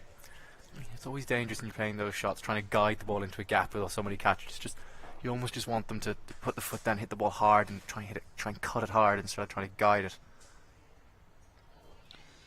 Well, she enjoys these conditions, Kim Garth. I think the last time I saw her bowl here was when she was actually playing for Pembroke men's firsts against Clontarf. At that point, all of the Pembroke men's internationals were away, and she took the new ball. Trapped Andrew Pointer in front as well, the former Ireland international. So she's got good form here. It's been a while since then, I appreciate, but her star has only risen since then. The last time she played an international on home soil was back in July 2019. She played a T20 for Ireland against Bangladesh. Here she is 4 years later. Safe to say a lot has changed in 4 years. Yeah, a lot for her and a lot for her teammates. Of course, she made that decision back when Ireland didn't have professional contracts. Wonder if there would have been any difference if those contracts had come in a little bit sooner. Last time I would have played with her, Kim was bowling against Australia in the 2018 World Cup and bowled pretty much. She was the only good point in that match. So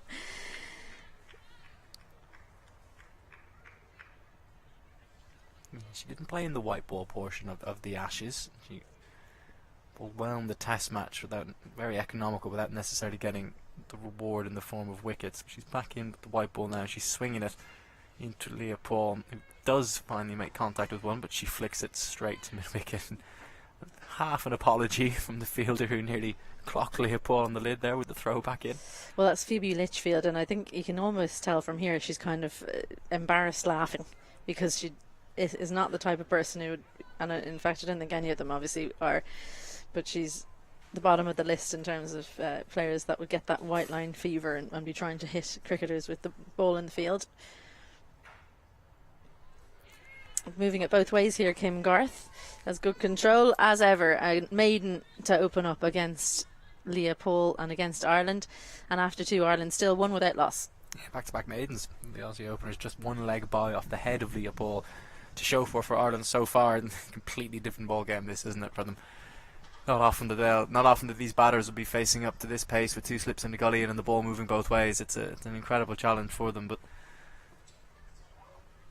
one which I'm sure Gaby Lewis in particular is dying to get her teeth into. Leopold didn't get a bowl. She's moved down the pecking order in terms of bowling, so she'll be desperate to stamp her authority on this game. Two straight from Brown, and Gaby Lewis off the mark. Yeah, first run off the bat as well for Ireland. Just a little tuck off the hip. I met Darcy Brown briefly the other day, and I find it quite strange, the difference between her personality and then the type of cricketer she is. She's a fast and aggressive bowler, and then extremely shy, in almost painfully shy person. So very different personalities on and off the pitch. She's beaten Leah Paul for pace there. To be fair, she played it inside the line of it nicely. Make sure she gets that outside edge out of the way. But this is a challenge for Paul.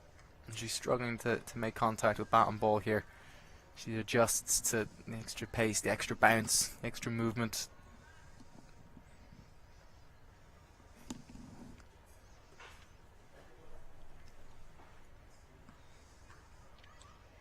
Straight to the fielder. Can't get it through the gap. They've done their homework. Very strong behind point. Leah Paul, good hockey player, likes to use the pace. She's played a lot of boys cricket growing up, Leah Paul. Used to open the batting for Marion under-19s back in the day. So, in fact, she would be used to this kind of pace earlier in her career, but probably hasn't had the time to play any men's cricket of late. Just needs to find her feet again. And a wide from Brown. But I think the difference between that and this is that the bowlers she would have been facing when she played that boys cricket wouldn't have had the control or the field positioning or, you know, probably the surface either that she's facing here. You'd usually get someone dropping the ball, or you wouldn't have 3 or 4 fielders surgically placed behind point. Yeah, no 2 slips in the gully on the mat and Marion. Oh, just feeling for that one. Yeah, just a little bit tentative. I thought she did well last year against Shabnam Ismail in did. those T20s early on, and then Shabnam came back and in the next T20 and had figured out a better plan against the left-hander. But she kind of took the game to Ismail in that first game. Well, I think she went very short there, didn't she? And she played the pull shot reasonably well. I think that there was something that Ireland had done a lot of prep for was for Ishmael's bumper. Oh, that's going to be 5, and that's welcome runs for Ireland. Somewhat ironic cheering from some of the onlookers. They appreciate the first boundary of the day. That unfortunately is a wide from Darcy Brown. Yeah, it just starts at 2 straight and it swings a long way down the leg side. Alyssa Healy did not have a chance with that one. But yeah, I think she played the short ball quite well last year, Paul, and then all of a sudden Ishmael kind of realised that if she pitched it up, Paul wasn't necessarily going to drive her down the ground. It's not her shot. She's a very square player.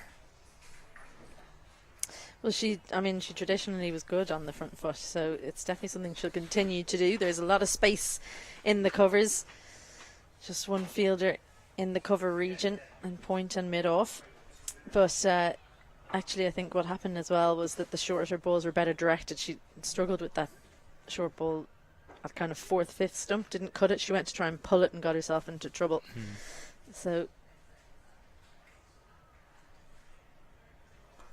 that's that one straight at Paul, and there's a fielder in the deep. It unfortunately for her goes straight to her. Kim Garth does the tidying up for her opening bowling partner, and Paul, importantly, after 13 deliveries, hits her 14th one for a single. So after 3, Ireland 9 without loss. Yeah, that's the pull shot I was talking about. That's the one she was playing a little bit last year, and she almost, she took that one off her nose almost. She played it quite well. She was in control of it. She hit it down. She didn't risk sending a top edge flying down to that fielder down at fine leg.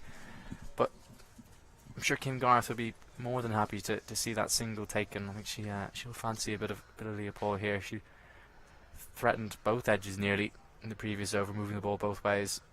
She'll be happy to try and keep going over.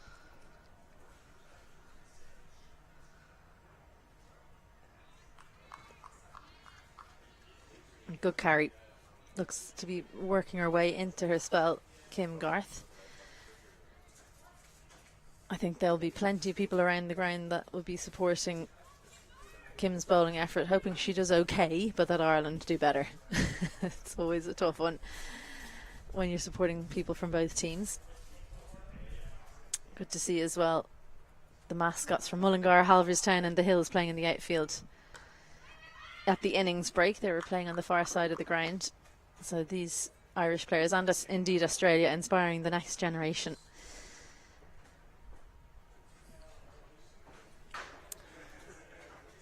Alyssa Healy's just run from behind the stumps to have a chat with Garth. There's going to be a change of plans here. She seemed to motion to her she wanted to see her bowl maybe push it across her instead of trying to take it back into Leopold, perhaps. I think whatever that message is, we'll find out the next couple of deliveries, won't we? Because Kim Garth does have good control. She should be able to show us what plan her captain has cooked up. Wants to threaten the outside edge, Ellyse Healy. Fancies a catch behind the wicket. It's good skills from Garth. We talked about earlier Orla Prendergast trying to develop the ability to swing the ball away from her natural shape, and Garth is doing it almost at will here, moving it both ways.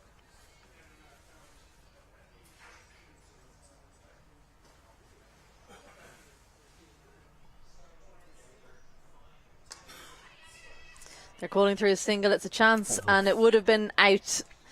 Alana King had the chance there in the covers, misses the stumps, and Leopold feeling the pressure of 18 deliveries for just 2 runs. Gone for all money, that. Bit of a panic single from Leopold. Alana King, of course, is not playing. She's a sub-fielder. Not 100% sure who has gone off for Australia, but direct hit. She would have been long gone. She almost had time to actually set herself and go over on her if she wanted to. Such was the distance Paul had to make up. A little bit tentative from Lewis. Ends up leaving it at the last minute. Thought about having a nibble. She's watched a lot of deliveries from the non-strikers end. Paul 2 off 18. Lewis's face just 5. It's always tricky when you're watching your partner struggle down the other end, and when you get on strike, feel the pressure to lift a bit of the burden. Well, I think it's Jess Jonathan who's not on the field. I could be wrong. Very difficult to tell from here, but she was warming up. In fact, that's Jess Jonathan now picking up the ball. So we'll bring that to you once we have gone through the team sheet. Another good over from Garth, just the one from it. One from her, 2 overs so far. 4 overs gone, and Ireland are 10 without loss.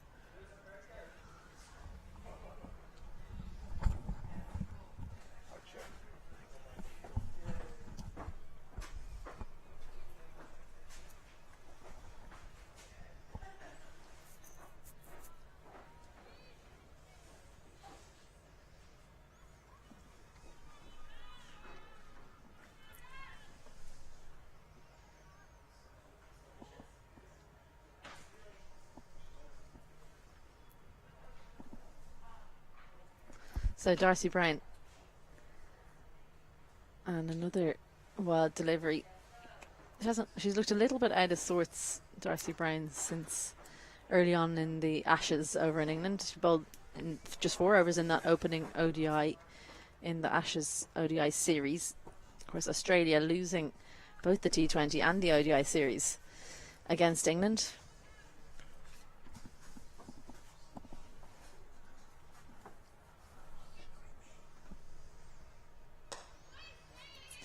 An easy single now for Leopold. She asked her partner to wait, but in fact has easily gotten down the other end. That gives her another run to her name, getting onto the front foot. It's Ellyse Perry, reliably informed, that's off the field at the moment. Has picked up a bit of a niggle in her knee, so getting some treatment for that. Hopefully it's nothing too serious. Gaby Lewis just faced the 7 deliveries as compared to Leopold's 19, and we saw in the Australian innings that when a set batter, and I'm not saying Lewis is set, but when a set batter was starved at the strike, they struggled to get back into the swing of things because it's not the easiest wicket to get in on. It's not, and I think the pace of the Irish attack was something that the Australians had to adjust to. Probably used to a little bit more pace on the ball, so when they weren't facing consistent deliveries, it's something they struggled with. As Lewis fixed that one nicely. Plenty of pace on the ball, so that could easily run away to the boundary. It holds up just short. It's Sutherland's fine leg, mops it up Good sign from Lewis. Dr. Brown strays onto her pads, and he just leans on that through square leg. The longest part of the ground there, quite close to the clubhouse, the strip that the match is on today. So that's the longest hit over towards the houses.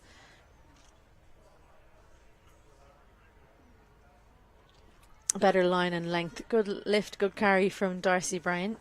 Not looking like she's getting the ball to move through the air, so she's going to have to try and be a bit more consistent with her lines and lengths. She hasn't missed full, I think. I think that's a big difference between the two sides. I think just when you've got that extra pace, you're more likely to, if you do err on length, to err on the back of a length. We haven't seen Ireland really get any drive balls, have they? Lewis has looked to get forward on the front foot and defend, but she hasn't really been able to get her hands through the ball. Well, there's the swing. Back in towards Lewis. It thuds into, I think it was either a thigh pad or a little bit higher. But valuable runs, however you get them. Yeah, Brown is struggling. It's a couple of times now she started the ball too straight and it swung in. I mean, it swung late. But starting that ball too straight, and we saw her do it the other way as well when trying to swing the ball into the left-handed pawl. Just struggling to control this new ball here. And she traditionally, as you can see from the field, she traditionally swings it away. They're looking to catch the edge of Gaby Lewis. And that one moved a little bit, probably off the seam more so, away from Lewis. So, somewhat wayward over from Brown comes to an end, and after 5, Ireland are 18 without loss. Yeah, slow going so far for Ireland. Just the 6 off the bat. Yes. So only 1/3 of the runs so far coming from the bat. They'll need to change that up. A few of the teammates of Darcy Brown just going up and giving her a G up, giving her a high five, saying keep at it.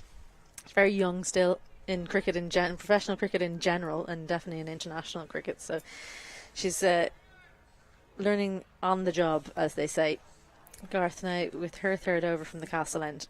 Interesting to see what Ireland do here, because they're going to have to come up with some plans to try and counteract. They can't just let Garth and Brown bowl dots after dots to them. Ball again, just a little bit tentative outside that off. You always say when, if they're bowling those kind of back of a length and the ball is swinging a little bit, you always try and walk at your crease maybe or something like that. That's what batters tend to do. But can the Irish players do this with, especially against someone like Brown with the pace that she's bowling? That's the challenge. Well, it's also very early on to be trying to take on the bowlers by changing your stance or by walking at them. You don't want to start going on the attack too much. That's a genuine edge, and Ash Gardner can't cut it off. It'll only be 2. Going up the hill somewhat, and it doesn't have the pace of Brown, so didn't fly to the boundary. Yeah, genuine edge, like you said. Paul was just trying to drive that pretty straight, it looked like. Ended up playing from the crease. Not a lot of gaps behind square on that offside field, but she's managed to find one of them. Well, it's a good length from Kim Garth, just that bit fuller. The earlier ones were actually too good almost to take the edge. And that one's too wide. Gets away with one. I think that's actually too wide from Kim Garth. When you're bowling over the wicket, sometimes you can get away with those ones, but I fancy that when that was passing Paul, that was outside the wide line. It used to be a favourite of mine, bowling left arm over to the right-handers. You get away with a heap load of those. Just keep it away from them.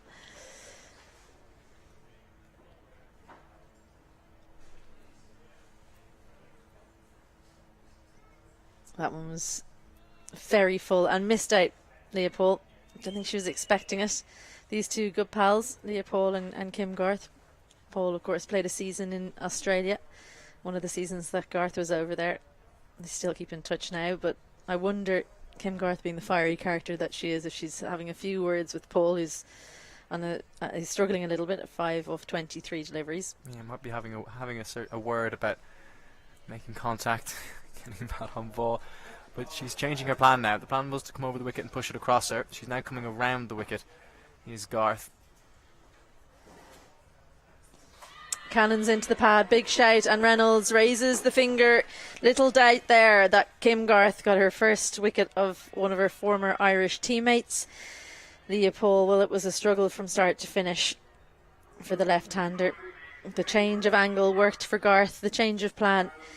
She stopped probing the outside edge and instead went straight at the stumps, and Paul looked to play square. She missed it, and an easy decision for umpire Paul Reynolds. Paul goes for 5. Yeah, it was a struggle for Paul. 5 off 24. First delivery of the new plan from Garth, like you said, angling the ball in, nipped back as well. A lot of movement back in, very late to Leopold. Hit her on the back leg as well. Generally, when you get hit on the back leg, not a lot of distance between leg and stumps for the ball to travel, and that looked fairly adjacent. As Paul Reynolds didn't take too long to give that one. He went through the checklist, checked that there was no way that he could give her not out, and there wasn't. So Paul goes for 5. Ireland lose their first. It's 20 for 1. Amy Hunter joins Gaby Lewis out in the middle. Opens the batting in the T20 form of the game. Probably hasn't performed at her best this year so far. Amy Hunter plays for the Dragons, of course, in the Super Series. Still so young in the game. Real disappointment that at the Under-19 World Cup she was ruled out for most of the tournament with an injured hand. I feel like that would have been a real coming-of-age tournament for her. She's 17 years of age. She was supposed to lead that tour, wasn't she? Well, she was captain for the first game, but then had to step aside because she had an injured hand. So she'll face Kim Garth, one of the players that won't be very familiar with her. One of the few.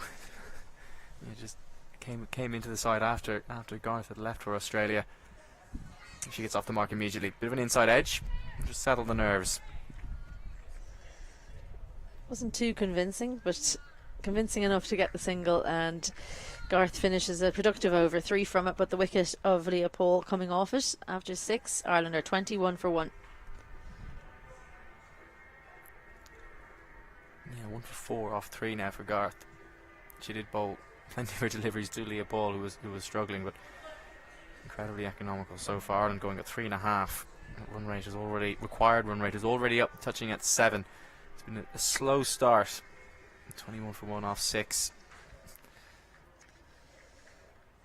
And Darcy Brown's going to continue. She's struggled with her control so far. I wonder if she might just try and bowl a few cross seamers here. She struggled when trying to swing the ball back into the right hander, firing it down the leg side. Well, that was on the money straight away to the new batter, Amy Hunter. Slightly more convincing from Hunter. I think the first delivery, that front foot didn't really go a long way forward. That looked ever so slightly more comfortable. It's kind of how she plays. She's very laid back looking and gets a lot of use out of her hands, if that makes sense. She's kind of a field player, so she's great to watch when she's going, but it's a bit risky. Plays it right under her eyes there, though. Not a lot of movement forward, but able to let the ball. Looks like she's got so much time, doesn't it?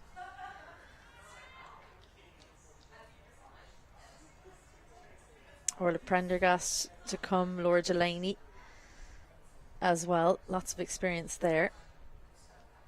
And then will Mary Waldron take to the field is the big question.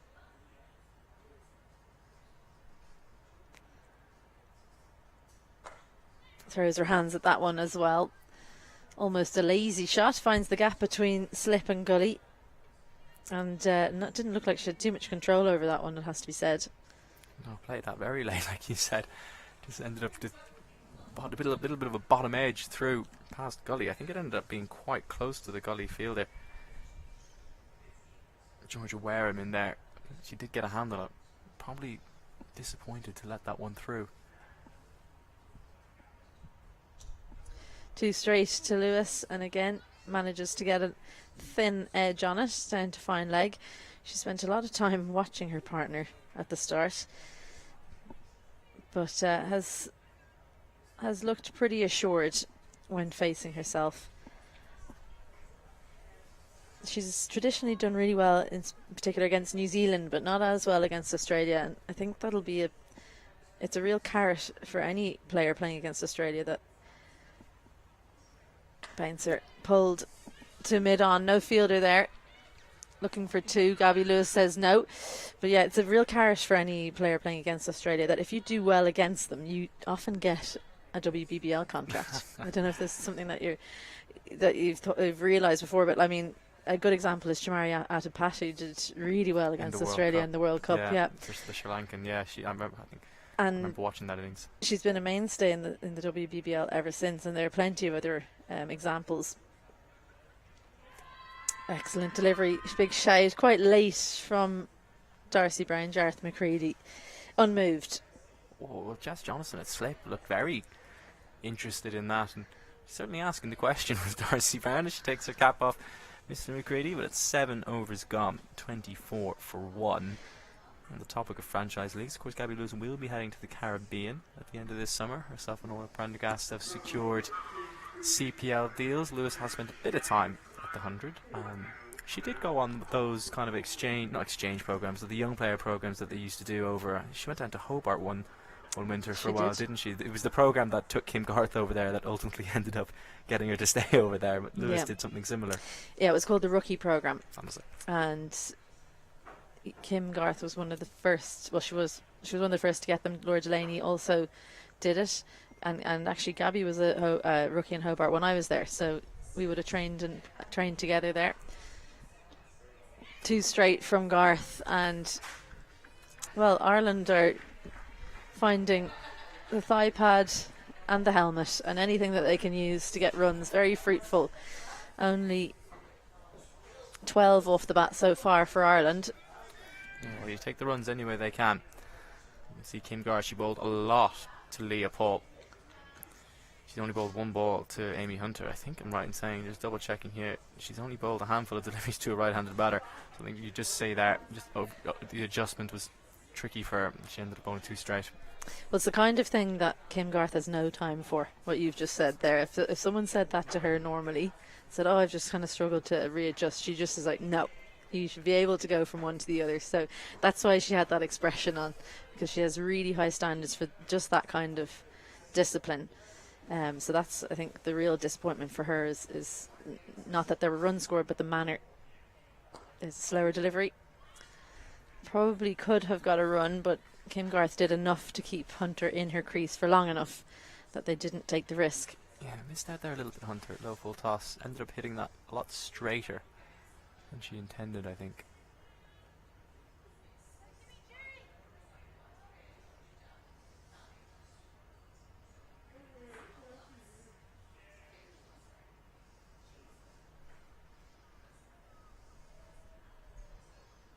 Oh, lovely. Really good from Kim Garth. Just getting the ball to move slightly away from Amy Hunter, forcing the youngster to be patient and not push at that one. That's the problem with this type of technique from Hunter, is when you like to play the ball so late and you don't get very far forward, when you do get beaten on the outside edge, you do look very uncomfortable and very tentative. I think as well, she's used to T20 cricket, so the patience needed for 50 over cricket doesn't come as naturally. That being said, she is the youngest centurion in international cricket, men or women, so she can score well when she gets in. Yeah, nearly 2 years ago now, that game down in Zimbabwe.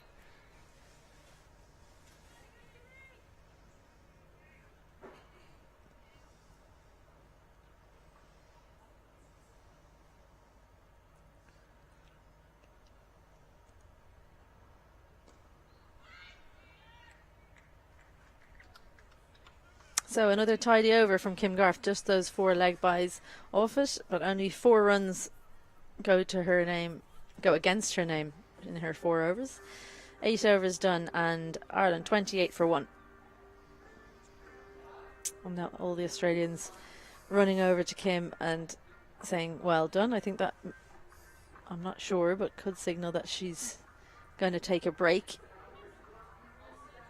200th appearance for Jess Jonathan today.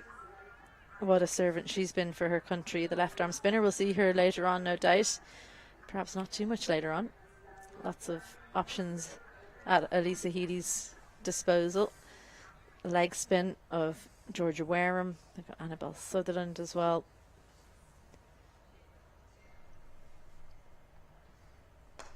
Wide and climbs into that one. Gaby Lewis hit it too late though to get any more than 1.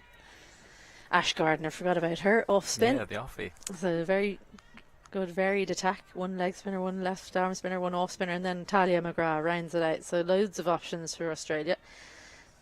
They are a team that have a lot of all-rounders, and that's not including Ellyse Perry, who's not on the field at the moment and hasn't really been bowling for Australia. An embarrassment of riches.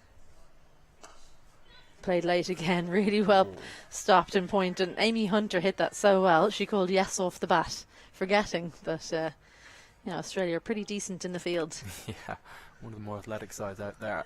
That's a very good stop at point. Hunter got hold of that one. One of the rare times that Ireland have driven well on the front foot so far in their innings. Must be nice for Amy Hunter to look across at Ash Gardner and point and see her shaking her hand. It was hit so hard, but it might be more to do with the pace of Brown than all about Amy Hunter. We'll give her some of the credit at least.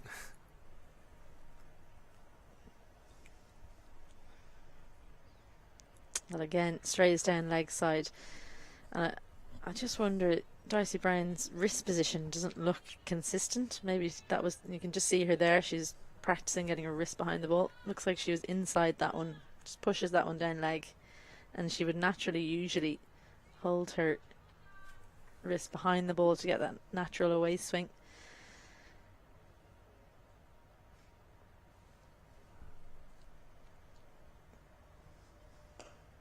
Much better. Much better from Brown. A good length and hitting the splice of Amy Hunter's bat, so a better length. It's been good to see Hunter has been willing to play the pull shot and take on the short ball. There was one in the previous over she was probably genuinely surprised by and ended up clothing it to mid-on. But even there, the previous ball that was wide, she was looking to pull that into the gap. She's not backing down from the fact that there is extra pace on the ball. She's willing to take it on. There it is, another short ball and dealt with by Hunter. Didn't get up at all. It was right in the swinging arc of Amy Hunter, and a fantastic shot from the youngster, her first boundary today. You start talking about how she plays the short ball well, and she's done me a big favour there by pulling out that shot, back and across with the trigger move, and picks up the length beautifully, really early. Like you said, just didn't get up there from Darcy Brown. Probably again a sign of the pitch being a little bit too paced, and that's all far too easy for Hunter to flay that one away through square leg. And amazingly off the front foot as well. Her trigger movement moves back and across, and then she came onto the front foot to pull it. Never something you want to see as a fast bowler. Yeah, it's never good for the fast bowler's ego, is it? When you get pulled on the front foot. Wouldn't know. But any that I've asked, they don't enjoy it.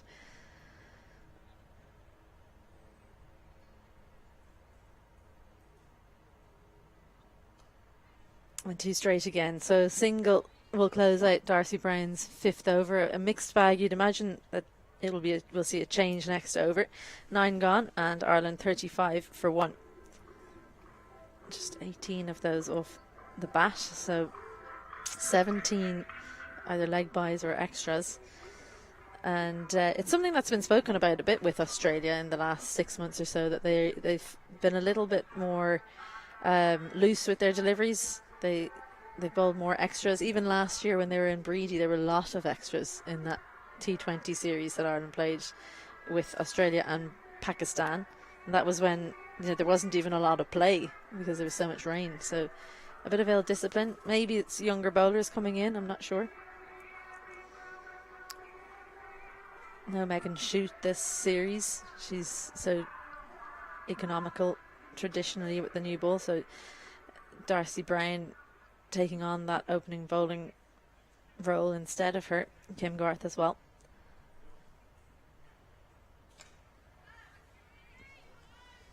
Kim Garth continues from the castle end.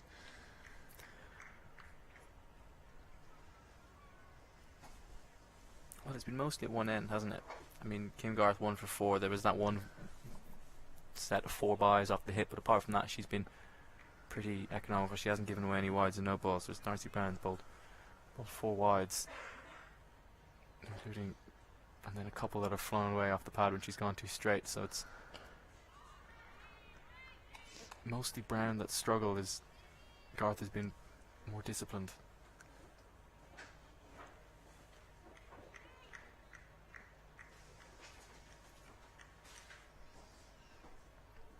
good opportunity for her to get 2 50-over games under her belt. I'd imagine they'll continue with her for the final Certa Women's ODI Challenge match that's happening on Friday. I believe there are still tickets available for that, so come down if you're in the area. This uses the pace, no third, so Georgia Warren will have to chase this one down. She does well, just about reels it in. Gaby Lewis, good running from her, makes that 3 runs to her partner's tally. Yeah, Lewis finally back on strike, not for the first time in this innings. We're saying that she's been stood at the non-strikers end for quite a while. Ireland have really struggled with strike rotation so far. Well, I mean, 14 balls in almost 10 overs is incredible when she's opened the batting.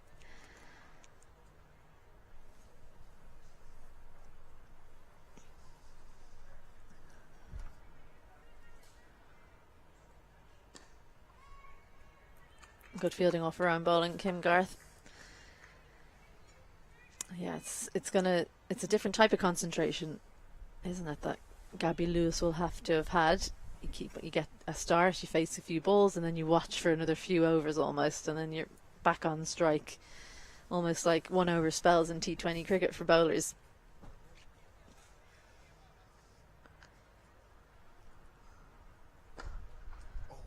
Very full delivery. Kim Garth gives a bit of a stare down to Gaby Lewis. I think that's only the 3rd delivery she's bowled to Lewis. I think she bowled 1 earlier on.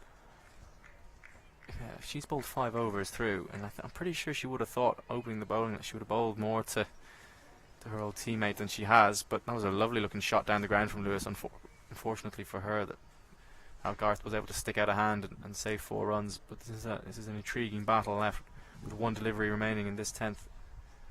3 catchers waiting.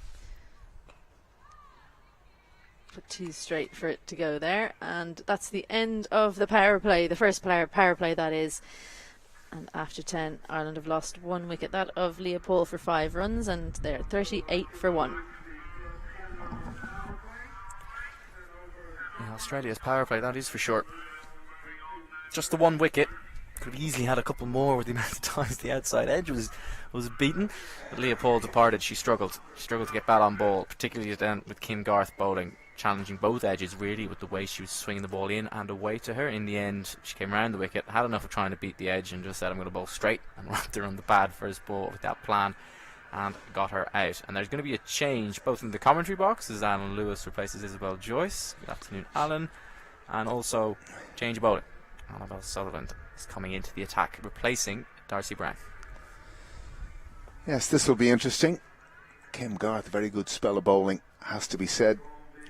Darcy Brown probably the more wayward, but as you said, Leopold really struggled to get bat on ball for the period that she was in. Amy Hunter coming in an unaccustomed position at 3, one would have thought. Here comes Sutherland then. Amy Hunter on strike. Heavy length defended. Hunter doing what Hunter does, kind of plays from the crease a lot. Doesn't really go forward or back, just plays it very late under her eyes. It's an interesting one, because it's one of those where you say it's a technique that's liable to get yourself nicked off, but I can't recall ever watching Healy nick off that much. She normally gets out being kind of aggressive and skying or caught on the rope quite a lot. Well, that's Fuller, and Hunter tries to find the gap. She does, but she hasn't timed it well enough to get out of the ring. And just as you say that, she came forward nicely and pushed her through extra cover. It's always one of these moments, but yeah, you were talking earlier, Lewis only facing 17 balls in the power play, which is odd, but again, in terms of Ireland's progression, longer she can stay at the wicket. It's a nice looking punch off the back foot, and she's got it through. It's a poor piece of fielding from Ash Gardner at point, and Lewis will jog comfortably back for a second. It was an aesthetically pleasing punch off the back foot, but it shouldn't have brought her 2 runs. Well, one of the things that probably the public won't know, and it's difficult for Ash Gardner, is that artificial pitch, which can be in an awkward place, and it can tend to deviate off it. That artificial pitch, of course, on the side of the square here in Clontarf. I saw Amy Hunter play the pull shot, and Gaby Lewis has said, anything you can do, I can do better. That didn't get up at all, but Lewis decided to go onto the back foot very early on. She ended up nearly falling over as she had to play it, as the ball kept low, but she's found the middle of the bat. And not for the first time, Ireland have been good on the short ball. Gosh, she got onto that reasonably well, because you said, Nathan, it kept low and it sped to the square boundary for 4. Excellent pickup of length. For this time, Sutherland trying to move the ball away from Lewis, lets that one go through to Alyssa Healy. It's a funny one, this, Nathan, because if we were looking at this as Ireland as a side batting first, we'd probably say steady start. But I think it's important for Ireland that they build, and build momentum. They don't play a huge amount of ODI cricket. Lewis just pulled away there, not quite sure what's going on. No one in front of the side screen as far as I can tell. Maybe just someone had a little word in the field. Well, in knowing her as I do, she has this kind of check movement. She has to be ready in her own mind. 2 taps, looks, another 2 taps, and up. Well, Sutherland's going to have to bowl that one again. They have been wayward with the extras today, have Australia. Up at around 20 extras now already out of Ireland's 46. They've been gifted quite a lot. As much as Australia have threatened the edge, they have equally given Ireland a lot of freebies. It's a nice looking drive, but it is straight to Ash Gardner at point. Oh, it's not Gardner. They've moved Gardner out of there potentially after the last misfield. I was going to say she won't make a mistake twice, but that wasn't there in there. It's the end of the 11th. Sutherland's first over goes for 8. Ireland are 46 for 1. Yeah, as you say, Nathan, extras are still a significant part of that, but at the same time, it's a good start from Ireland. 46 for 1 at the end of 11. And I dare say Australia will be certainly trying a few things. If you did notice through the Ashes series, Ash Gardner opened bowling a lot for Australia, but I dare say, they'll be looking at a couple of combinations, from their own point of view, I would have thought. I think this doesn't strike me as a place to open the bowling with spin. We've seen the ball seam and nibble around early doors. Kim Garth has got to move both ways, so did Darcy Brown, albeit struggled to control it at times. And I think while the ball, we saw Ireland leave it quite late actually to bring in spin. Cara Murray probably didn't bowl as early as she might have. I think it will do quite a lot. Yeah, but if we take that delivery that she bowled to Beth Mooney, did turn quite an amount. Now I know it was slow through the air and whatnot, but when you think of Ash Gardner, Georgia Wareham, good, real good solid performance. So it'll be very interesting to see what sort of response they get from this pitch. Here comes Garth to continue for her 6th. Hunter tries to guide that through the gap in the cordon unsuccessfully. Yeah, I don't like that shot. Is slip in a gully, or maybe 2 slips, depending on whether you want to call that a 4th slip or a gully. And I don't like trying to guide it through. There's a big gap of cover, an even bigger gap now that they're making a change in the field as they're bringing in a catch and cover point. I'd much rather than see him try and cut the ball hard or drive on the up rather than get out giving slip catching practice. Half an appeal as Lewis scampers through on the leg by. He thinks about the throw. She does throw, but half-heartedly down towards mid-off. That was always heading down the leg side. A half-hearted appeal from Kim Garth. Well, really what you're saying, Nathan, is you'd like to see what you're emphasising, that little bit more sense of purpose if you're going to, look to punch it as opposed to just passively playing it backward a square, because it's the sort of ball that if it gets you out, you're in halfway house. Strong shot through the offside from Lewis. It's a good hand at extra cover. Cost her a few runs. I don't think she timed it well enough to have reached the fence. Could have easily have come back for another couple. It's a good hand.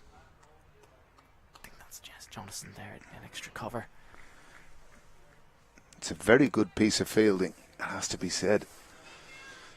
And interestingly, Australia have now brought in a short cover. Maybe they've eyed that type of thing, Nathan.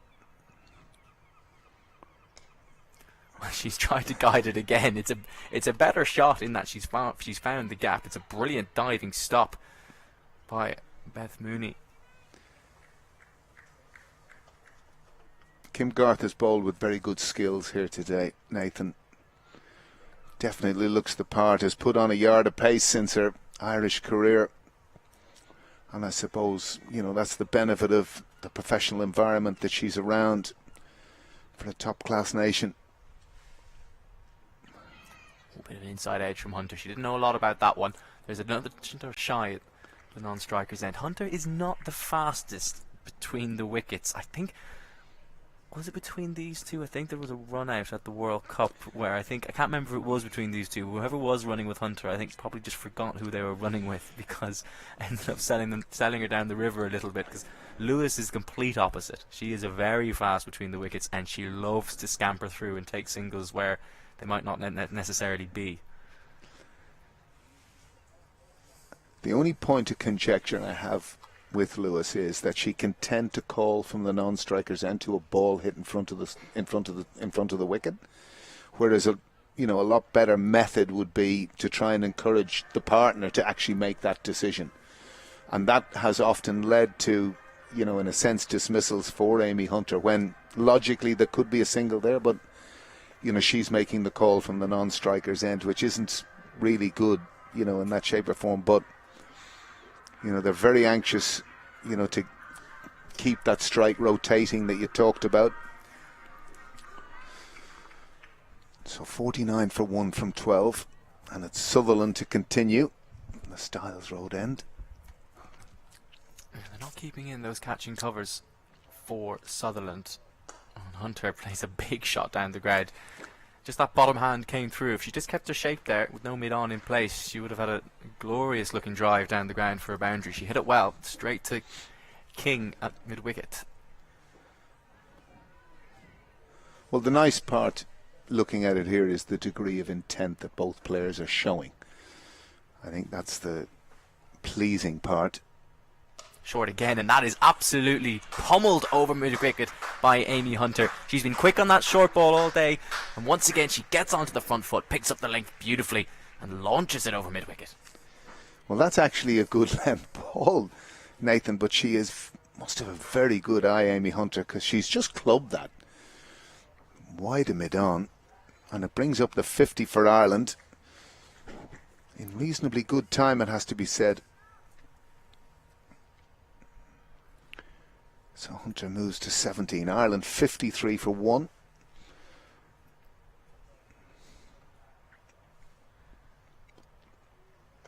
Sutherland responds with the slower ball. Hunter again tries to use the pace. Not that there was a lot of it on that delivery. Back of the hand, slower ball. Yeah, you can see Hunter just motioning to herself. Yeah, slower ball. Didn't pick that up as quickly as I should have. Interesting response though. Sutherland thinks Hunter's going to come at her. One delivery that's pummeled over mid-wicket, and out comes the slowie.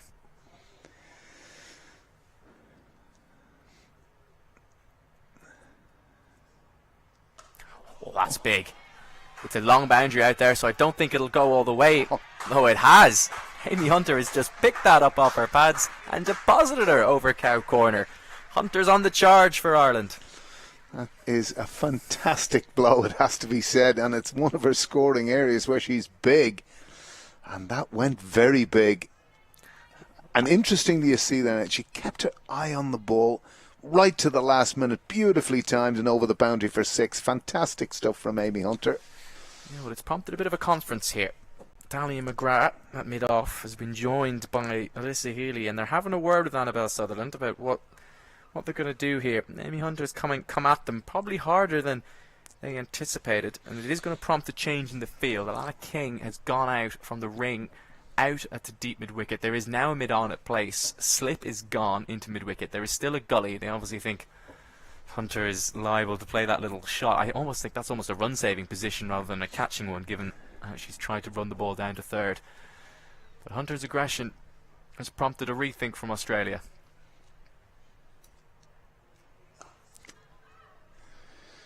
Well, that's one that's a genuine half volley. And again, what you were talking about earlier, that lack of kind of front foot movement. Essentially, she could have eased into that. It was a full-length ball from Annabelle Sutherland, inviting to be hit. Maybe she just felt 10 was enough off the over, Nathan. I don't know. She tends not to go through extra cover. That's not the delivery to bowl to Hunter. It's pulled hard behind square. It looks like King will be able to cut it off. She does. It's a gentle 2 to the total. 13 overs gone. 12 runs off the over, by far the best of the innings for Ireland. Hunter's moved on to 25.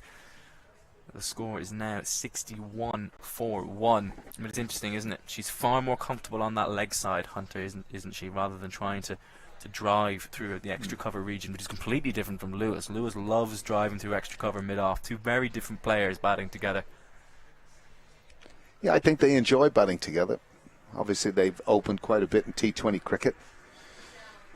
Interesting kind of tidbit for, well, whether there's Australian viewers watching at the moment, but the Sutherlands and the Lewis spent Christmas together 4 years ago. Gaby Lewis was playing a season down for Paran, which is Annabelle Sutherland's club. We had a wonderful day on Christmas Day with the family, and if they are watching on, it will be very nice to say hello to all the Sutherlands. We had a wonderful Christmas. We won't mention what happened at the end, but it was beautiful. We'll leave that to the imagination. Change of bowling for Australia. Spin is coming into the attack for the first time for them. Kim Garth has been replaced by Georgia Wareham. I'm going to see some leggies. No surprise there, really. Australia have plenty of spinners at their disposal. They can go to the off spin of Gardner. They've got Jess Johnson, left armers. They've got leg spin with the two right-handers at the crease. No surprise to see Wareham's leg spin into the attack. I'll be very interested here just to see what sort of purchase Wareham might get on this surface. She tossed it up first ball and Lewis hits that hard, but it is stopped at extra cover. Just looking at this field, Australia have only used 3 of the 4 that they're allowed out. Deep with wicket, deep backward square, and a deep point. Shorter this time, and Lewis does cut out to that fielder at deep point. Now this is a battle that will be very intriguing. Amy Hunter's just started to show that she wants to go hard. Australia have responded by bringing on the spinner. They're going to keep the field the same. Hunter does like to go over mid-on off the spinner. I think Australia will be more than happy to let her do so and see if they can buy a wicket.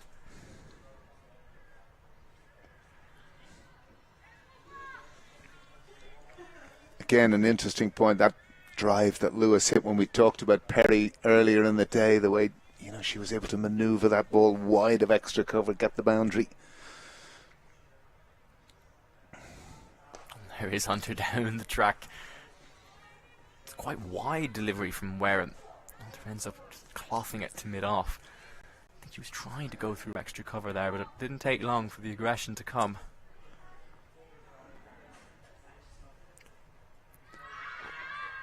Big appeal. Wareham didn't look interested. I think that's always a telltale sign, isn't it, when the bowler isn't that interested. She responded to Hunter dancing down by taking the pace off. Hunter went to the sweep shot. Not a fantastic option, I don't think, with a deep backward square, but looked to be missing leg. Down the track again. She goes over mid-on and she's cleared her. Hunter's on the charge. This time she dances down and deposits Georgia Wareham for a flat boundary over mid-on. That is a cracking shot from Amy Hunter. And what's the most encouraging part here, Nathan, is that Ireland are looking to attack Australia. They're not sitting back. Amy Hunter's been down the wicket twice, and again she sees that ball aerial and straight over mid-on against the spin, but she gets to the pitch of the ball. That's the most important thing. And again, it's a lovely time to take the break. 14 overs gone, 66 for 1 as both teams take a drink, as will we.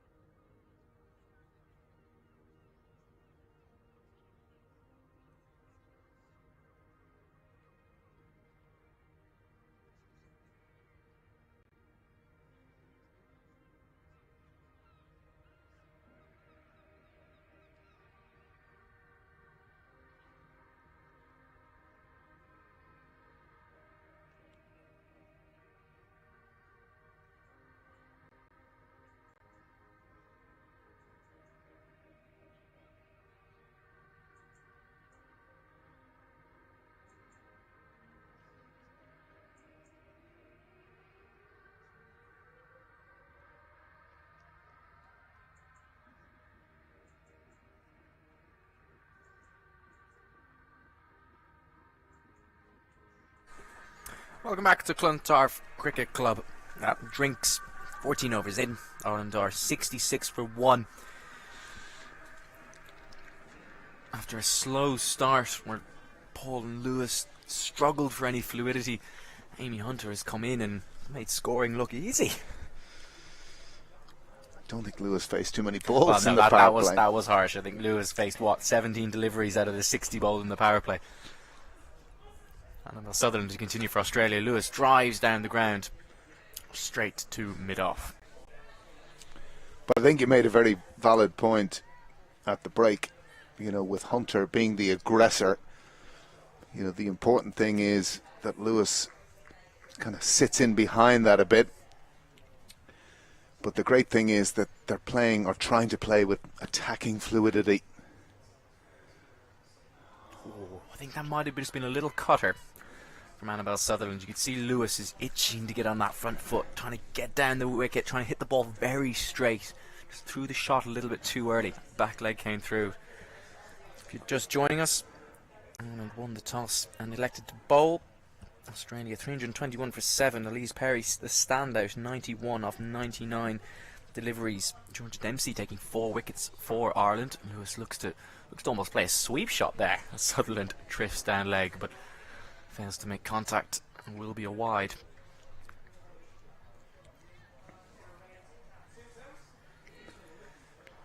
How Lewis responds to Hunter's aggression will be very interesting. Does she try and match her? Does she go blow for blow, or does she just say over to you, Amy? Well, she should be saying over to you, Amy, I think. Well, she tries another lovely shot down the ground. Not for the first time today. Lewis has played a gorgeous looking drive straight back, and a hand from the bowler has cost her 4 runs. We saw Kim Garth do something similar a few overs ago, just on her follow through. They've been good, the Aussies, in the field.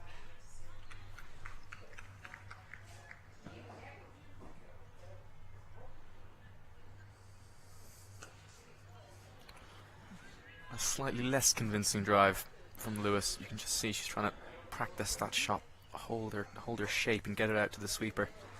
Well, you feel that she's got to show a bit of composure here and just accept sometimes these little troughs can happen. You hit a good shot, brilliantly fielded by the bowler. These things can happen. Well, there's the short ball, and it's been absolutely thumped by Lewis through square leg. Sutherland tried to go with a genuine bumper. It didn't get up there, and Lewis just said, thank you, I'll have some of that. Well, that's the reason why you need to wait. These types of deliveries happen from time to time. Lewis loves the short ball and really got onto that roll the wrist, and it's sped to the square leg boundary for 4. Fantastic shot. Better length from Sutherland. Responds well. Can't drive that. It's the end of the 15th. 5 off at a wide and a boundary.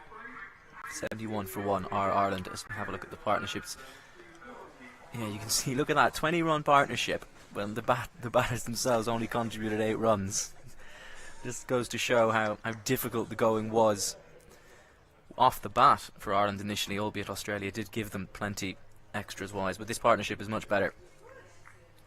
50 partnership up now between these two. Hunter has been the aggressor, but Lewis has looked good as well. Playing a couple of good pull shots of her own to match Hunter. Both players have been very good on the short ball, actually. Well, Ireland going at almost 5s here, which is good. Wareham to continue to Hunter. Hunter looks to go big over the top. Can't hold her shape. Deep mid wicket has moved a lot squarer. Or a lot further in front of square, I should say, for that slog sweep. But mid-on is still inside the ring. They put mid-off back on the rope. Hunter continue to use her feet. She goes back in the crease. Happy just to punch that out to the sweeper for 1. Not quite sure that's the right option for Hunter, to go long off rather than long on. But that strong bottom hand, she's always trying to go more leg side rather than go over mid-off. I know that with this spin, with the leggy, but I do think she's more likely to hit mid-on. Here's Lewis. She's pulled that hard behind square. Push hard, but Alana King's a good fielder. Won't be able to come back for the second. Very quick across the ground, Alana King. And she's got a good arm. But the interesting thing here is with this leg side field, 5 leg side, 4 offside, slow pitch. Look to get back, work the ball away for once, keep the scoreboard ticking. That's what Ireland need to do. And it's interesting, as you say, Australia have posted long off when probably we would have thought, knowing Amy Hunter as we do, long on might be the place. Well, that's short, and Hunter's missed out. Yard either side of Kim Garth there at short. Fine. Hunter would have had yet another boundary, and she frustratedly punches her thigh pad. She knows she's missed out on that one.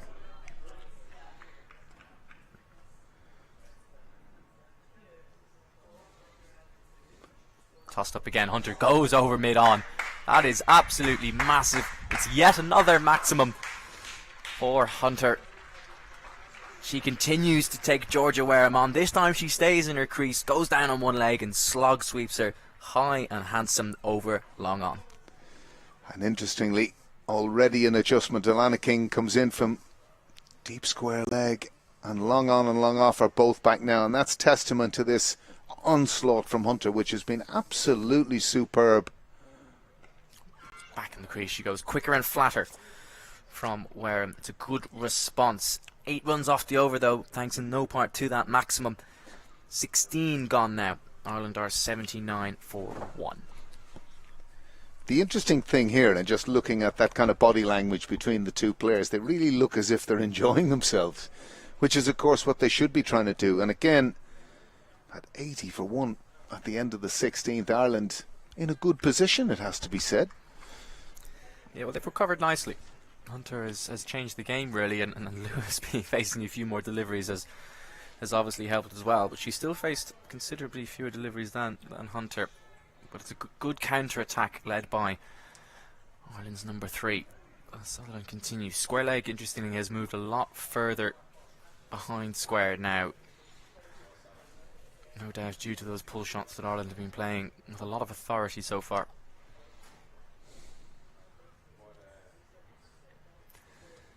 Not for the first time. Sutherland drifts down the leg side. I think this will be one area where the Australian bowling coach won't be pleased. A lot of extras, a lot of wides from Australia so far. It's been untidy from them. Really, apart from Kim Garth, who was stellar up front. Yeah, 21 extras now. I make that as that's another pull shot from Lewis. King will be able to cut it off. Does Lewis want to take on the arm? She does not. I think that's another feature of the Australian team, that, you know, their throwing from the deep is so much better. You know, they've really good throwing techniques, kind of baseball in their nature, you know, that arm way back, that leverage and that power of the throw, a bit like a javelin thrower. That's what they do. You know, they pride themselves on their fielding. I remember speaking to the head coach Shelley Nietzsche out in South Africa. She was telling me all about the KPIs and the way that they measure their fielding, and well, won't be happy with that full toss. But neither will Amy Hunter. She's missed out, hitting it straight to mid wicket. But they have it. They have a system. Do the Aussies? They give themselves certain scoring metrics and, you know, various different ways. They've come up with. I think it's the analyst has come up with ways, and they give themselves a score every game based on their fielding performance, and it's something that they pride themselves on quite a lot. Short again. It was a slower ball. Hunter just cuts it out to deep point. A lack of pace on that delivery saved Sutherland there. Hunter could only hit it straight to the fielder in the deep. Yeah, one of the tactics I would have heard for that one occasionally was again an Australian thing of you worked in pairs, and you know the fielding coach at the back end would say, right, you know, that diving stop in the infield, did it say 4? That's +3 for you. And they kind of work these things out, and it just kind of gave you that little bit of competitive edge, even though you're working as a team. That maybe who would be regarded as the best fielder was who was regarded as maybe the weaker fielder, and they'd work together and kind of build that kind of arena in packs, but you were kind of competing within the squad, as it were. And again, if you actually analyse these types of things in a much deeper way, and you kind of say to yourself, well, we saved 25 today, and here's how. What a shot that is from Gaby Lewis. She finally gets that straight drive away. A third time lucky for Lewis. She's played it a couple of times before, only to hit it straight back to the bowler, but she finally gets that drive through mid-off.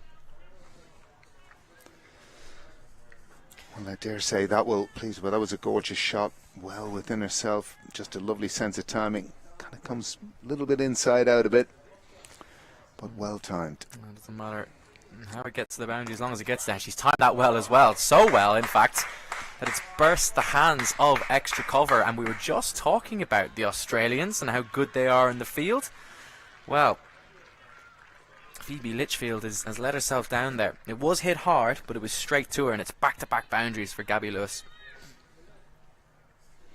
Well, again, it's that area just in front of the mat. It is tricky, but it should have been fielded really there for someone of Litchfield's quality. She's an excellent fielder, Phoebe Litchfield. Very athletic.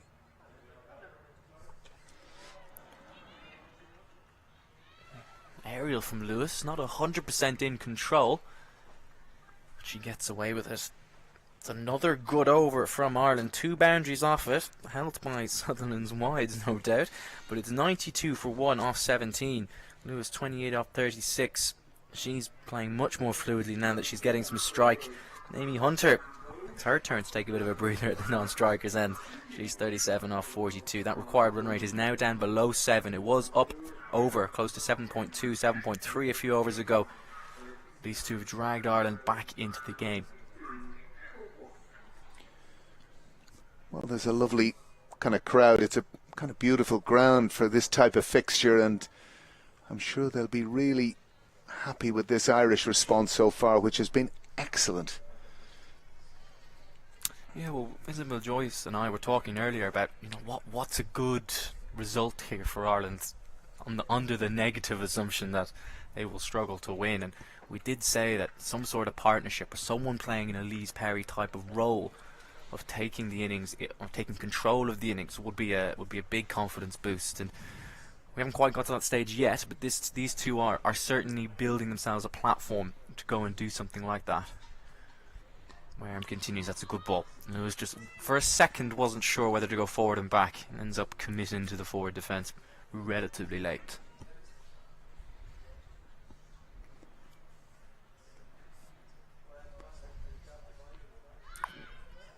I think it is something that she's been working on with Coach Ed Joyce, you know, that transition onto the back foot to try and get the ball away into these kind of vacant gaps between mid-wicket and 45, and obviously the most obvious one on the offside. Short again, tries to get it in front of point. She does. They will push for 2 here. Amy Hunter, I don't think Amy Hunter has any interest. I think she fancies a piece of Georgia Wareham here. She's never going to be running that first one hard. Well, the interesting thing, I think they've been much more watchful in their running, largely due to the, you know, athleticism of this Australian fielding team. Into the pitch, Hunter. Oh, she tried to get clever with it. The option of going over mid-on is taken away now that fielder is back. Hunter was trying to go across her crease and hit it over square leg, and she exposed her stumps, and she's probably fortunate that ball just bounced over the top. Tossed up this time. Hunter thought about a quick single. Was quickly sent back. Interesting. Mid-on goes back, and Hunter, instead of saying, right, well, I'll just hit it over her head, she's going to try and go over square leg.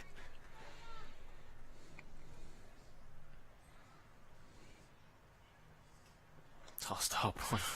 Hunter again was thinking about square leg, but she ends up just digging out what ended up being a Yorker. Good from Wareham. It's a good contest, this. 18 gone, 93 for 1. Well, now with the field spread, Amy's got to, in a sense, box clever. You know, she's, you know, again, the pair of them have to kind of sit down and talk about, listen, keep this strike rotating. There's a huge number of gaps in the infield now.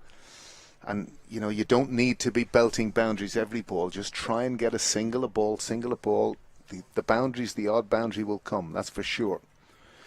It's good to see the aggression from Hunter, but you almost want to, you'd rather she starts to move around in those creases and play those, I wouldn't call them sweeps, but trying to get across an access square. Like, you'd rather she was 60-70 set before she does that. You know, you've got long off, long on back. You've done the hard work. Take those easy singles. Put the front foot down and hit down the ground. But of course, as we were saying earlier, Amy doesn't play those. She doesn't get her front foot down the wicket unless she's using her feet out of the crease. She plays from the crease when she's on the front foot normally.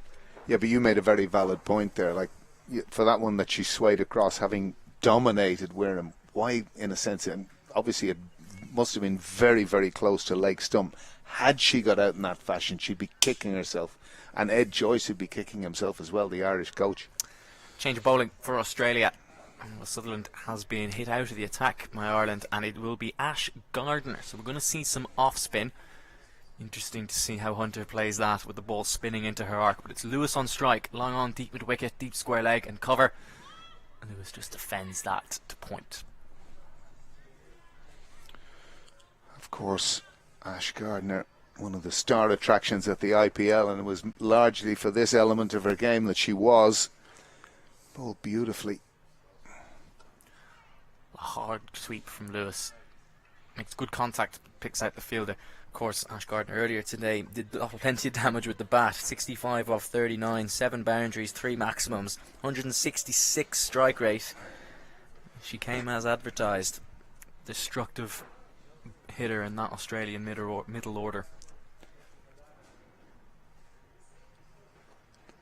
That's better from Hunter. There's that one. Just nudge it into the gap. What you were just saying, Alan.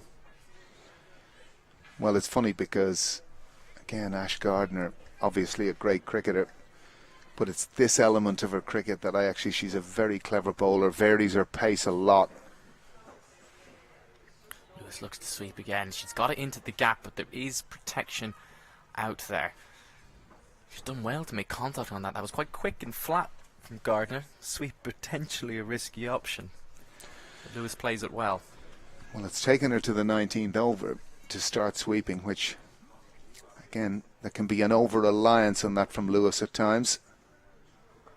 Possible been given plenty of air. Hunter has actually squeezed it out very nicely. Ended up being a wide Yorker from Gardner, and Hunter does well just to jam the bat down. Another couple to her. Well, that's what Ireland have to keep doing now in this spell, in this period. If they can get 60 off the next 10 overs with these two still at the crease, look at the field, all well spread, opportunities for singles, a lot of areas. Good from Gardner.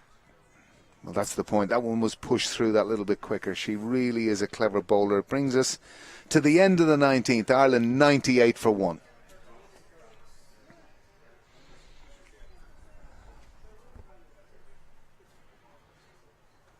It's been quite interesting, actually, just watching from afar. You know how active Alyssa Healy is as captain, talking to her bowlers. You know that she's busy as captain, trying to get the best out of her team.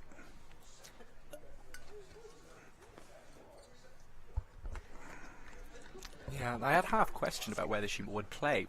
You know, she was nursing a hand injury during the Ashes. I thought maybe she might just take a bit of time off as Lewis drives through the leg side off Wareham, but straight to mid wicket. Yeah, I thought, you know, Beth Mooney in the side might have taken a day off, but Skipper wants to prove herself. Skipper wants some runs, wants to win some games. Short of length and pulled hard, straight to deep mid wicket. Well, I suppose we, you know, from their point of view, we tend to forget, Nathan, they've lost 4 of their last limited over games. We've got to remember that, and that will rankle with the Australians. Wareham continues her battle with Hunter. Hunter stays still in her crease this time. She cuts in front of square, just in front of point, or just far enough in front of point to get a single, and that single brings up the Irish 100 in the 20th over. Run rate of just over 5. It's a position they almost definitely would have taken given the slow nature of their start.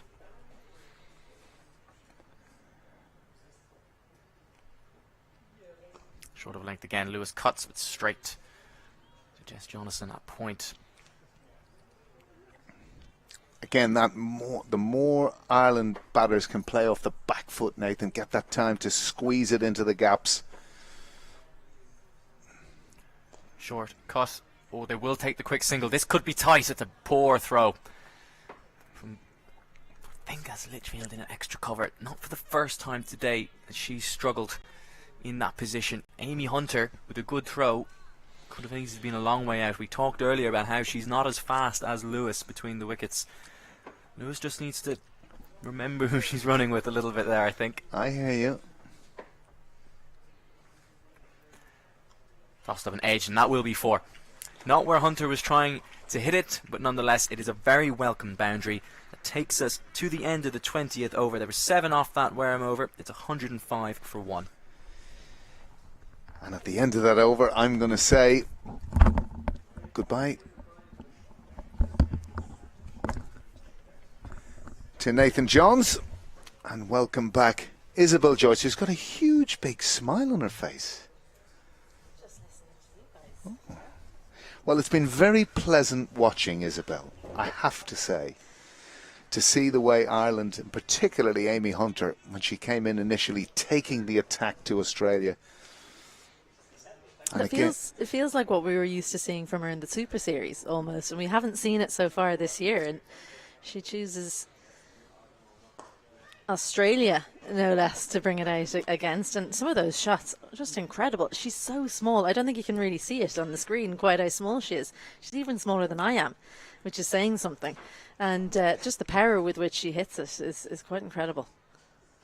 Lewis chance almost, no, just about straight enough to beat Tally McGrath in mid-off. And Gaby Lewis, she was having to watch on a little bit as Amy Hunter took the attack to the Australians, but she won't put up with that for long. She's getting in on the act. Well, I think the only thing which is important, and this is for the benefit of the team, and again that recognition from Lewis, take a back seat, accept a back seat. Placement now in between extra cover and mid-off, but doesn't have the power to get past McGrath this time. Absolutely, it doesn't matter who you are. Sometimes you're the partner who's maybe not getting as much strike. We've seen a lot of that today for Lewis. Or your partner is just having just as we watched Tally McGrath do some work backing up there. So sometimes your partner is just in better form or is facing the deliveries that can be hit more than you. So it's definitely been good to see Gaby Lewis be able to shift between gears in this innings. That's very adjacent and an easy decision for Jareth McCready. The quicker delivery from Ashley Gardner. Gaby Lewis opted to go back and just didn't get the bat down in time. She throws her head to the sky. Well, that's the quality of Ash Gardner. That one appreciably quicker. And I don't know whether the ball before, because, again, it was one of those that seemed to rattled Lewis. She got hit in the chest. But it's a very good innings from her and really laid a foundation for Ireland. She'll be very disappointed, I'm sure, herself. But you can clearly see this pushed in quicker turn. Absolutely stone cold plumb. Would have hit in middle, halfway up. So that's the end of Lewis. Promising innings, and Ireland put in a very good foundation with Amy Hunter. So Orla Prendergast comes out at number 4 for Ireland, and I mean the people know about Gaby Lewis, have known about her for a while. She's played a lot of international cricket, but these two are probably the two stars that have emerged in the last couple of seasons. Orla Prendergast in particular this year burst onto the scene in that T20 World Cup. Had a number of people texting me, who is this that we're seeing whacking the ball to all parts. Known more for her bowling in Ireland while she was still playing soccer, but it's her batting that I think most excites Irish people. That's been the area that's been lacking in the past. She comes out to face Ashley Gardner, as I like to call her. Very good. I'll do with Ash, thank you very much. So good over for Ash Gardner, 4 from it, but the valuable wicket of Gaby Lewis. 1 for 9 for her from her too, and after 21, Ireland 109 for 2. Well, the interesting thing, obviously, where Orla really, shot up the radar was at the World Cup. And, she was really aggressive in her play, but she's really good on her feet. She gets down to the pitch of the ball to the slower bowlers. And again, in a sense, that whole thing of getting in, that's kind of the trademark. So, in those times, even in the West Indies, that last of the ODIs where she had struggled for runs, she just took her time initially and just got into her innings. And I think that's the most important thing. Yeah, she's a little bit of a shaky starter in spin, but won't be what she'll want to face. Georgia Wareham continues from the Castle End. I was talking about her the other day to her coach and my brother Ed Joyce, and he said, I wonder how far she'll hit it if she ever actually swings her bat. Yeah, it is actually extraordinary because she doesn't have a back, like in golfing terms, she doesn't have a backlift. She just kind of punches from about her knee. Yeah, she doesn't swing through at all, and very different to Amy Hunter, who absolutely has a lovely languid swing of the bat. Orla Prendergast kind of punches it and still gets the ball to fly. But she generates bat speed, Izzy. That's the thing about it. Well, she'll be heading off to the Caribbean alongside Gaby Lewis in September. So the world is really her oyster at this moment in time, if she can stay fit, stay healthy. Then her all-round capabilities are very exciting. So strong in the field. That catch, she lost the ball in the sky, notwithstanding.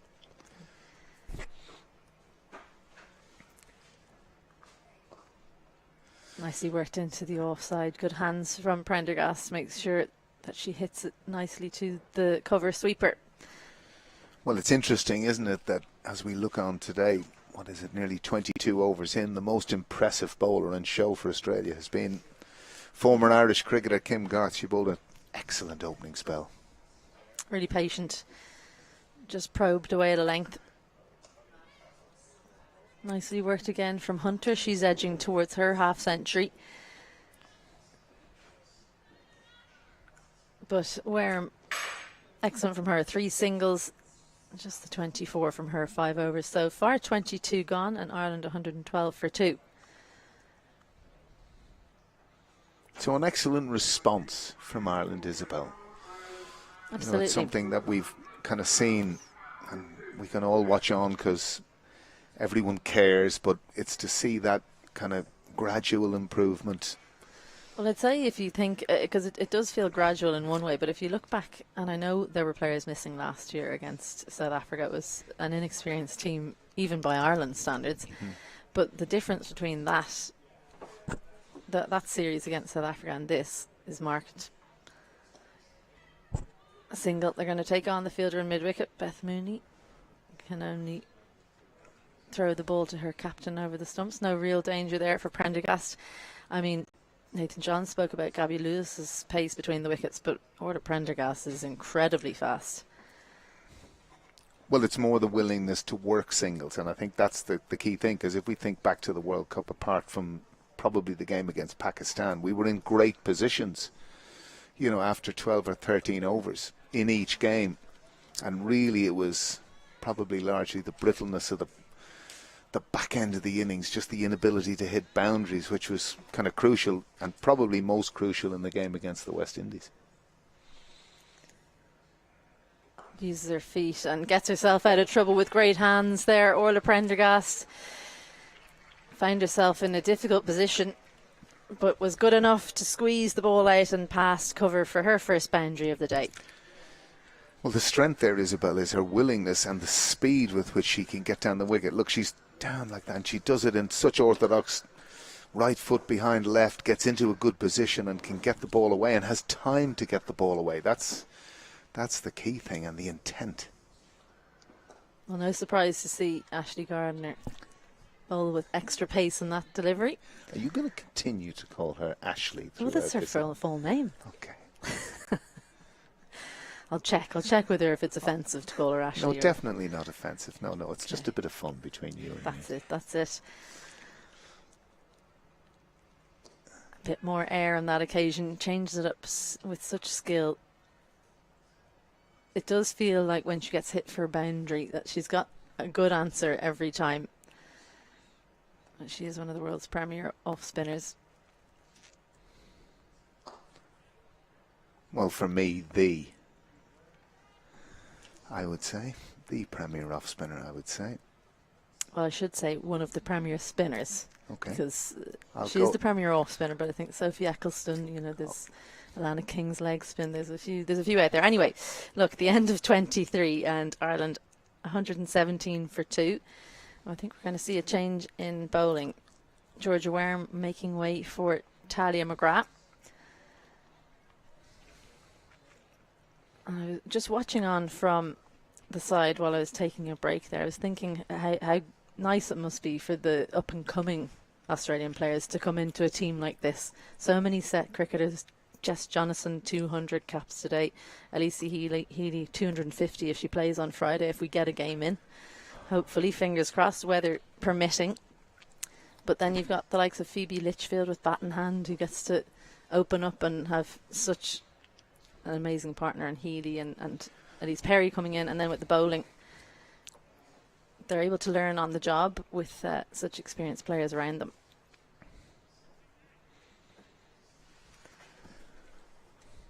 So 3 out on the leg side for Talia McGrath, 5 on the offside. A third up inside the ring. We were speaking earlier there that, you know, that was a pretty full-length ball, nearly a half volley, and just Amy has this habit of maybe not get it. I'd say that will be a work on for her over the course of the next year, just to get out to those drives if she can.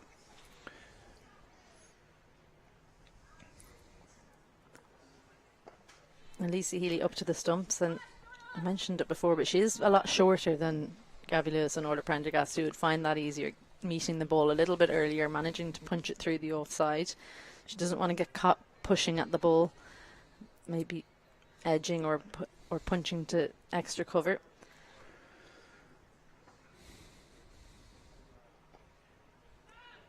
Well, I've listened for the last 18 months to the former men's coach Graham Ford, and all he talks about is head and shoulder of the ball, head and shoulder of the ball, everything in one line.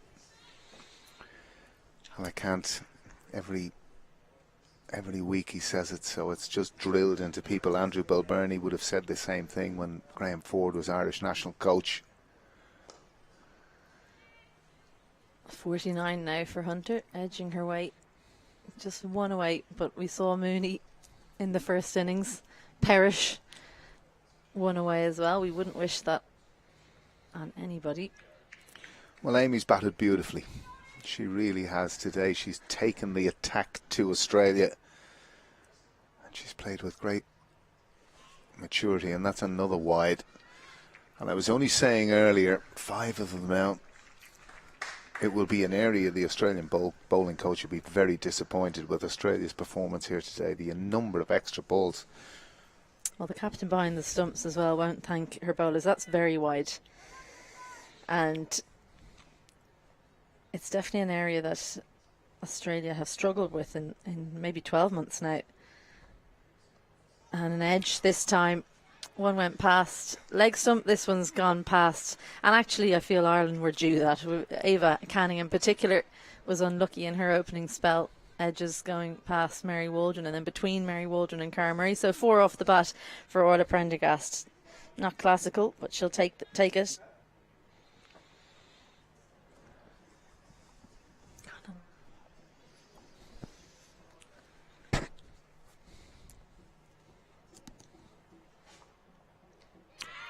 Edged and gone.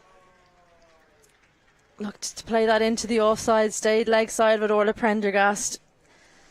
Well, she edged the previous one for 4, but she was playing with fire. Only the thin edge went straight into the gloves of the waiting Ellyse Healy. And well might Orla Prendergast regret the way in which she was out. She goes for 9 runs. As Ireland lose their third. This would probably be a good example of it, Izzy, of what we spoke about earlier. As we see it, not too bad, but it's just one of those ones. She's nibbled. I just thought, as you said, that she'd possibly come a little bit leg side of the ball. But sadly, she departs for 9 from 11. Ireland 127 for 3 in the 25th over. So captain Laura Delany comes out to the middle, bowled well. Had the best economy rate for Ireland, 5.3 with ball in hand, and now she comes out to the middle.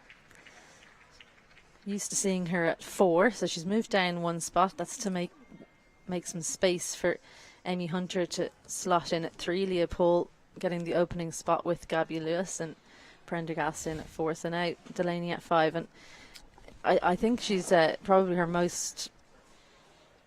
best spot for me when she was playing earlier was actually 6 and 7. She used to bat really well with Kim Garth when the two of them were coming up at 6 and 7, and since she's moved up the order. She has done well at number 3 and 4, particularly against Zimbabwe, Netherlands as well.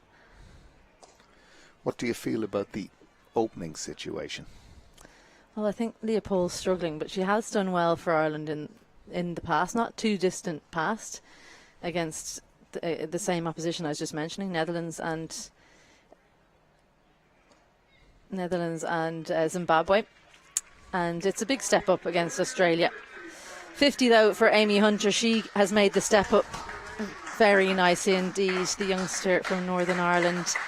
And she made history a couple of years ago almost when she made that century against Zimbabwe, youngest international centurion. And now a really impressive 50 against Australia. Incredible hitting from her, and worked the ball around nicely, as well as some big sixes that have pleased this crowd here, no doubt. No doubt they've enjoyed watching her. Well, I think all in all, Isabel, it's the best innings in terms of its context, in terms of its formation, how she's gone about it, just the freedom with which she's played. I think overall it's the best innings that I've seen, Eamon. I've seen a lot of her, as you have, that she's played in an Irish shirt. And again, we've just got to temper it all with how young she actually is. And again, the other side of it is how young in general this Irish team is. And also who she's made it against. It's Australia, world champions. That's very full to sweep, so impressive that she managed to get hold of that one. Amy Hunter, I would imagine she'd think better and maybe play that one down the ground if she got it again. Well, there was a period of time that I felt the Irish team in general had this sweeping frenzy. The one thing that kind of saved her was the horizontal nature of her bat. A lot of them were tending to kind of try and sweep from high positions, and you know, you're just so liable if it's full like that to LBW or, you know, a top edge. But at the end of 25, Ireland 129 for 3.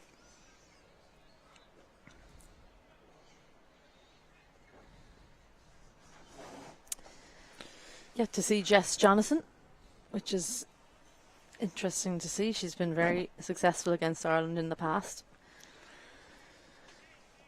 Yeah, Jess Jonathan is kind of an unsung hero in this Australian team, and often, if you think back on all the big pressure games, often who's bowling that final over, it's Jess Jonathan.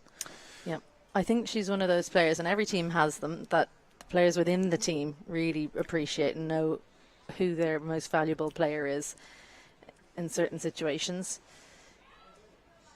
She's maybe, and she, you know, she can bat anywhere in the order. We actually have played against her in the past when she's opened the batting in T20s for Australia. Kim Garth tended to be her downfall, so the irony there is that if they opened with her, she wouldn't have to face Kim. I do remember her opening in Claremont Road, actually. Yeah. She was caught at mid-off from memory. Twice, yeah. Twice. Off Kim. Yeah, the one I remember was Lucy O'Reilly, actually. That was Meg Lanning, was it? A diving catch away to a right-hand side, goalkeeping style. It was a good series, that. Again, one feature of this Australian team, they're world champions. There's no heads in the air, no, they're great ambassadors for their country in terms of, you know, what they do, how they conduct themselves. And it's lovely to see that. You know, I saw the same up in Breedy last year. They were so engaging with the crowd, and it doesn't take a lot to do that type of thing, Izzy. And I just think it's great to see, and gives hopefully them a sense of enjoyment. Slower delivery from McGrath. Absolutely, it's obviously a culture thing. It's a decision that's been made and that's carried through by their senior players, and then that's what the junior players come in and experience, and they carry it forward. So brilliant to see that from really the best in the game at the moment. Amy Hunter takes on the fielder at long on chance and taken. So goes to her half century and then looks to hit it down the long end. Tally McGrath comes on from the Castle Inn, takes 2 wickets in 2 overs, sees the end of Prendergast, and then Hunter 50 and out. Well, that is a pity. And again, with the field spread, I think she just got a little bit frustrated, Amy Hunter, but she can be very proud of her day's work. 50 from 65 deliveries faced, and it's a great effort from her. And for so long, Ireland, in their response to Australia, looked so good, and she's caught a lot of that, but again, looks to be straight down Georgia Wareham's throat, and they don't drop them, the Aussies. So 50 from 65 for Amy Hunter. Ireland losing their 4th wicket, and Rebecca Stokel comes out to join her captain Laura Delany out in the middle. And unfortunately for Ireland, it's wickets in quick succession, so 2 batters that are going to have to grow into their innings. This is one of the points. Rebecca's batted in a number of positions for Ireland, and again probably back to that qualifier when she kind of put Ireland in winning positions with some lusty blows towards the end of an innings, kind of has seen her stabilised in that position. And again, I was just, from the point of view of where might she be best suited. Of course, she opens, I think, for her club, doesn't she? She does, yeah. And she's done a lot of opening, even in Super Series, up until this period of time. And this is the sort of thing that I was talking to Nathan about in terms of this use, or indeed even yourself, Isabel, this use of overseas players in particularly 50 over cricket, that, in terms of serving our best interests well, we want as much as we can to make sure that the players that are playing in an established fashion in the Irish team get those opportunities. Yeah, there's no doubt Stokel hasn't seen as much batting as she would have wanted. She was injured as well before the World Cup, so she's disappointed to miss out on playing in that. But I think it's a good position for her, both for 50 over cricket and for T20s. Gardner continues. The reason I say that is because she is one of the few players that can hit boundaries even when the field is out, and we saw that in that game against Zimbabwe. She's very tall, has a big swing. That's not saying she's done it that much, but she has the ability to. And because she's got that experience opening, it means when there is a good bit of time to bat, she won't panic, as opposed to someone who always bats kind of 8 or 7 and then working their way up the innings. Well, I think to a certain extent, with the way the game has moved on, the expectation of what your role is and how you execute it, and again, even for the captain, Laura Delany, I think it's going to be important that, in a sense, she can show a little bit more nerve in terms of how she goes about things. There's ways of getting out. We all know that, but cricket people understand what people are trying to do, and I think that's one of the things. If with their own admission, again, time mid-off, mid-on in, a stage is reached where you've got to try and get one of them back. How are you going to do it? And that's what Amy Hunter did.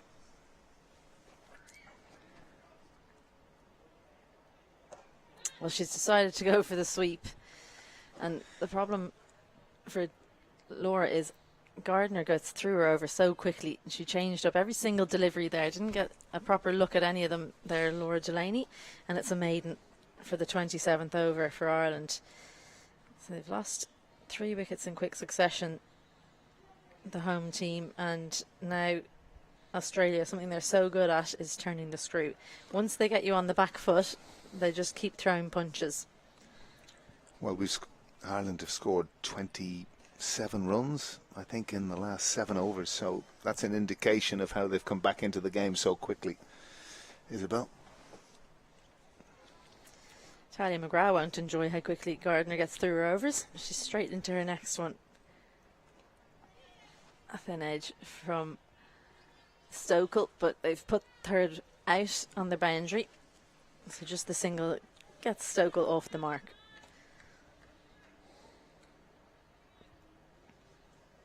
I feel for a few of the other bowlers, it doesn't feel like McGrath's bowled well enough to have the figures she does in comparison to some of the other bowlers on show today.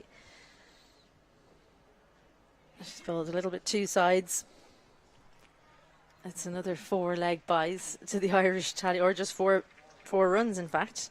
It was a neat little tickle. Harsh on Laura Delany there, a little tickle, exactly. Well, I must say, on first observation, I thought it was leg buys as well, Isabel, so you're forgiven. Umpire Paul Reynolds, there's a reason why he's out there and we're in here. He saw it better.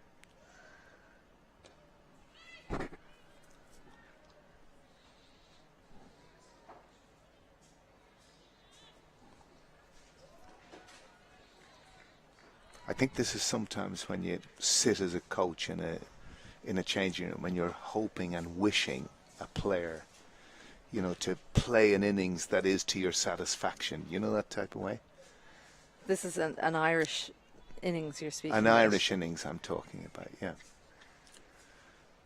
Now, not that you don't will all your players on. Don't get me wrong for one moment, but I was talking earlier on commentary about Ryan Campbell talking about Baz Delita, that here was a talent that went through difficult times. He was very young, but you've got to nurture them and you've got to believe in a future. And I was likening it to Lorcan Tucker as an example, who struggled for 20 or 30 games, but there was just always that bit in him. It was hopefully going to come. And again, as a coach, you're just waiting for that moment. You just get that one moment when you seize an opportunity and you believe you belong. So another tidy over from McGrath. 6 from it. There was that ill-directed ball that Laura Delany got a tickle on, and after 28, Ireland are 136 for 4. Now, I know what you mean. I think that with Ireland, it feels like they're slowly but surely cementing down positions. So, they're sure of Gaby in opening, who's going to be there with Healy. Paul needs to put in maybe a convincing performance soon. And then Amy Hunter showed what she can do today, or the Prendergast has shown it in the recent past. So they're slowly but surely making it clear who's going to be in what roles. And it feels like there are 1 or 2 spots there where someone's got to put their stamp on it. So Rebecca Stokel, 6, make it yours, is nearly the challenge being put to the various Irish batters and bowlers. Georgina Dempsey showed what she could do today. A rare loose delivery from Gardner, well directed from Laura Delany, and beats Darcy Brown and cover. That's a brave shot from Delany. She'd come down the track, forced it into a full toss and got the full reward. Well, that's the type of thing that we're talking about. Again, immediately down. Good, positive intent from the captain.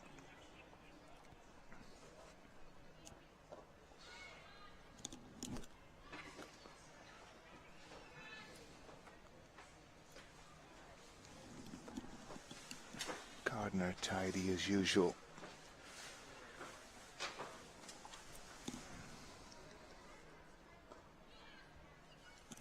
Well worked. Perfectly weighted by Laura Delany to make sure that it was beyond Alyssa Healy but not close enough to Garth. Now Stokel 2 up straight, and it's an area of strength for her, but will she have the courage to take Ash Gardner on downtown? Well, certainly in the West Indies series she tended to look to go much squarer, which and she has a genuine strength down the ground, and it's obviously a safer shot. We all know that, and it's just this thing about you execute one, you execute in match situation, and it begins to get in you that you can do it. Well, I think as well in West Indies, correct me if I'm wrong, Alan, but probably turning pitches a little bit slower. I mean, I know that we've spoken about this wicket being slow, but the sun's been on it all day. It's playing pretty well. So the percentage shot would be down the ground. Long on had gone out for that final delivery, but You're right. Just Ashley the Gardner 5 from gets it. through and over ridiculously quickly. In the blink of an eye, there's 29 gone. Ireland 141 for 4. She's the Andy McBride of the Australian women's team. Yeah. She'll be really happy with that likeness, I'd say. Yeah, so that's the problem when you're bowling with her. You'd presume that they're going to have to change up the bowling at the other end, because if you're a seamer and you're bowling with Ash Gardner, you barely get time for a breath. And they are going to change it. It's Georgia Wareham, I think, coming back into the attack, the leg spinner. I think they've seen how Laura Delany and Rebecca Stokel are unwilling to take on the spin of Gardner, and they're going to bowl from both ends. But Jess Jonathan still hands on hips, yet to bowl, and we're into the 30th over. She'll be saying, I'll have 10 through, thanks, skipper. Well, I think it's a good move from the captain. You've explained the reasons why very well. They're going to take on Garth at 45. Easy single usually, unless it's hit with pace to 45, you can usually scamper through.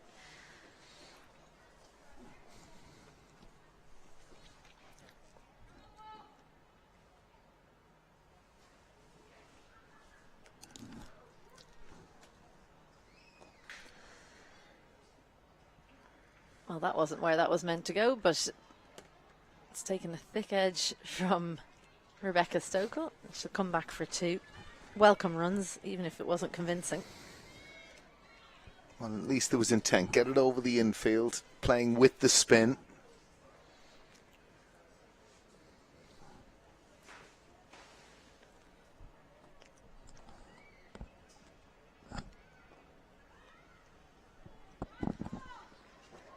She gets onto the back foot a lot, Rebecca Stokel, where I feel she could come forward. Such a tall player. Well, part of the reason for that is if you'd notice how wide her stance is, and Straight into the hands of the waiting fielder at mid-on. Annabelle Sutherland, well, you won't get many easier chances than that. She looked to take on the infield but was found wanting. Rebecca Stokel, she faced 9 deliveries and felt she'd been there long enough. And all she could do was help the ball into the waiting fielder's hands. So Georgia Wareham comes back on and takes the scalp. A 5th wicket for Ireland. Stokel goes for 3. Ireland 144 for 5. Well, you see that just in her execution. It was kind of coming across the ball. It wasn't really coming down straight, and she was, as a result, half-hearted. And, you know, again, to get the necessary timing, you just need a more vertical blade. Well, it wasn't the right length, was it? It was far too full to go over from Rebecca Stokel. Ava Canning, despite what it says on your screen, Ava Canning is next in for Ireland, and really improved batter. Incredible the trajectory her batting has taken, in fact, in the last couple of years, because having seen her a few years ago when she used to be on Leinster squads, she was very much an opening bowler that batted 11. But she has a simple game plan. She just hits it straight pretty much, by and large, and gets down the other end. Also another tall batter, so she can get right out to the pitch of the ball.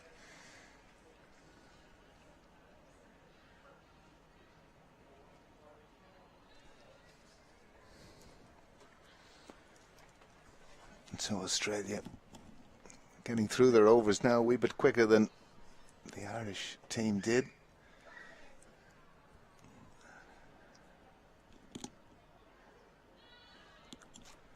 Definitely her strength is down the ground. David Canning looked a little bit uncomfortable with those deliveries on leg stump.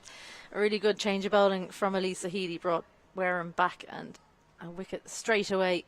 3 from the over as well, 30 gone, and Ireland 144 for 5. With that, I'll bid adieu to Alan Lewis and welcome back Nathan Johns. So a very different looking game now, Nathan, to the one that you left. Yes, the wheels have fallen off ever so slightly, haven't they? Just built up a pressure, a couple of poorly executed shots, but probably poor shot selection as well. You think of the likes of Amy Hunter trying to go downtown and picking out mid-on, those types of, after playing so well for so long. And it feels like, you wonder how hard Australia had to work for some of the dismissals in the last 10 overs. We haven't blown Ireland away necessarily. Oh, well, score 320 and you pretty much just have to stay in it, and eventually the opposition will crack. Amy Hunter, I think, was trying to go straight and then wasn't quite there, so bottom hand came in and it sent down to long on. Rebecca Stokel felt the pressure and felt she had to go over the two straight fielders, but it wasn't the right length. Jess Jonathan now hasn't bowled yet today, getting her first bowl in the 31st over, and 200 caps for her lovely presentation we saw before the play began today. Australia like to get a different player to do a little speech before each game, get the team amped up. You know, we thought that was a cap presentation, didn't we? We were standing there waiting for somebody to get a handshake to see who was getting the cap. We looked at each other and said, this has got to be the longest cap presentation speech anyone's ever seen. But it wasn't. It was that was the G up, and then It was Phoebe Litchfield's turn, I believe, to get her Australian teammates up and about for this fixture. I'm sure no doubt we'll see some clips from that on the Aussie social media channel. They have a really good team that follows them around everywhere they go. They tend to be one of the better supported sides in terms of behind the scenes content. We all saw the famous video of Kim Garth getting her first cap out in India, and her parents were in the huddle, and everyone had a kind of like a bird's eye view of that. It was quite a nice moment. Yeah, great support. No surprise though that it's the world champions that have an entourage that other countries, Ireland included, can only be envious of. Single to finish out Jess Jonathan's first over, 3 from it, 31 gone, and Ireland 147 for 5.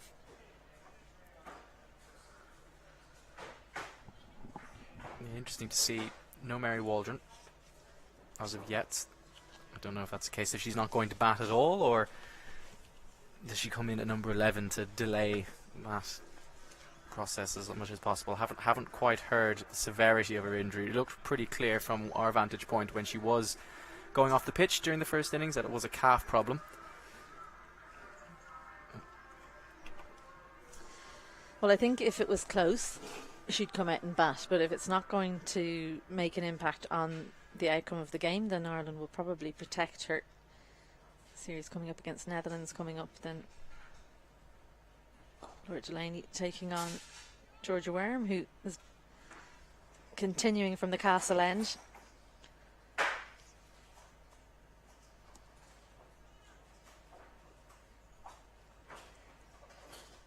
These two play their club cricket for Leinster Cricket Club together. And that's the end of Canning. Looks to go back, but judged incorrectly, and Wareham is successful again. 2 wickets and 2 overs for her. Disappointment for Canning, who is elevated up the order today, but can't make an impact. And not for the first time today, we've seen an Aussie spinner get a wicket with a quicker, flatter delivery.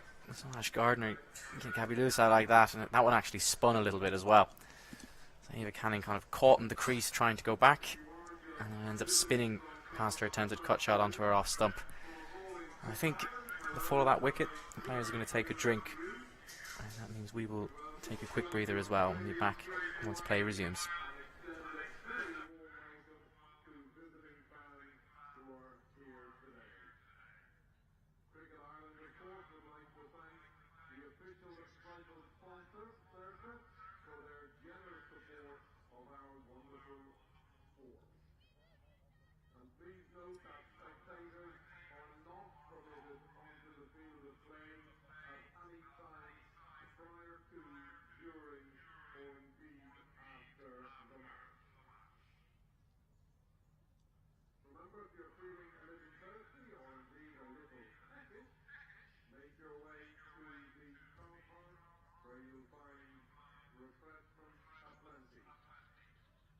This is game 2 in the Certa Winners ODI Challenge.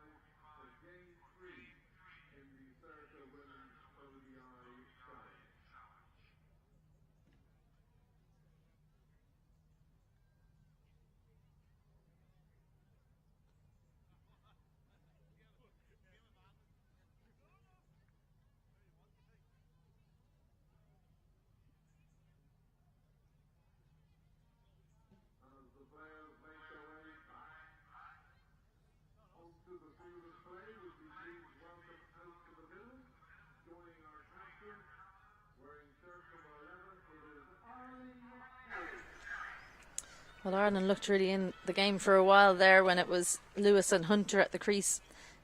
Paul was dismissed early, but Hunter in particular looked in great form. She made 50 but was then out, caught, and it's been a bit of a procession ever since.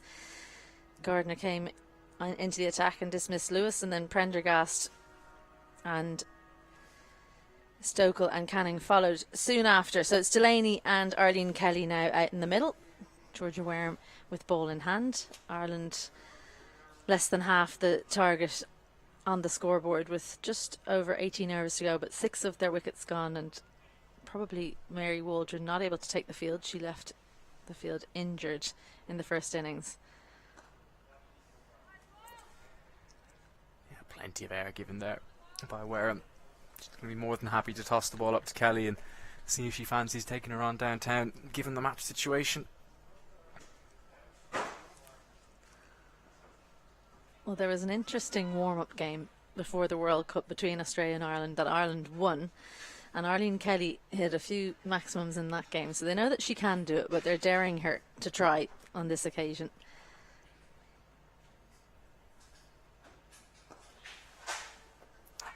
Well, she's not obliging for now. No surprise there. Bit early to go for that one. Valuable time in the middle for Arlene Kelly if she sees it that way. I know that they will have been looking to actually chase down 322, as unlikely as that may have seemed at the tea break. 32 overs gone, Ireland 148 for 6. Yeah, the mindset would have been let's go out and try and chase it down, but at this point you'd imagine maybe Delany and Kelly see what we can get against Australia. What's a really good score for us at this point? That's what they'll be possibly talking about out there in the middle. But it's interesting, yet again, you mentioned the World Cup there. The problem for Ireland was largely, Lewis would get 30, Prendergast would get some runs, Hunter might get a few away, but then after that they would struggle. And here we are today, for the first game of the home summer, so to speak, and Lewis and Hunter impressed, and then after that it's been a little bit of a procession, like you said. Granted, the skipper is still there, and she could still pull something big out the bag if she gets a bit of support.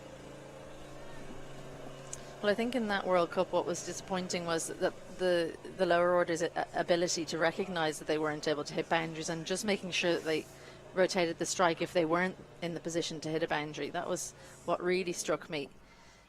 Really good players will set themselves up for a 6, then a 4, then a 3, and so on. And if it's only the single that's on offer, they make sure they get that. And there were so many dot balls for Ireland in the back end of those games. Jess Jonathan it is with ball in hand now, bowling her second over. It's taken a long time for her to get into the attack today.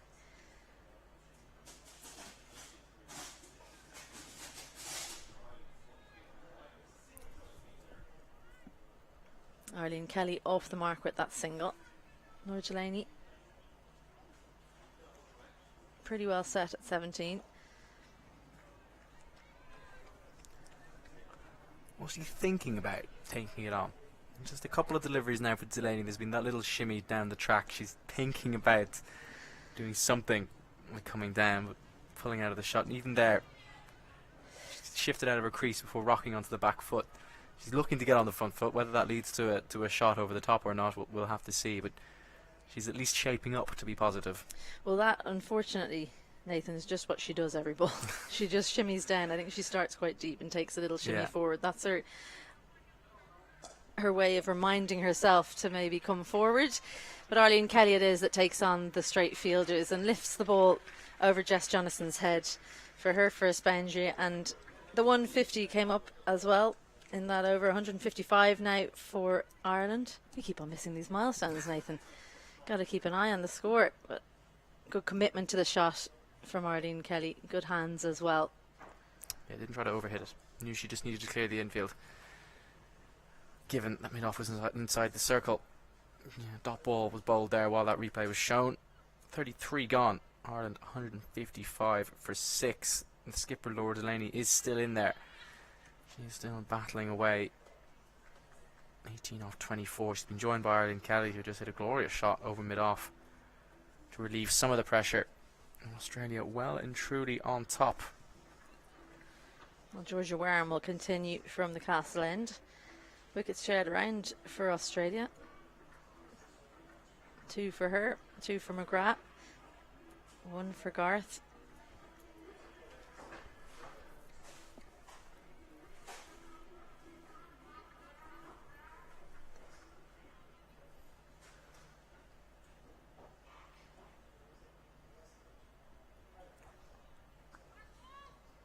Quicker and flatter again from Wareham, beating the outside edge of Delany. It's a risky line to be bowling that wide with only just one fielder behind square on the offside. Well, they have the runs to back it up, so maybe it's just a carrot being hung out. Yeah, try and take the outside edge. Alyssa Healy, she snaffles most things that go her way. She took a brilliant catch off Orla Prendergast earlier on today, standing up to the seamer. Arlene Kelly being kept honest by Jess Jonathan in point. She didn't appreciate that 4 off Arlene Kelly the previous over, so keeping her in her ground.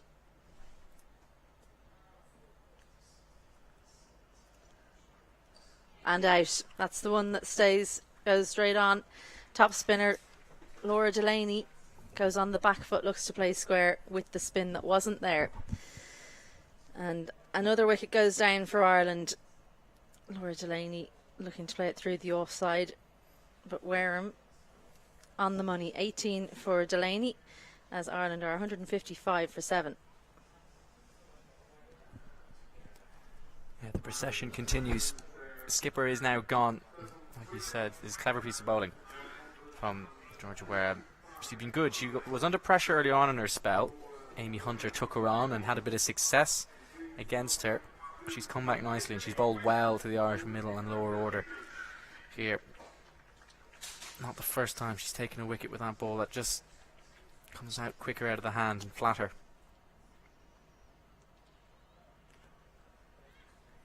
Like you said, they had set the trap. They were inviting her to cut with the field, with only one fielder there at point, inviting Laura Delany to go onto the back foot and try and access that gap, but of course that opens up a big gap between bat and pad should the ball skid through like it did on that occasion. Slip is in for Georgina Dempsey. Slower delivery from Wareham. 3 for her now. 2 wickets, well, 3 if Mary Waldron bats, which I don't think she will. 2 left for her, so possibility of a 5-wicket haul still on the cards for Wareham. And Dempsey going back to a delivery that's far too full, so another wicket taking over for Wareham. In fact, a wicket maiden for the Australian in the 34th, and Ireland in big trouble now. 155 for 7.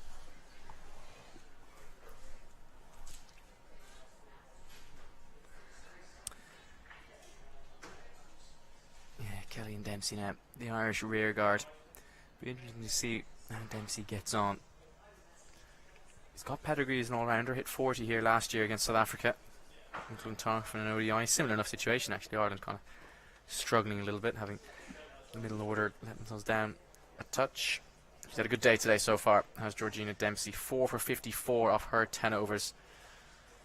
Had 2 wickets in as many deliveries in her first spell when she removed Alyssa Healy and Talia McGrath early doors. Jess Jonathan bowling her 3rd. And that's as soft as a dismissal as you're likely to see. Just held up in the wicket a touch. Jess Jonathan gets her name in the scorebook as a wicket taker. And it's one of the easier dismissals she will have got in a long time. A fitting wicket, I think, given it's Jess Jonathan's 200th Australia appearance. Only right that she gets her name into the wickets column.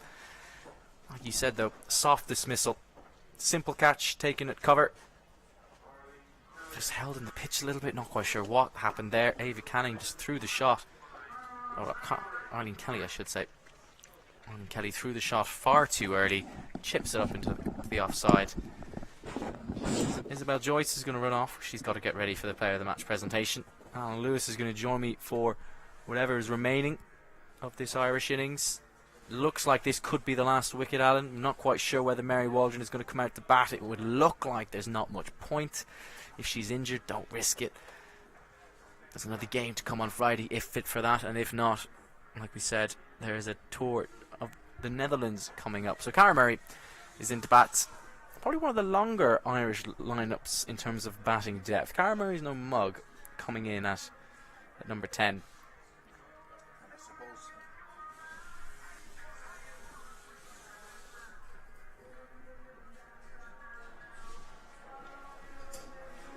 I suppose we've got to bear in mind we were 108 for 1. It's a pattern. It's a pattern with this Irish side. If 2 of the top 3 generally does okay, and today they did more than okay actually. Amy Hunter 50, Gaby Lewis looked very good while she was there for 37.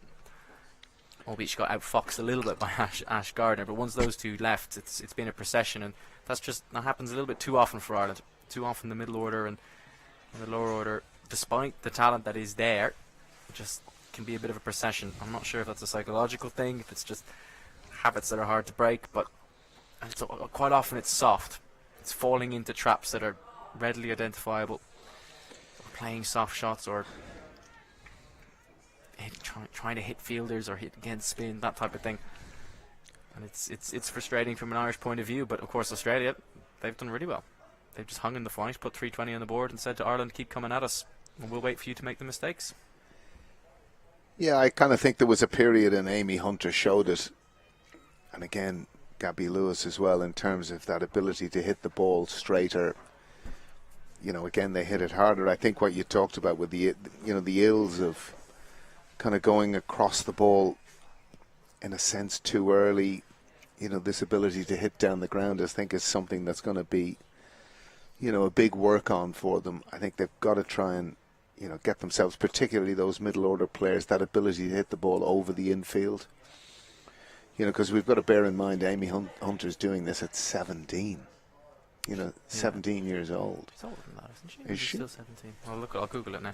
But yeah, we are 35 overs of the way in now. It's 156 for 8. We do think it will only be 9 wickets until the end of the game.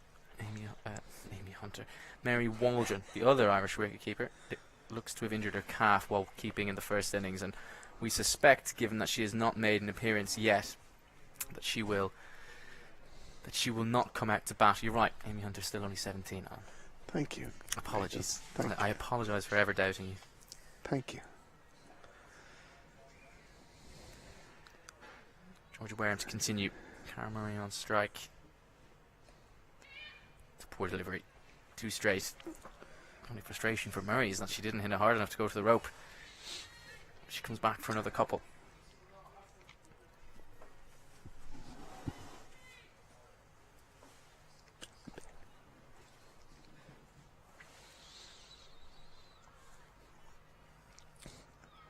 I'd say Wareham will be happy with this spell.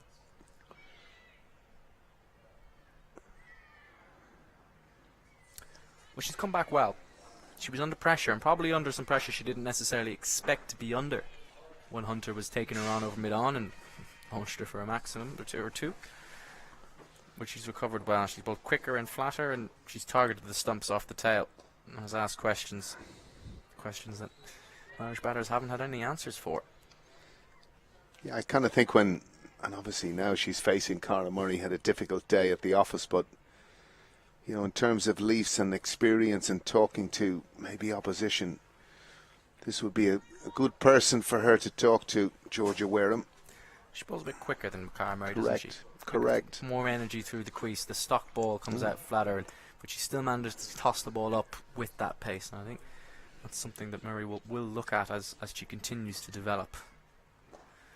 Well, could be it. Oh, she's just cleared Kim Garth at extra cover. Just for a second, from our vantage point, it looked like she'd hit it straight down Kim Garth's throat. As it happens, it's cleared her, and that's the end of the over. 36 gone, 160 for 8 are Ireland.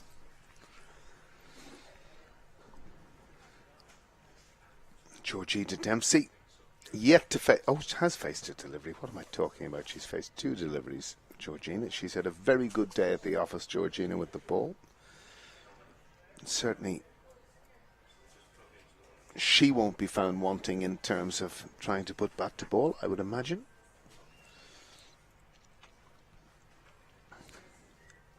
She had the unique situation where I wouldn't have thought Ismail from South Africa was hit for 3 consecutive boundaries too often in her career. Oh, she's no mug, is Dempsey. She's flashed that one past slip just for a second. It looked like that might have gone to hand. Always sharp chances. When you're at slip off a spinner and a batter finds the edge off the back foot, they tend to be speckies if they're held. She's off the mark, is Dempsey.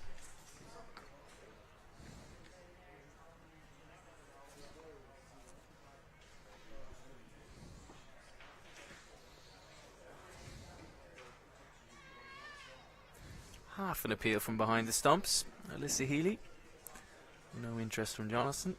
No interest from Jared McCready. More important.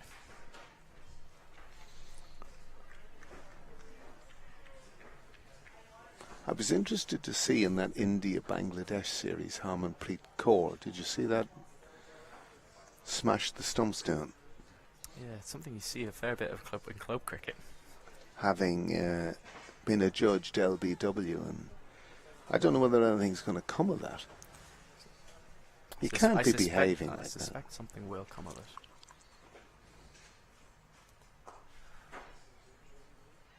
A nice looking shot there from Murray.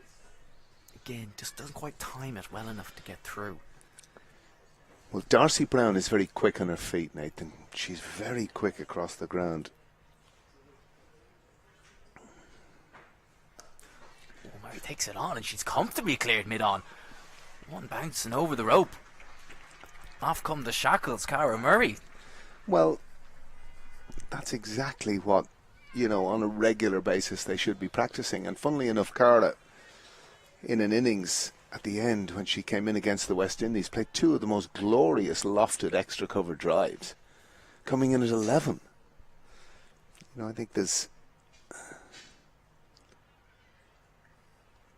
possibly scope for her to be a little bit higher, but it's again one of these things you're expecting more from an established middle order to, you know, that's the type of thing that I'm talking about. That's the sort of stuff they really should be practicing, I think. You know, this area of strong shots. And I was actually making the comment when we were in the West, like Hayley Matthews, like she plays a beautiful drive, like she's obviously, that's her go-to shot, which again is available at women's cricket level most of the time. She cuts and she pulls, but she pulls off slow bowling for boundaries, rarely swept. She'd kind of sweep a bit down the leg side, but she just sits firmly on what she sees as 3 strong options. What a shot that is from Georgina Dempsey. But it's an equally good bit of fielding from Jess Jonathan at point. Saves her side 3 runs.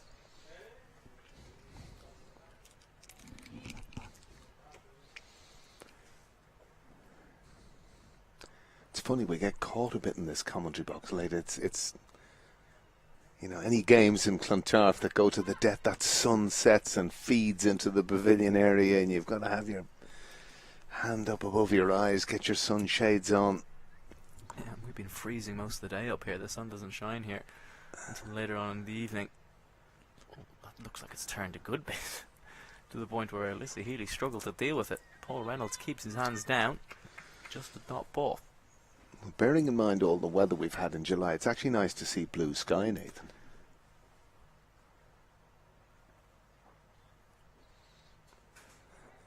It's the small wins in life, Lou. Yeah, true. Feels like it at the moment.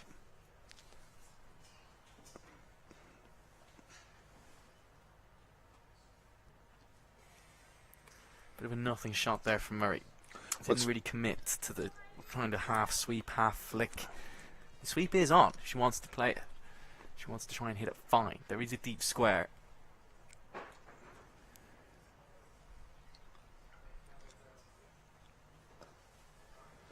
Well, the funny thing is she left 2 balls go in the over where, you know, Jess Jonathan at just backward at point, that she got any bat on it at all, would have profited heavily, and yet she elected to let the ball go. But it is what it is. 38 gone. 168 for 8. Ireland just trying to elongate this game now. We suspect there is only one wicket remaining. Irish wicketkeeper Mary Waldron has injured her calf. We do not know the severity of that injury, but it does not look like she will bat given the game situation, and given that if she was fit to bat, we almost certainly would have seen her by now. Jess Jonathan to continue for Australia. Is that surmising, or is that the information you've got from the medical team? They haven't released anything yet. That was watching her get treatment on her calf. Was it Kai? Okay. Because initially I thought it was her knee. No, it certainly looked like it was the left calf, of course. Could be wrong. Well, there is the wicket. Georgina Dempsey comes dancing down the track, and we are correct. That is the end of the game. Mary Waldron is not going to bat. Ireland fall short by 153 runs in the end. It's a convincing win for Australia. Jess Jonathan finishes with 2 for 17. Well, after such a promising position Ireland had put themselves in with Gaby Lewis and Amy Hunter, it's a disappointing end in the end, really, to be bowled out in the 39th over for 168, and obviously sad for Mary Waldron, who couldn't partake.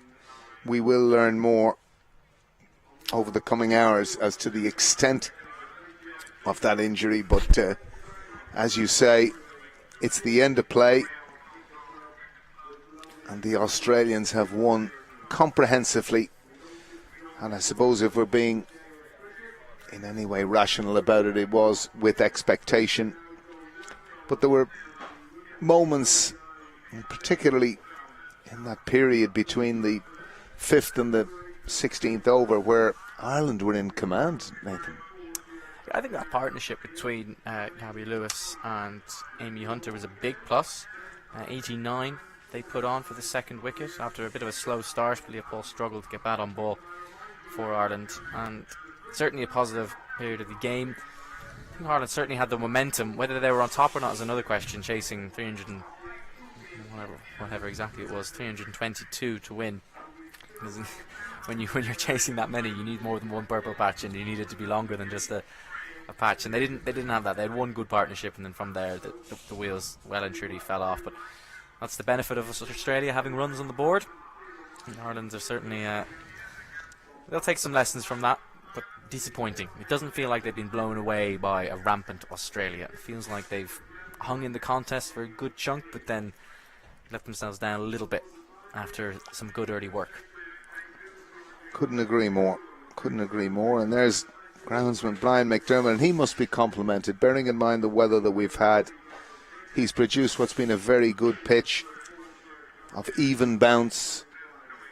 Yes, obviously we'll understand in terms of pace, there wasn't a huge amount of pace in it, but at the same time, you know, if you got yourself in, as in effect most of the Australian players did, and certainly two of the Irish players did, they made it look relatively straightforward. But you got to commend Australia for the way they went about their business.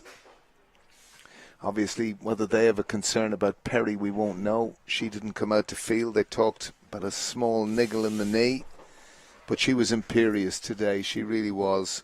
It was a joy to be here to watch her live.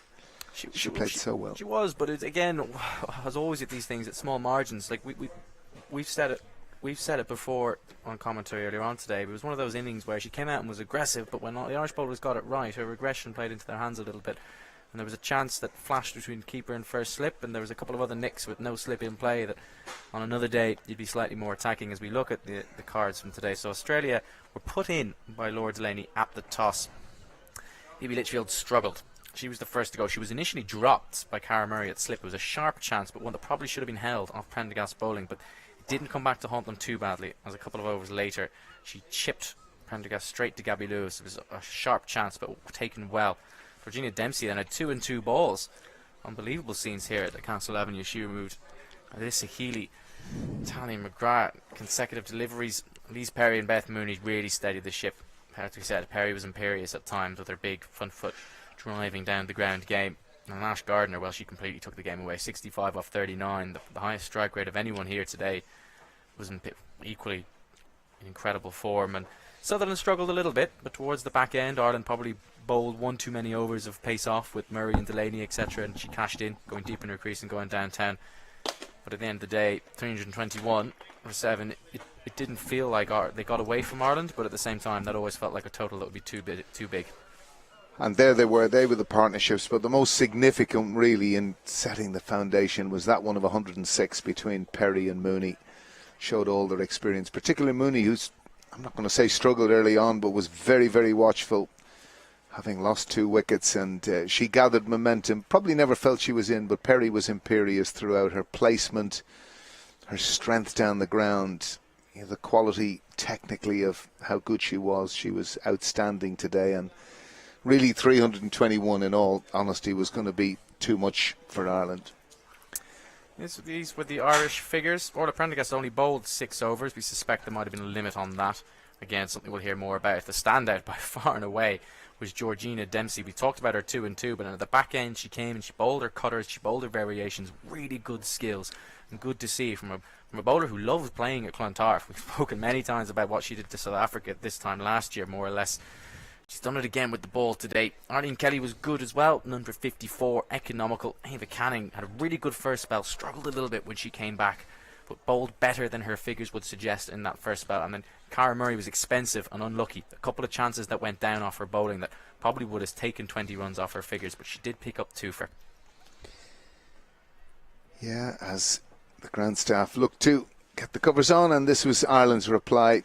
Struggled for Leah Paul early on, 5 of 24, but really the outstanding partnership of the day, Hunter and Lewis.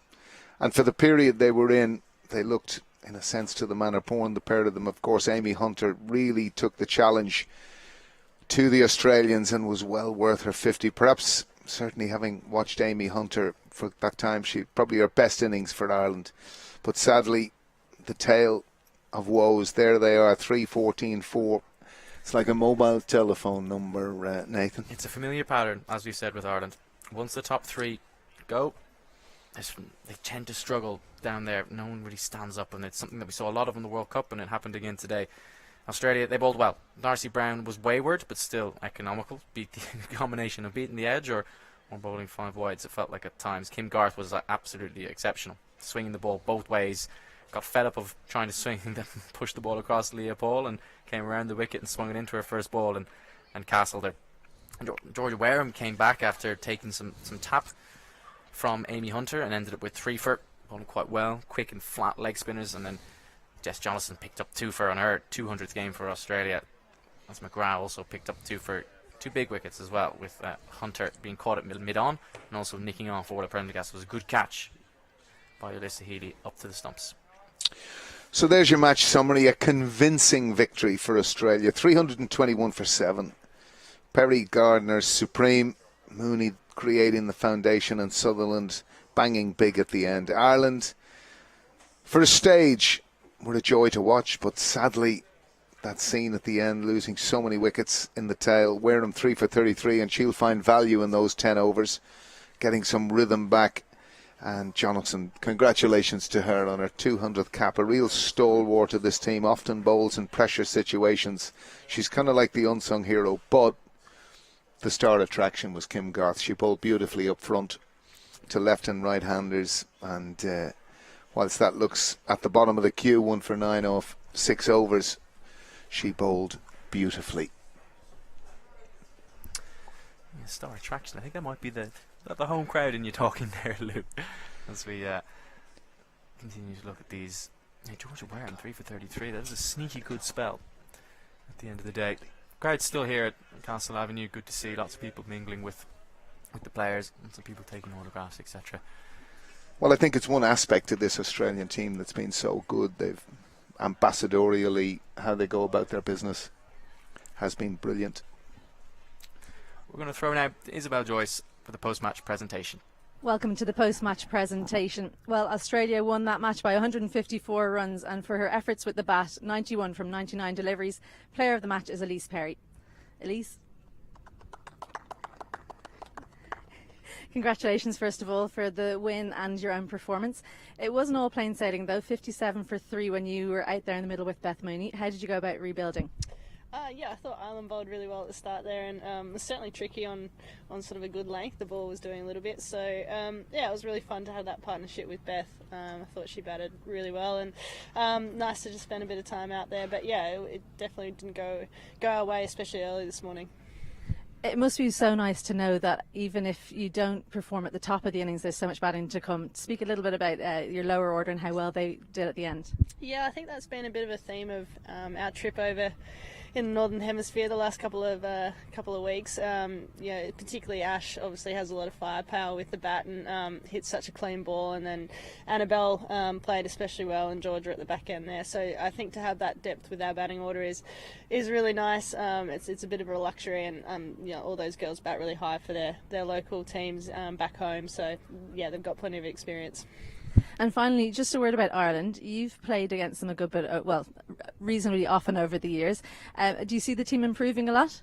Yeah, absolutely. I think there's some wonderful young talent, especially in the group, and I know over the last little bit with the progress that's been made in terms of the girls being able to train full time now and have contracts is wonderful, and there's some wonderful talent out there. I think some of the bowling today was a real challenge. Some great striking at different points during the innings. So it's wonderful to see the game grow. I know at the start of this series we did an appearance at Croke Park and met some of the young girls playing cricket as well locally and coming through. And there's some really talented and just really coordinated young girls. And it's nice to see that they're picking cricket as well as some other sports to play. Well, congratulations on your award and best of luck on Friday. Well done, Ellyse Perry. And now if I can speak to Laura Delany, Ireland captain. Laura, first of all, hard luck today. It did feel like Ireland had some really strong points today, even if it was such a big losing margin. Yeah, I think as a bowling unit we definitely created wicket-taking opportunities. I thought Georgina Dempsey bowled incredibly well to take 4 wickets. And I think one thing that we'll definitely try and, I suppose, focus on is reducing the amount of boundary balls that we bowled. Bowled a lot of dot balls, but we also bowled some boundary balls, so that's one area we'll definitely focus ahead of the next game. Just speaking about your own game, it feels like you find it difficult to decide when you're going to bowl yourself. Is that something that you need to focus on maybe coming into the next game? Personally, yeah, I suppose that's one of the challenges as being captain, as you probably know, but deciding when you should come into the attack, particularly with Orla and George bowling quite well, and obviously I bowl slightly different to them, but I try to mix it up as much as possible. With Orla's restricted, limited overs, it definitely gives me more of an opportunity to bowl more overs, but yeah, it's definitely a challenge identifying when to come on. I have to touch upon Amy Hunter. She was so impressive today. How exciting is it for you as a captain to have players like her coming through? Yeah, I think she's showed huge promise over the last 12 months and she's definitely growing with confidence, and it's brilliant to see. It gives a lot of confidence to the middle order coming in, but obviously we didn't perform too well today, but it's brilliant to see her game expanding and growing, and to see her go out and perform so well at home. And lastly, after the loss today, how do you go about rebuilding and coming out again against Australia on Friday? I think coming into this series we were pretty clear that we just need to focus on what we can control, particularly as individuals and then as a group, and that's one thing that we're going to focus on after our team chat here today. But Australia are going to come out and play their best game, and we know that, and we obviously have to go out and match that with our own best game. Okay, well, hard luck today and best of luck in the last match of the series on Friday. Thank you very much, Laura Delany. And now Australian captain Alyssa Healy, thank you for joining me. First of all, congratulations on a win. How important was it to come back with an ODI win today after losing that series against England? Yeah, obviously new fresh series, so we weren't bringing anything like that into this, but yeah, nice to get out there and just put a good performance out there. I think that's what we've sort of been asking for the last 6 weeks, and we haven't really been able to do it consistently, so it was nice to see everyone have a proper crack today and do really well. I have to ask you about Kim Garth, obviously on her home soil, or original home soil, bowled so well up top. Was it nice to have her experience of playing in these conditions with the ball in hand? Yeah, definitely. I mean, I don't think she gave us enough insight into some of the Irish players, but we'll discuss that later. But no, I thought she did fantastic. I think she probably could have bowled 10 on the trot there, and probably was a bit grumpy that she didn't get that opportunity. But it's great to see her back here. I haven't seen her smile so much since coming back to Ireland, and to see her enjoying her cricket for Australia or Ireland, or whatever it might be. Yeah, it's been really special to see. Just from your own performance, how are you finding captaining? Is it something that you're enjoying, a new challenge? Yeah, it's put a little bit more on my plate, which is great. But yeah, I'm really enjoying the challenge of it. I think it's definitely thrown a few different things at me, which I think's been fantastic. So I've got a really great group around me and great lot of support staff that have given me a heap of support. So enjoying it so far, and hopefully we can put another great performance out Friday and celebrate. Just finally, you were made to work at times in that game. Is that a sign that the women's game is growing and improving across the world and not just in the top 4 countries? Yeah, I think it's always been the way. I mean, I'm a firm believer that gap hasn't been there as much as what everybody thinks it has been. I'm a firm believer that we've tended to win little moments in key series or key tournaments, and that's what's got us over the line. So. But look, I think Ireland have got some really great depth in that squad that they've got there, and it's really exciting to see how young they are, and more so than anything else, how skillful, but how much effort and energy they've got. I think it's great for the game, and it's going to be great to see them playing against the top nations in the championship. I think it's a great thing for our sport. For them and for all the other teams to get more exposure in playing in different conditions against different opposition. So, yeah, look, I only see great things for this group, and hopefully they keep getting out there and knocking over the big teams. Okay, well, thank you so much for joining me. Congratulations on the win, and good luck on Friday, where you'll see if you can win the series. So that's it from me and for the post-match presentation.